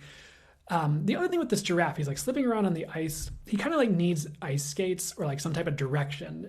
If you think about ice skates, like part of the reason they work is they have a direction that they're pointing that they allow you to glide on the ice with. And you can still change direction with that line that's on the bottom of the skate. But you do have more direction coming in. It might be like one thing at a time where like this thing falls into place for you to head towards, and then this place, and then this place, and then it all comes together like, oh, here's my direction. Boop. We're going to this job, or we're going in this way, we're moving here, or whatever it is. You know, we're having this mindset now. And that is coming in, so be a little bit patient if you feel like you're slipping up or you're having a tough time finding your ground, like it's coming, like you'll be fine. So try not to freak out is another message coming in with all of that here. Owl, spirit animal showing up next. Owl. So what is this owl going on about? It's funny because, nope, let me sit with it a second longer. So this owl is like perched on a branch and he's giving you direction. It reminds me of the Legend of Zelda Ocarina of Time, which is an old Zelda game that I loved as a kid. And some of you are like, whoop, whoop, Zelda. And others of you are like, who's this nerd with this microphone talking about owls? And but in that game, there's this like owl that's like one of your like helpers in the game. Like he'll show up and give you like directions on where to go next, or like news on what you should try next, and like certain points in the game, so you kind of know what to do. I guess it was like a mechanism the developers put in so you would know what to do next in the game, or had a bit more help with that. And it's kind of like that. Like this owl shows up, he's given direction, he's pointing different people to where they need to go. And like he gets to you, and let me see what develops here in the intuitive visual when he gets to you. So one message for you is a lot of you, like one thing I'm hearing is you have a very different direction than you've been in before coming in for you, or you have very different things coming in than you're used to, like in the next year is what I'm hearing, but it could be a lot sooner that these things start to show up, like the next month. So be open to like different kinds of people being your friend, or dating different kinds of people than like is normally in your like wish list to date. Not that you should date bad people, by the way, but it's like maybe you're just like, oh, I only date tall brunettes, and then it's like this like what would be the best way to say this? This medium-sized like blonde person shows up, and you're like, this isn't a tall brunette, but it's like perfect in every other way, and then you learn to love them or something like that. Or it's like you find that you are attracted to that, you just needed like some experience with it. I don't know. Just an example, you don't have to take that too literally, but you know, like just certain different things are on the way. It's kind of because of the new energy we're venturing into and calling in and moving into as well. Like different things are going to start showing up. It's greater opportunity is moving to better places, but it's unfamiliar. It can be unknown. It can be uncharted, and it might freak you out. So just be like open to that. And you might be going in different directions than it looks like everyone else is going in, because this owl is like directing other people to things, and like you're going like way off over here. And you're like, why am I heading into these weird snow mountains with the ice troll cave? And this guy's going to the sunny meadow. But it's like, maybe there's a lion waiting in the sunny meadow he has to fight. And maybe the trolls are actually fun and inviting and your new best friends if you go to the ice troll cave. And the cave actually warm because they have fires going and they have discussions on Doctor Who that you like. I don't know. But example, of course. So try not to write things off at face value, of course, too. But just know good things are coming. They're going to be different, and you might have to be a little bit patient with all that as well. I feel like that's kind of it with all that. There might be a couple more messages as well. Like they're showing me this rock wall, but it's like for climbing. What is this message? I'm hearing a weird phrase like you don't have to climb the same things you've climbed before, or like there's like a weird message like you don't have to climb like as hard as you did before. So let me sit with it and get a message that is more direct, makes sense, is a bit more explained for you guys here. In this visual, some of you guys are tired of climbing, and some of you, it could be a corporate ladder. It could be like self-development in some ways. It could be like trying to raise your vibration. It could be doing something you're trying to do. It doesn't seem to be working. And you're like tired of climbing. But it's almost like, I want to be careful with this. In this scenario, if it's like you kind of like let off the gas a bit or give up, it's like it happens, if that makes sense. And again, sometimes we're trying too hard. Is maybe like they're bringing it back a little bit to explain it differently, where it's like, I just feel like some of you are trying some of you are trying so hard to like make something happen, whether it's social media or it's a person or climbing the corporate ladder. And you just kind of have to like relax a little bit and give things a little bit of slack to move, and allow yourself to climb at the right pace instead of forcing yourself to climb 1,000,000 miles per hour. Like maybe spirit wants you to hang out on this ledge for a second and gain some insight so you climb in a different direction. Or maybe spirit wants you to get off of this particular mountain entirely and go to a different location that's for you because it's the wrong ladder, or it was the right ladder for a time, or maybe you can make a lateral movement to a different like thing you need to climb, like there's a lot of metaphors you could bring in, but maybe you need a timeout instead of just like pushing, or maybe you can just kind of do things to maintain certain things, but let the slack out a little bit and see what clarity comes in, what situations show up, what new directions show up. It's just, if you're trying too hard or climbing or pushing really hard in a certain area, you might not need to do it quite as difficultly and, hard as you're going. And I never want to dissuade someone from going hard towards their dreams or passions or targets. Like I commend that, but if it's at your detriment or it's harming different areas of your life or it's not right or not balanced, you might end up having to come back and pay the piper for that eventually if you burn yourself out and then you can't work for weeks, months, or whatever, or you, spirit does something to slow you down. So I don't know. Hope that made sense. I am hoping that landed correctly for you and was helpful. And we're going to move on to the next reading in a second here, but I'm going to hang out. And Grasshopper is showing up for the air signs again at the end of the reading, much like it did for the earth signs or the fire signs. And there's just a message and a reminder that loss is not the end. If you're going through a loss, if you have gone through a loss, it's going to sound a little bit trite, but it can be a new beginning. It can be the rebirth of you. It can lead to new experiences and new life at the other end of the grief process or whatever you're going through. So if you have gone through a loss, it's not the end of your world, not the end of your life. Even if we thought this thing would never leave, it would never fall apart. There's something different that'll birth on the other side of it. And I know that can be so strange when the energy changes so much and you're used to having this thing here and you just never thought you'd have to cross this bridge, without this, moving on from this thing or whatever. But, depending on the situation, for some of you, it's like it is actually the best option. If that doesn't resonate as much, like you lost a person or something like that, there are different takes we can look at where it's like, hey, that soul, as I've heard it said before from other people. So maybe I'll start saying it and my guys will be like, it works a different way. But I've heard a few different things that kind of seem to point in the same direction, and I'll let you discern. I'll just say it. Maybe that soul left at that time because that was the time it would have the greatest impact for the highest good on those around that being, that, that death, that loss. Whether it's like to send them in the right directions for them or for healing or for something else. I was going to say a different thing I'd heard, but they don't want me to say it. So anything else that they want me to say here. So we can potentially, it's a little controversial, a little bit hard to say, but we can say that potentially maybe that was one of, and I know it's hard to say, and it might be hard to hear, it was maybe the best outcome, even if that is not what we wanted in a million years for them, for us, for our lives, for anything. And even if we're going through a ton of grief, but, I don't know if we can always replace the people that leave us that way. And they are still there in spirit, even if physically we go through a healing process, even if we know that and we talk to them and stuff. Like maybe we still have stuff to work through on the body or, a different level. But let me just spit it out here. What are we getting to here? Like there's going to be better or different that you like, on the other side of all this, whether it replaces this or not, whether it's just something else that comes in and brings a good energy into us or something like that. I don't feel like I said this right. So anything else before we part ways here?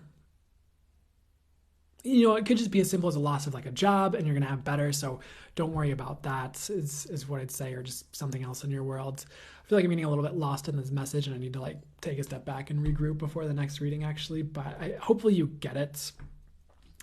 And I'm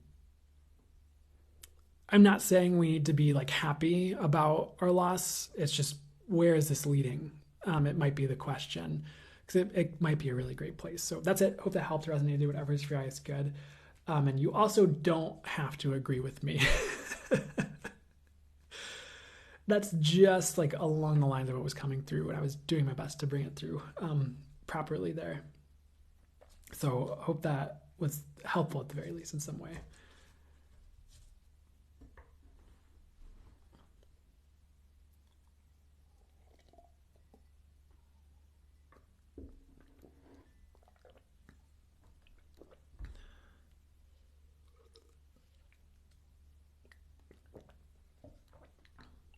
Thank you guys. Thanks, Broken Storm. I really appreciate it.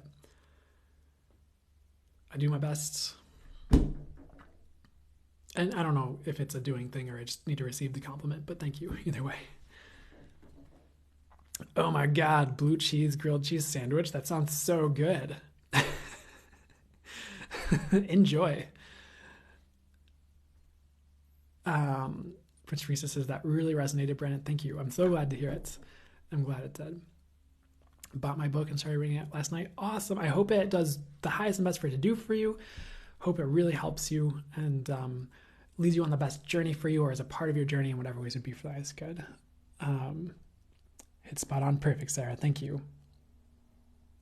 Messages about how we're not moving backwards is such a relief. I hear. I'm glad. My readings are so special. Hey, that means the world, Esperanza. Thank you for telling me, and it means a lot. And may they continue to be in the ways that would be for the highest good, of course. New tank. For Priestess. I got this for my birthday. It is a new tank, and I am participating in Hot Girl Autumn. Thank you very much. Thank you.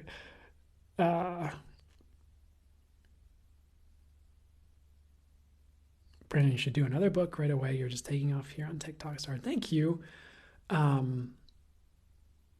There are ideas for that, but I don't want to say too much before I, just say too much. My birthday was September 1st. So yes, it was just a couple weeks ago. Thank you. Excuse me. I said thank you out of a weird habit, but I meant to say excuse me because I burped. So thank you guys. Are you finished for the day? No, we have water signs. We have potentially a full channel mode message as well. I'm not sure if we'll do guitar yet because I'm already feeling like I'm feeling it, already. So we'll see. I feel like this has been going longer than it usually does. It's already been 3.5-ish hours, so this might be like a 4-hour live here.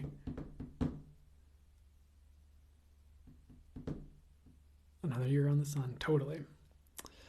Ooh, thank you guys. I appreciate it.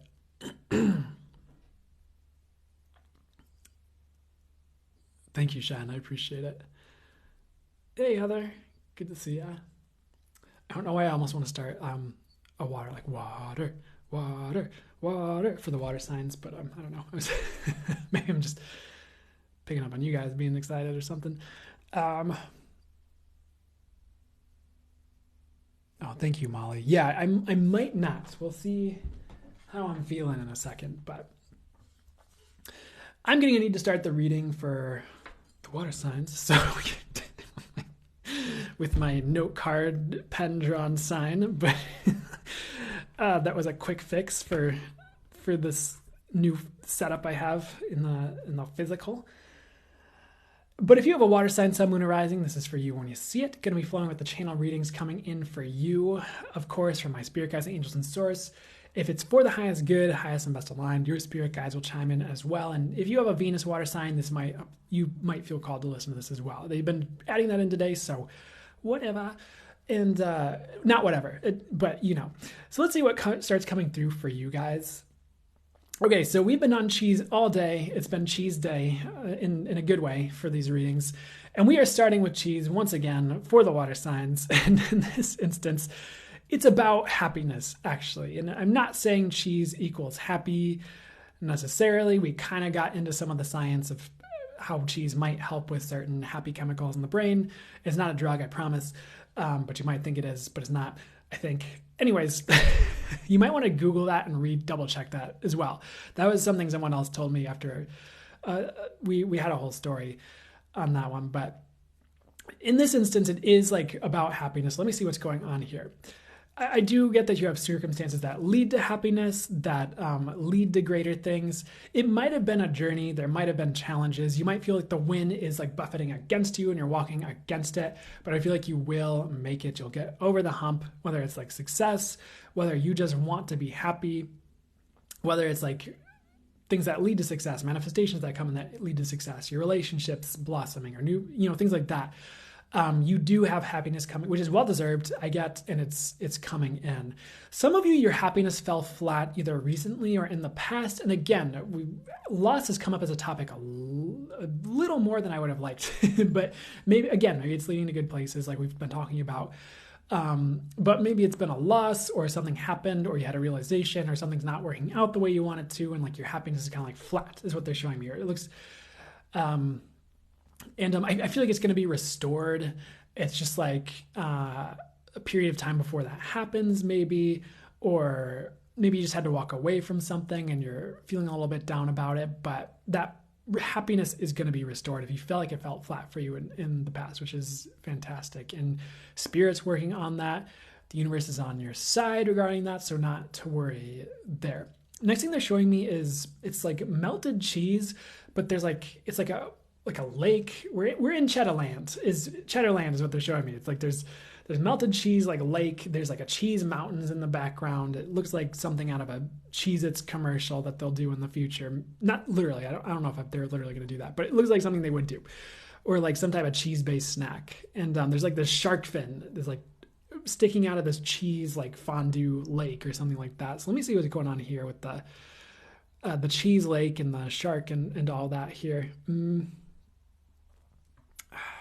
First thing I'm hearing is very interesting because like this, I don't know why it's cheese, but it's cheese. And the shark is showing up and sharks can symbolize fear sometimes in these readings when they come up for me, or shark spirit animal. But they were talking about you like harnessing, almost like an Aquaman move. Like you harness the shark, where you have like two sharks and you have like this like harness that you put on them, and like you ride the sharks across the cheese lake. It sounds like a very strange I don't know, show or board game or video game or something out of Elf maybe, but with cheese instead of candy.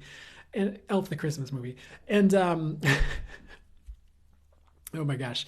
The message I was hearing is about harnessing your fear and like moving onwards. So there might be things you're like afraid to do, but you just kind of gotta like hype yourself up and like do it. So it could be like putting yourself out there.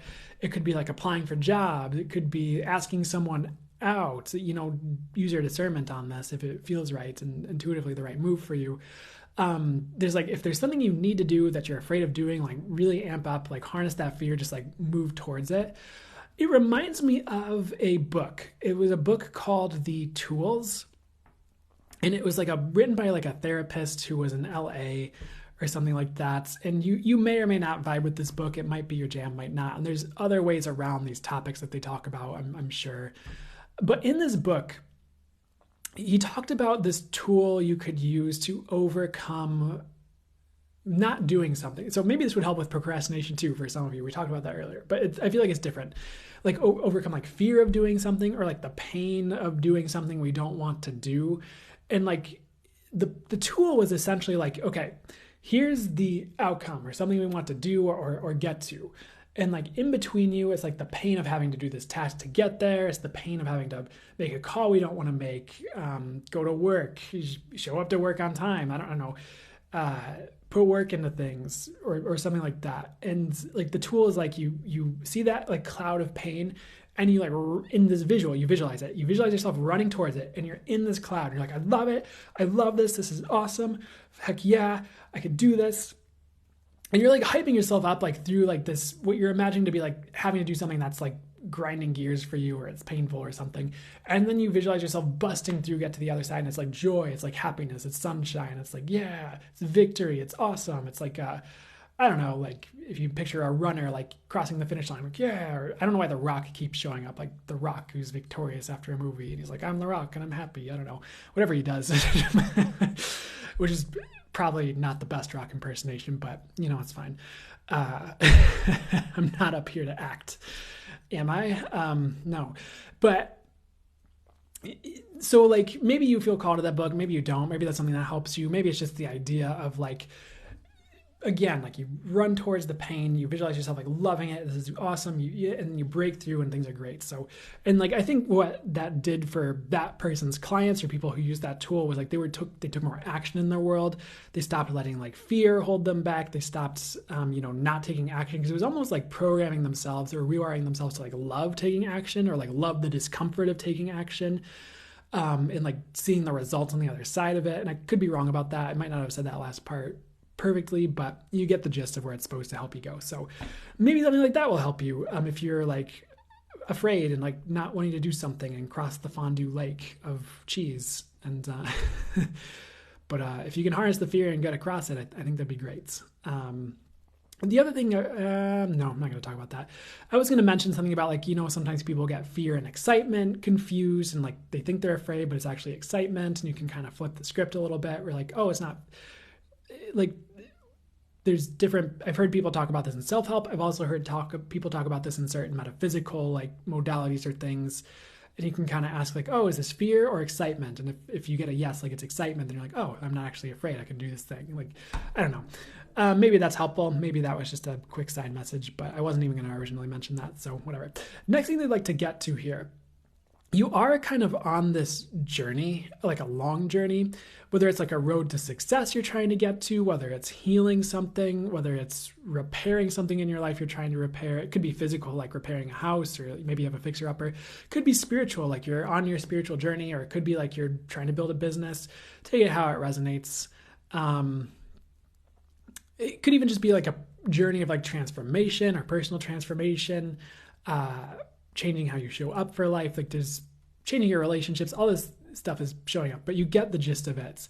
And it's going to sound very simple and trite, but sometimes the first step is just taking the first step. But there's like a quote that's like common. That's like the journey of 1,000 steps first starts with like one step, or the journey of 1,000 miles starts with a single step, or something like that. So if you're not starting something, you might not be getting anywhere. It's kind of the message, like regarding a long journey you want to take, or maybe a long journey you're on and maybe you kind of delayed it and like you don't want to keep going, but it's like the opportunity is right there and you should, something like that. If this is landing, maybe it's not landing quite right, but let me stay with it for a second longer and get the right thing, the thing that would help you the most, and be accurate for you for the highest good. I'm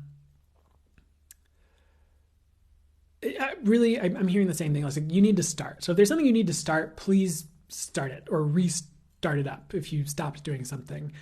I feel like that's going to be most helpful. And, sometimes when you just get started, it's like you realize it's not that bad, or you just get started into something, you get in the flow, and all of a sudden you really enjoy it, and you're depending on if it's just depending on the project or whatever.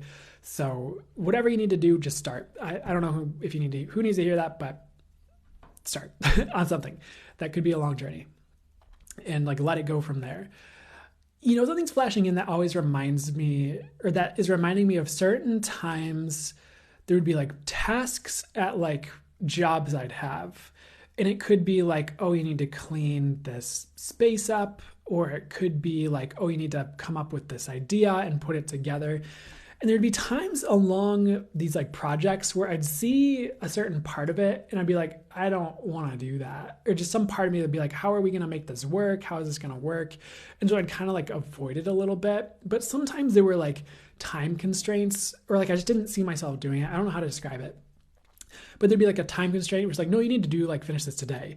And so all of a sudden you find yourself thrown into this thing where I'm not sure if this is going to work, or I don't know how I'm going to put this together, or this thing where I don't really want to do this. And it's somehow it still works and turns out fine. And the things you didn't want to have to figure out, you end up diving into it and figure it out, and it's fine. And it's not that bad. And it feels a little uncomfortable because you didn't really see yourself doing this thing, but it's happening anyway, and you're making progress. So it could even be about completion for you. The reason this message is coming up, you're trying to complete a project, and there's this one thing that's I don't want to do it. I keep putting it off.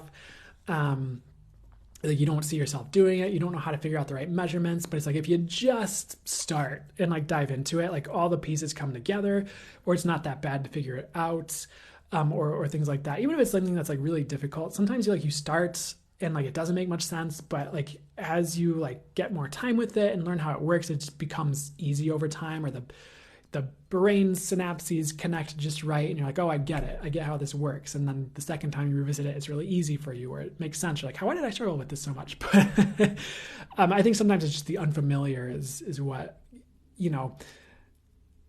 stumps us at first if we don't try it. So hopefully any of this is landing and helpful, but just start. Complete something. If you need to complete something, keep going. So I feel I'm throwing a bunch of different phrases at you with the same energy, and I hope it's helping. And I'm going to move on to the next topic and ask for more details, and hopefully this helps as well. So next thing they're showing me is this computer, and there's this coding that's going on this computer. There's a programmer. He's sipping on his coffee. He looks a little haggard, honestly.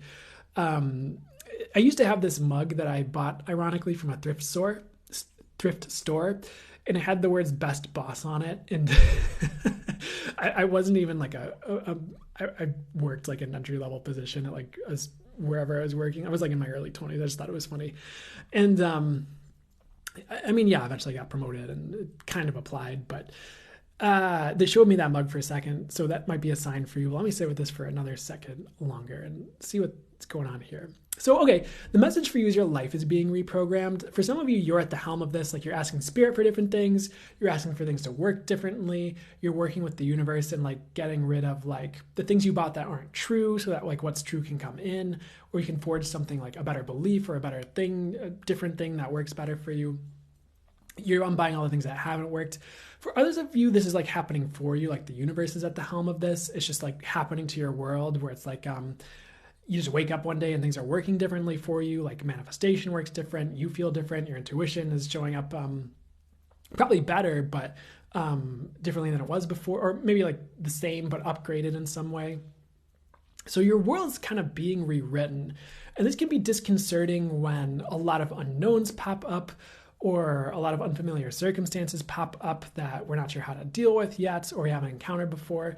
But it's actually for the highest good, and it's leading to a new reality that you'll love. So stick with it. Just pay attention.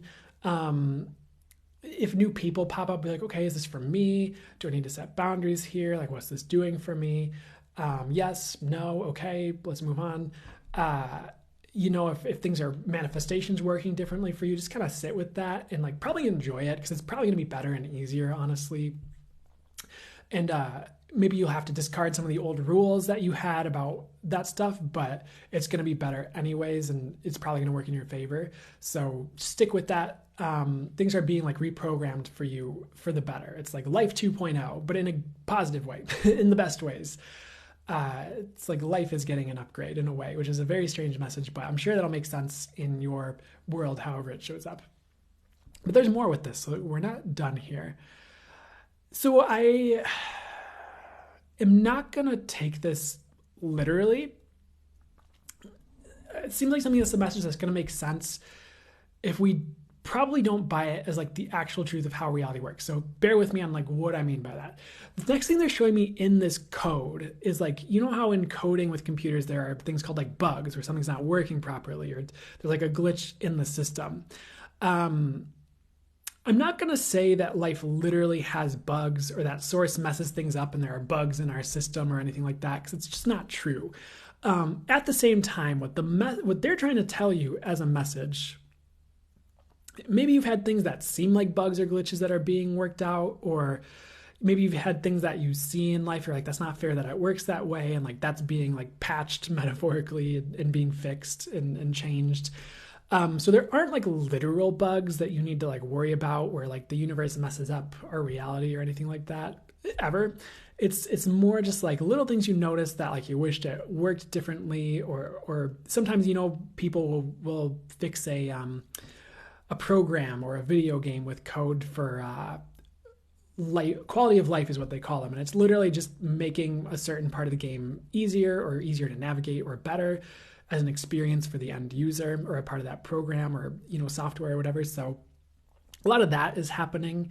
Or maybe it's debugging where like you feel like you've been messing up and like you've been the user error in your life.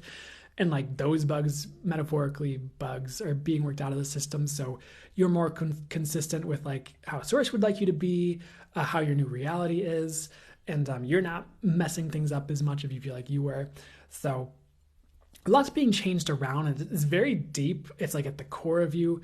It's at the core of like things, and it goes deeper than the surface level of what's showing up here, because it's almost like a literal rewrite of reality, which sounds strange, but if you know what's up with that, you know what's up with that. If you're not familiar, maybe you'll get the energetic experiences where you know what that is and know what that feels like, and it makes sense, after you go through some of it or see it.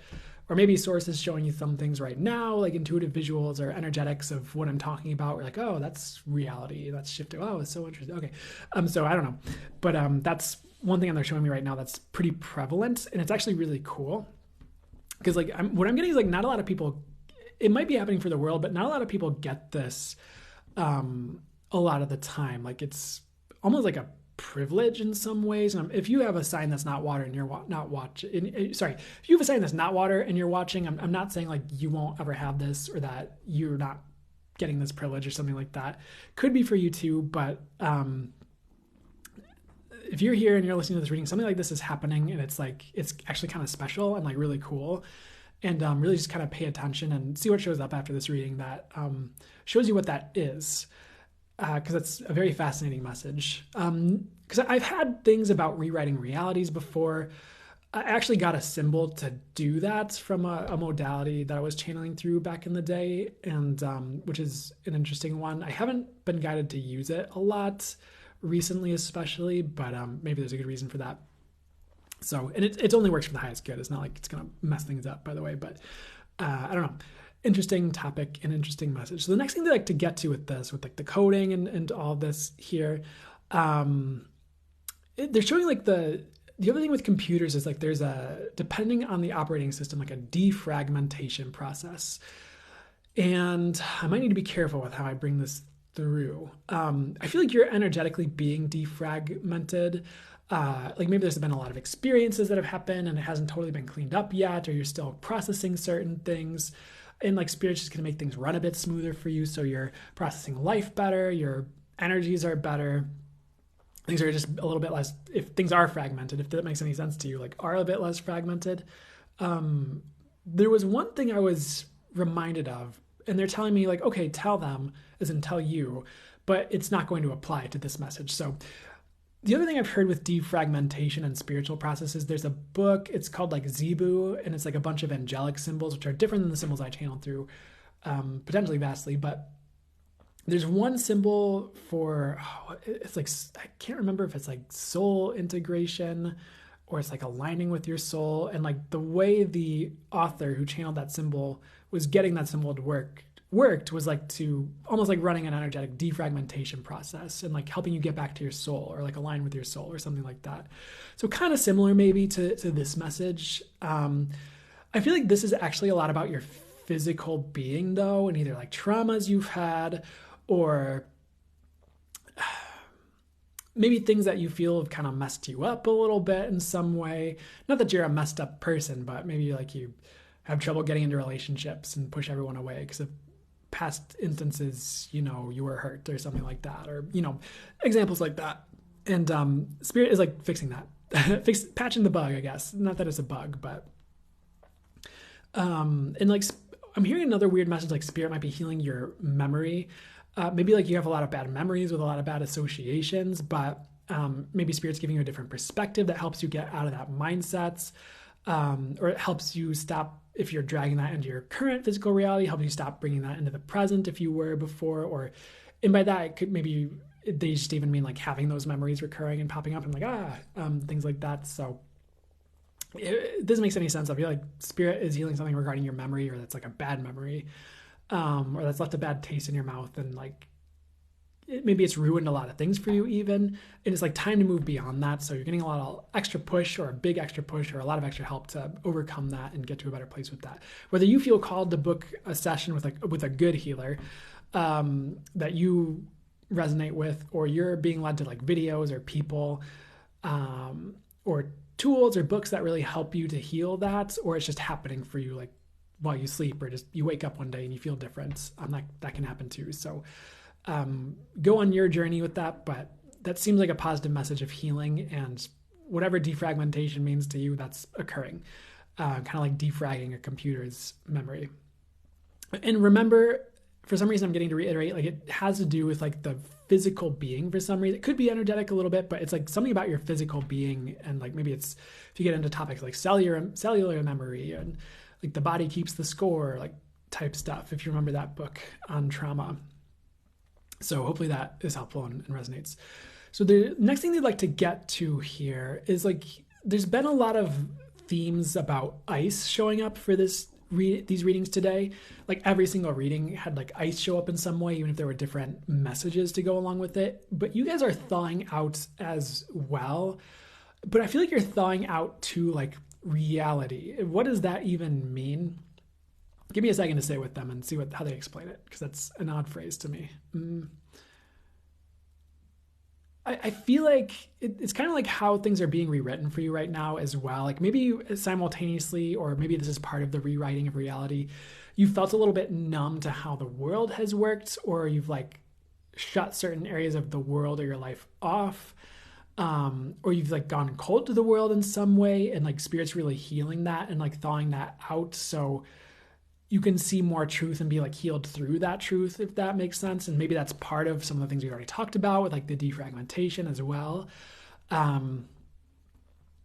So I feel like if you've had any areas where you've just gone cold and you just stopped feeling, you're like, I don't want to feel that anymore, or gone cold and you're like, I'm just gonna ignore this thing, or I'm not explaining it well, but what's the best way to say it? If you've gone cold to the world in some way, you're going to thaw out. I'm just going to trust that'll make sense to you, or will in the future if it doesn't make sense right now. Next thing they're showing me is a pogo stick. I think they're called. I haven't talked about pogo sticks in a long, long time, but they're the ones that like you jump up and down on them. They were more prevalent, I think, in my childhood than they are right now.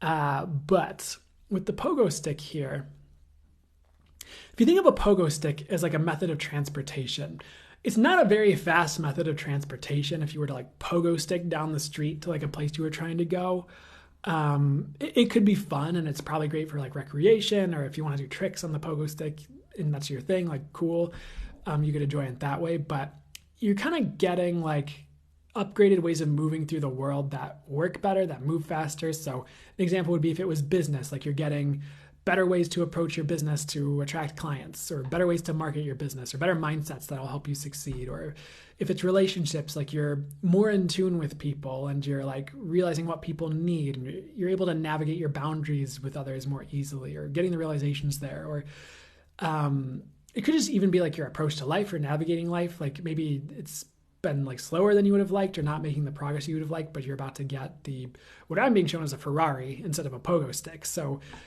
should be a bit better and faster for you there, because that seems a little bit more high end as opposed to the poor man's choice. Not to denigrate the poor, but the poor man's choice of transportation of the bouncy stick. No euphemisms with that. Which you probably weren't thinking anyways, and now you are because I said that, and my bad.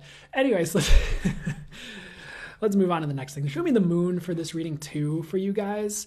And the moon like pulls on the tide of like the water of the earth. So maybe a little water pun for you. Throw a little water pun your way. But regarding what's going on with this moon and all that here, I feel like it's kind of reversing the message in a weird way. You might be pulled around by the tides of life a little bit.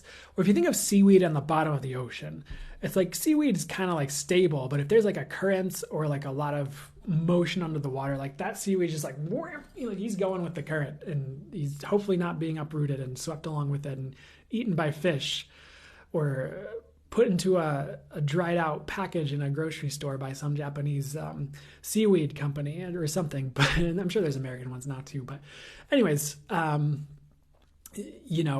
regarding this seaweed and the tides of life and being pulled around here, sometimes things are just out of your control. Even if it's like ways you're feeling about things, or you just find thoughts coming up, and like, yeah, you can kind of rewire how you're thinking about things. You can sit with it. You can change it over time.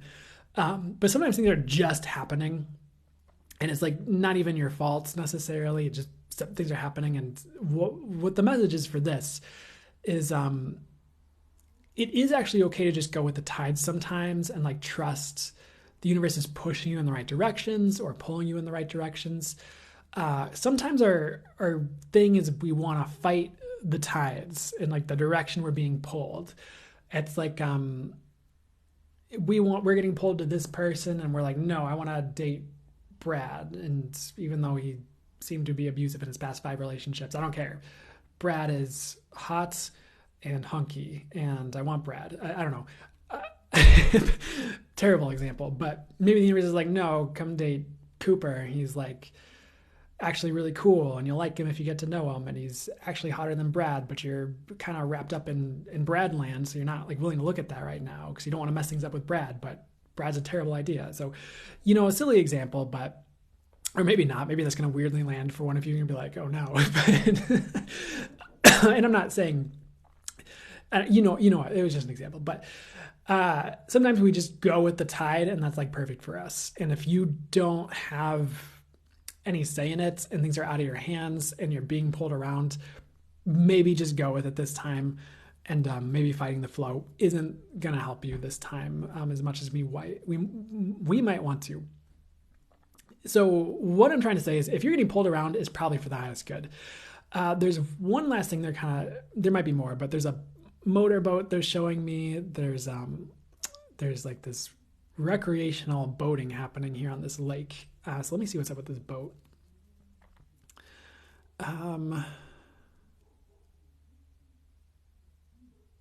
So they're showing like this boat, and it might be a similar message, but I'm going to let this develop, because this boat and then this person is like lost at sea. It's like the motor goes out or gets damaged. All of a sudden he's kind of drifting aimlessly with like the currents. And at first it's like terrifying, because it's like, oh my God, like we're going to drift away from shore. We're going to get lost. Like, what are we going to do? But it's like, then you kind of look in the fridge, like there's plenty of food. You have like fishing rods to catch fish. You have things to catch rainwater. It's like, you kind of have what you need, or you can develop it. So it's like, you're not really totally at a loss. And it's like this getting like lost at sea turns into this great adventure. That's like really great. Actually, like you really enjoy the time, because it's like, you don't have any obligations. You don't have to be anywhere. It's just kind of like you being, and like, doing what you need to do to, like, maybe it would be fun in some way. It's if you had the right things in place to like just drift and like figure out your survival. Because like this boat's nice, by the way, in this visual. It's like there's like that downstairs area with like the bedrooms. Like there's a whole. It's like a nice boat. It's like a mini yacht or something. There's like a kitchen. Like there's everything you need, and it's just like, so why is this showing up here? Because it's like some of the misdirection that's been happening for you, or things out of your control, like just puttering your plans and like sending you out into the void of life. Not that there's a void of life, but the void is what I'm hearing. Or just things just not going to plan, are like actually jettisoning you into like maybe things that you would consider the best times of your life, or some of the best times of your life. I never want to limit it, because what if it can keep getting better? But best times of your life yet, maybe, is however you want to say it.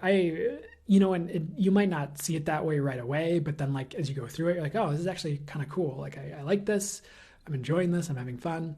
Things are working out for me, even that it's not what I planned. And so if life is dashing your plans, go with it, is to a degree is what I'm hearing. And there's different ways we can hold this perspective, because it's like sometimes like there's an end target that we have, like a big dream, and we'd like to go to it. And like this, like dashing of our plans doesn't mean that won't happen. It just means there might be another route to get there, or there's something else that's better for us, of course. So if your plans aren't going out oh my God, if your plans aren't working out for you, just go with it, is what I'm getting here. I feel like that's like it though for this reading. I'm not saying like none of your plans are going to work out, by the way, but you might be called on an adventure. Something might go a weird way unexpectedly. It reminds me of different movies where in like all these different movies, if you watch them, there's always some like really weird event that's like seems like synchronistic, or like something seems like it goes wrong, or just like different. And it's like, if this thing had never happened, like none of this story would have happened. Like this character wouldn't have met like the love of their life, as as cliche happens in most movies and stuff like that. And like, they wouldn't have learned like these experiences and become like this main character they were meant to be. And it just reminds me of certain like tropes in movies like that, where something goes wrong or something happens and we're like, oh, great. But it like leads to like the best thing yet, or it leads to this really amazing thing if you just like keep going with the story. And maybe that will be something that makes sense to you as you're going forward, or happens to you in some way. Not that I'm promising something bad's going to happen to you. If it shows up that way, okay. But maybe it's a really great synchronicity that still derails your plans, but it's better than ever. So we don't need to say it has to be a certain way like that, but you understand. It could happen a number of different ways. One more thing, there showed me a parachute and someone like parachuting, or like a paratrooper, but someone's like parachuting out of like a helicopter or a plane. The message I'm hearing, like they're giving me the word soft landing. If you're kind of like between worlds right now, or between like jobs, between realities, between friend groups, you have like really good landings coming in. Like you're gonna land in really good places. It's I feel like you're gonna land in really great ways. So it's not like you're gonna land and like break your leg and then you're surrounded by like the enemies and then like, or like wild boars or something. That'd be pretty interesting. It's like you land in like fairy. What they're showing me is like you land in like fairy tale land, and or just somewhere better, and it's like a soft landing. You land well, good things around you when you're in your new world. And sometimes when we're like falling out of our old world, if it feels like that, or changing gears in our lives, we're just like, where am I gonna land? Like it's foggy, like there's clouds, you can't see the ground. But don't worry about that, is what I'd say. Like do your best, keep trying to steer your ship in the best directions as you can, keep showing up the best ways you can for yourself and your world. Of course, don't give up per se, but you do have some good landings coming in regarding the transitions you find yourself in. And I'm going to close that there. So I hope that helped, resonated, whatever's for you guys good. And we're going to move on to, we might do a full channel mode message. And then we will, if I have it in me, because it's been like 4 hours of this so far. I don't know what I did to make this last so long today, but that was incredible. Perfect, Andy Pandy Pie. Glad to hear it. You're welcome, Carly. Glad to hear it. So we might do a short full channel mode just to wrap it up. I think I'm gonna pass on like Reiki infused or energy healing infused guitar, just because I don't think I have it in me today. But crazy helpful and resonates so much. Perfect. I'm so glad to hear it, and that's always one of my intentions for this, and these in general. This was so insanely meant to find me today. So glad to hear it. These messages have been next level. It's Brandon. So much nuance with clarity. So grateful. That means the world. I'm so glad to hear it. How does it get even better than that? I'm so glad to hear it.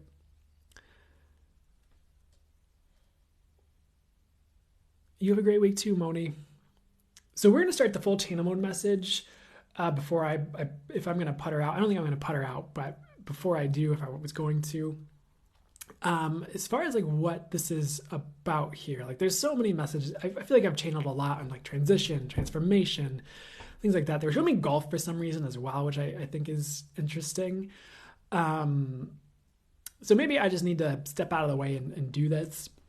Whether this ends up being 5 minutes or 15 or 20, we'll just leave it up to my spirit guides and see what they'd like to do. So as far as channeling, my guides have a name for themselves that they first told me they don't really have a names up there. And then they're like, gave me one anyways. It's the Angelic Collective of Zorbital for anyone who's new or wondering about that. So it's, I'm channeling my spirit guides. I like to say I'm channeling my spirit guides, the angels and source, just because it simplifies me trying to explain it.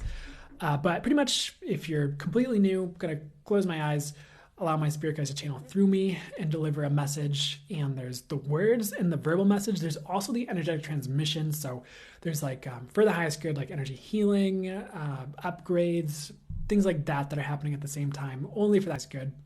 They go along with the verbal information, and they can go together, and it can also open up your intuition as well, or open your third eye. Or if you're meant to channel, you might find your channeling ramps up when I'm doing full channel mode messages, or starts to open more, or does open more, or opens fully. I don't know, not going to limit it, but something, you might find that happening as well. As a result of, you could even find that happening with the channeled readings I'm doing, when I'm not necessarily like eyes closed, like full channel mode, but it's still channeled nonetheless. And sometimes that stuff is more full channel mode, even if it doesn't appear like it, depending on how they're bringing it through and where I am with it in that moment. So without further ado, let's jump into it and see what they'd like to say. I'm going to sit for a second, and then they do a little laugh, and they start. So anything else I need to talk about before we start, though? Just know a lot is changing. I feel like I've channeled on this a lot, and they might have something new to say today, but that might be what they start to talk about today. So welcome to your collective transformation, your world transformation, and you becoming who you are meant to be.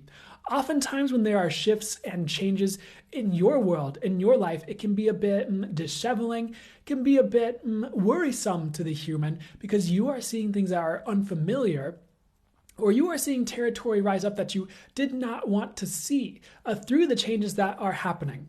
But everything right now is geared towards you becoming who you are meant to be.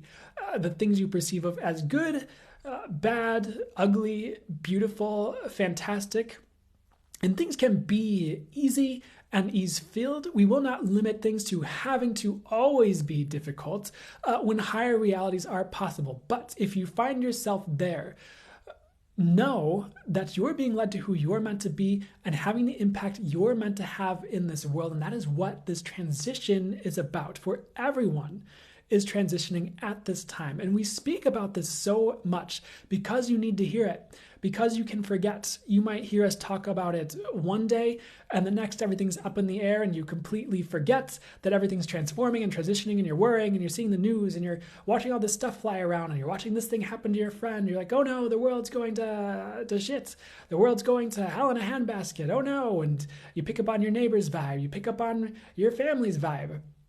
And it all gets chaotic. So you need that reminder at times to let you know that this is this shifting is supposed to be happening, and it's leading to a good place. For otherwise, the short snippets you see of change on Earth might lead you to believe that this is not the case, or it allows others to feed you a story that it's leading you to hell in a handbasket, when the opposite is the truth. And sure, there might be short periods in some areas of the world where it does seem chaotic or hellish even, but that does not have to be the truth forever or long term in this world with where things are headed. And that is the main message. Many of you do not know where things are headed. Many of you have an idea, or you have gotten messages, or perhaps you have the knowing deep down that you're attached to or connected to, where you know that things will be good, but you're also not sure what's going to play out, and you're a little bit worried because you're getting the message it'll be fine, but you're not sure if it will be fine, and you're in this dance with the energies and the energies of others and all the chaos in the world. And so relax. Our message to you is that things will be fine long term in the world. You may also want to remember that you will die one day, not to freak you out. But how much of this is going to matter when you are dead? The world, the chaos, any of it. And in some ways it does matter. You came here to have an impact. Many of you came here with a soul mission. All of you, actually. To varying degrees. To varying degrees in how much it would allow control over how things play out by spirits. For if you have a lot of big soul missions or things you are meant to do, you might have a lot of control enacted upon you and your world, usually in a gentle way that's for your highest good, usually in ways you would like to see by the universe or by spirits, where you don't always have the choice you'd like to see because there's a very particular thing meant for you. It does not mean you don't have free will.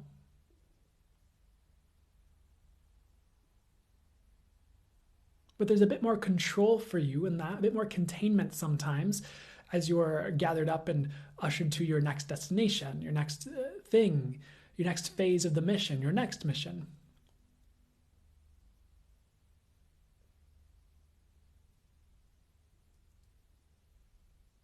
But you all have soul missions you came here with. You all have soul missions that must play out to varying degrees in different ways. And try not to predict how it must play out in the physical right now, unless you already know, unless you already see it playing out. Let it be what it is. But you are also being ushered to those things. You are being ushered to the collective shifts that need to play out for you to play out your soul missions as well through all of this.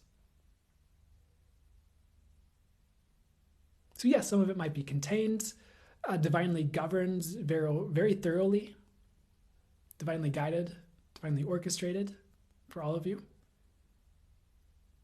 And our reminder to you is, once again, it is held by the divine. The chaos is held. The hell in a handbasket moments are held and are transforming. And it is healing. It is healing and it is release on earth. And you're headed to a great place overall. But you are meant to have impacts with your soul missions. You're meant to do what you came here to do, experience what you're here to experience. Do your best with all that. And then you will die. Your physical form will die. So all the chaos is, in some ways, not necessarily your problem.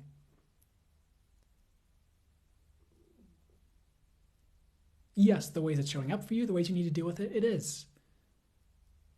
If it is your soul mission to heal that, that could show up for you to be healed in others, in yourself, in your world. Not that you will have to go through chaos to do that, but it might be part of your mission to deal with it. A lot of these problems are not yours to carry forever. They are a temporary experience in some ways.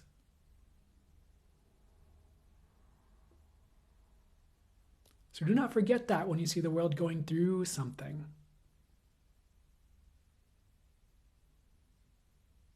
This will all end in a certain degree, and this is your chance to experience.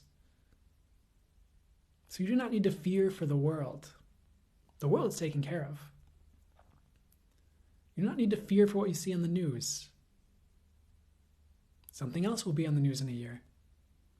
That will be taken care of. Enjoy now. Enjoy now. If you can, to the best of your ability, to the degree that's allowed to you right now, with your personal experiences, to whatever degree you're ready for, come back to you now. And that too will get you to where you need to go. So you do not need to worry out there. That is distracting you from you. Sometimes it's a sign or synchronicity when you see something on the news, it's something you're meant to see. It's showing you what's going on in the collective. Maybe it's showing you something you need to heal. For those of you who are more in tune in yourselves, maybe it's showing you important things for your life.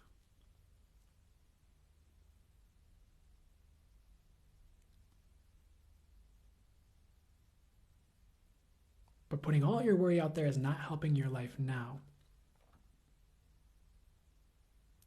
The transition is taken care of. You are taken care of. The world is taken care of. So dance your dance. Instead of responding in fear to the dances of others, the stories of others, the stories in the world.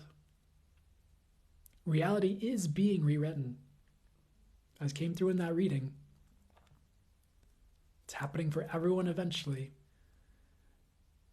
You could talk about that being the shift as some of the ascension savvy people would talk about from 3D to 5D. You could talk about that as a shift in consciousness.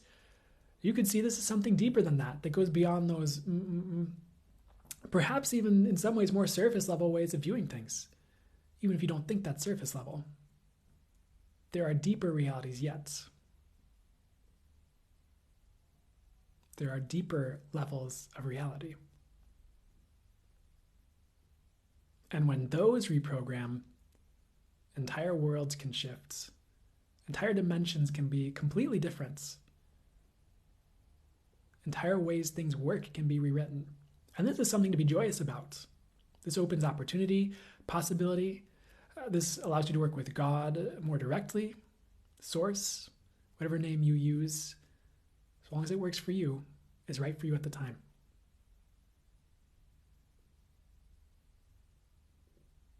And it will allow for you to be more you as well.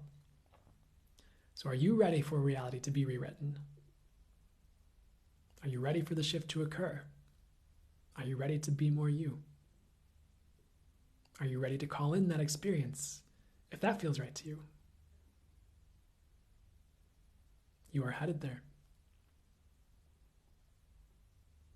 The other thing we'd like to talk about is soothing the transition, because it can bring up so much, because so much past stuff is shedding, because you're going through so much as you shift at times.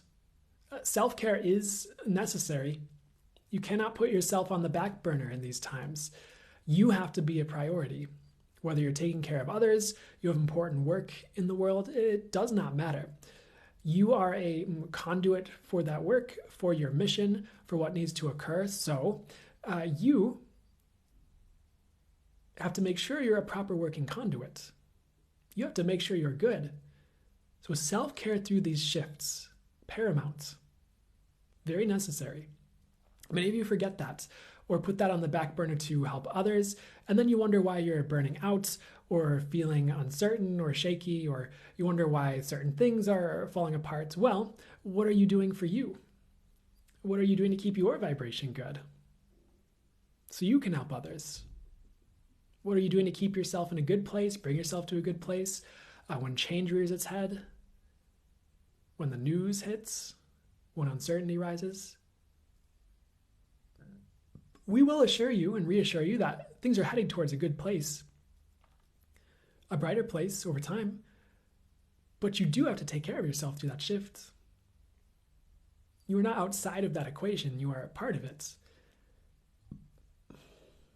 You are not outside of that equation. You are part of it. So you must shift as well, and you must look after yourself through that. And then you can help others. There's no more we wish to say.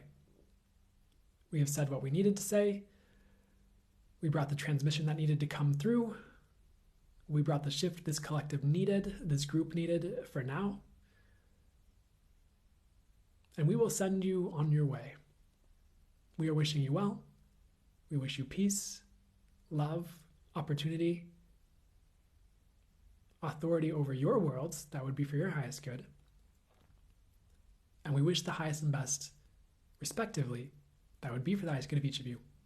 Signing out for now, the Angelic Collective Absorbital and Source. Farewell. Ooh, you're welcome, Heather. You're welcome, Cindy. You're welcome, Britt. You're welcome, DBR. You're welcome. I appreciate you guys being here. I appreciate getting to do this.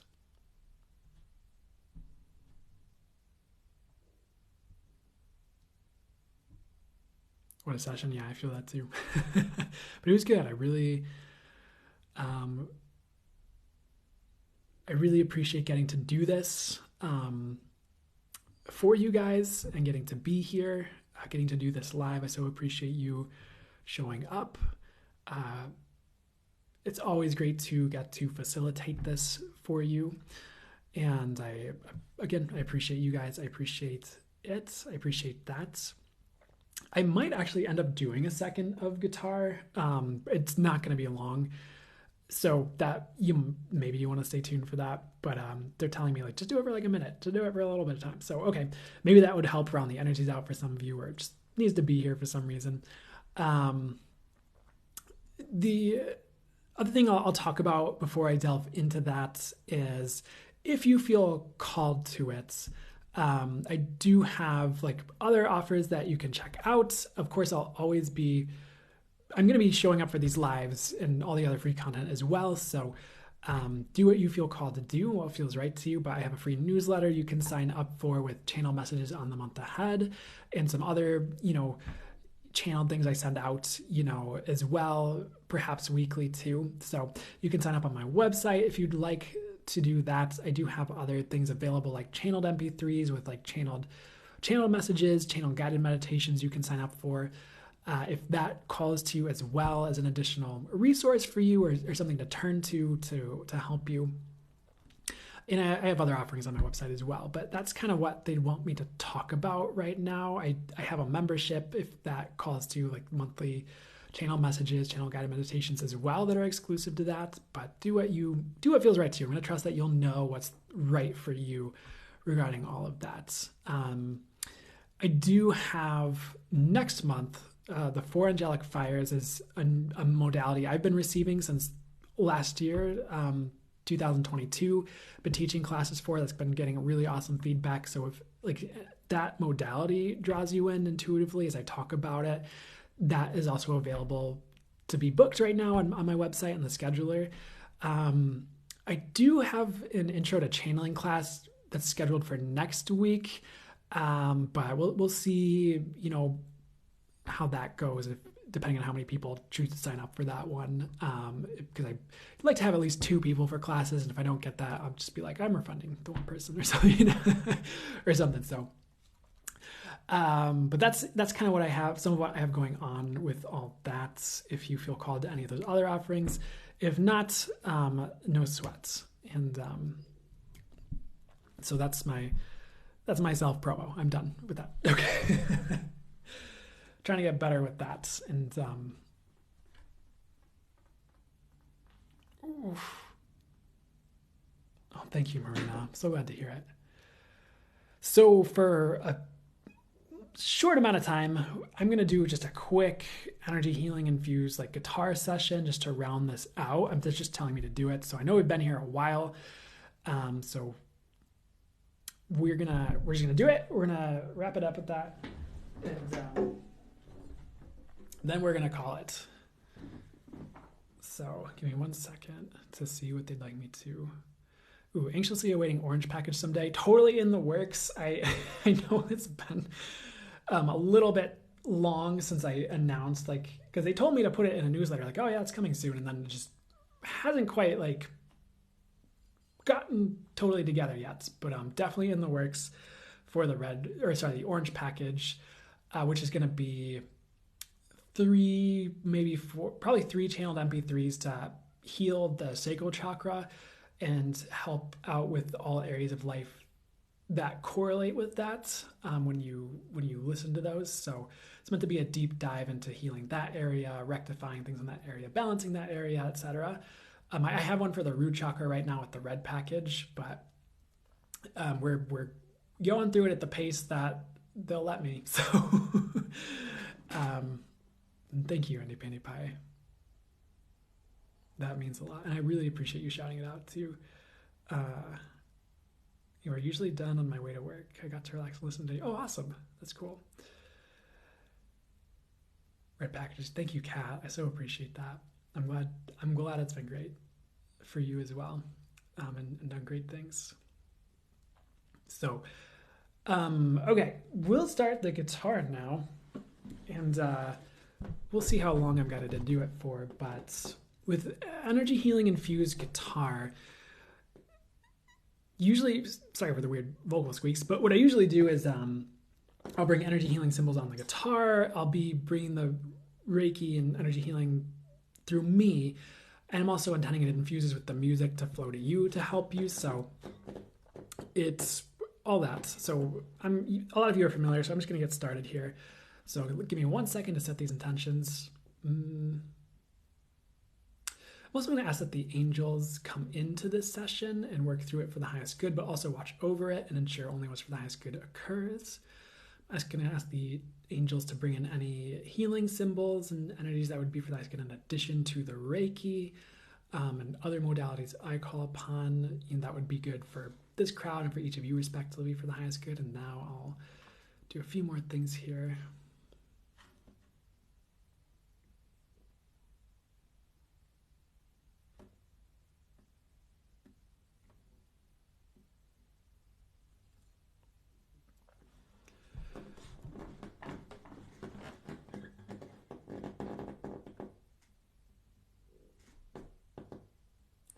And we will begin.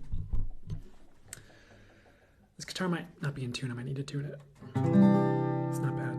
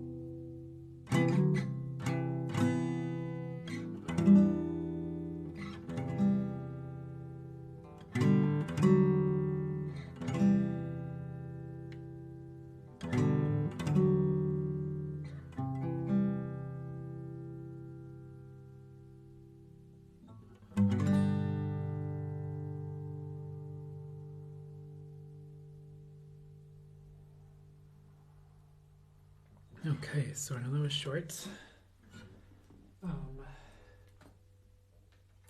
set some closing intentions. So I ask that all the Reiki, other healing energies that flow to you continue to work for the highest good until any shifts and changes that are for the highest good to be completed are completed.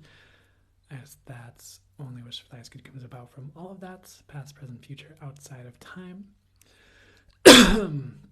Excuse me. As the angels continue to oversee all that and wrap up any work that would be for that's going to be wrapped up from this live, this session, whatever would be for highest good, respectively for you and your situation regarding all that, fully for that is good. So thank you very much. And may the angels wrap it up in any other ways that would be for that is good. So I know I normally go longer, but I've been live for quite a while. I hope that was helpful, resonated. I'll definitely be practicing guitar more ahead of hopefully the interesting moments in that didn't seem too dissonant or far off when certain things that came up in the playing, but I hope the energies were good, and I'm getting they were, so I'm not too worried, but hope that did what was for your highest good, was helpful. Thanks, guys. You're so welcome. So I'm going to close this live out, but thank you. I appreciate it. I enjoyed the guitar a lot. Thank you, Brett. Awesome.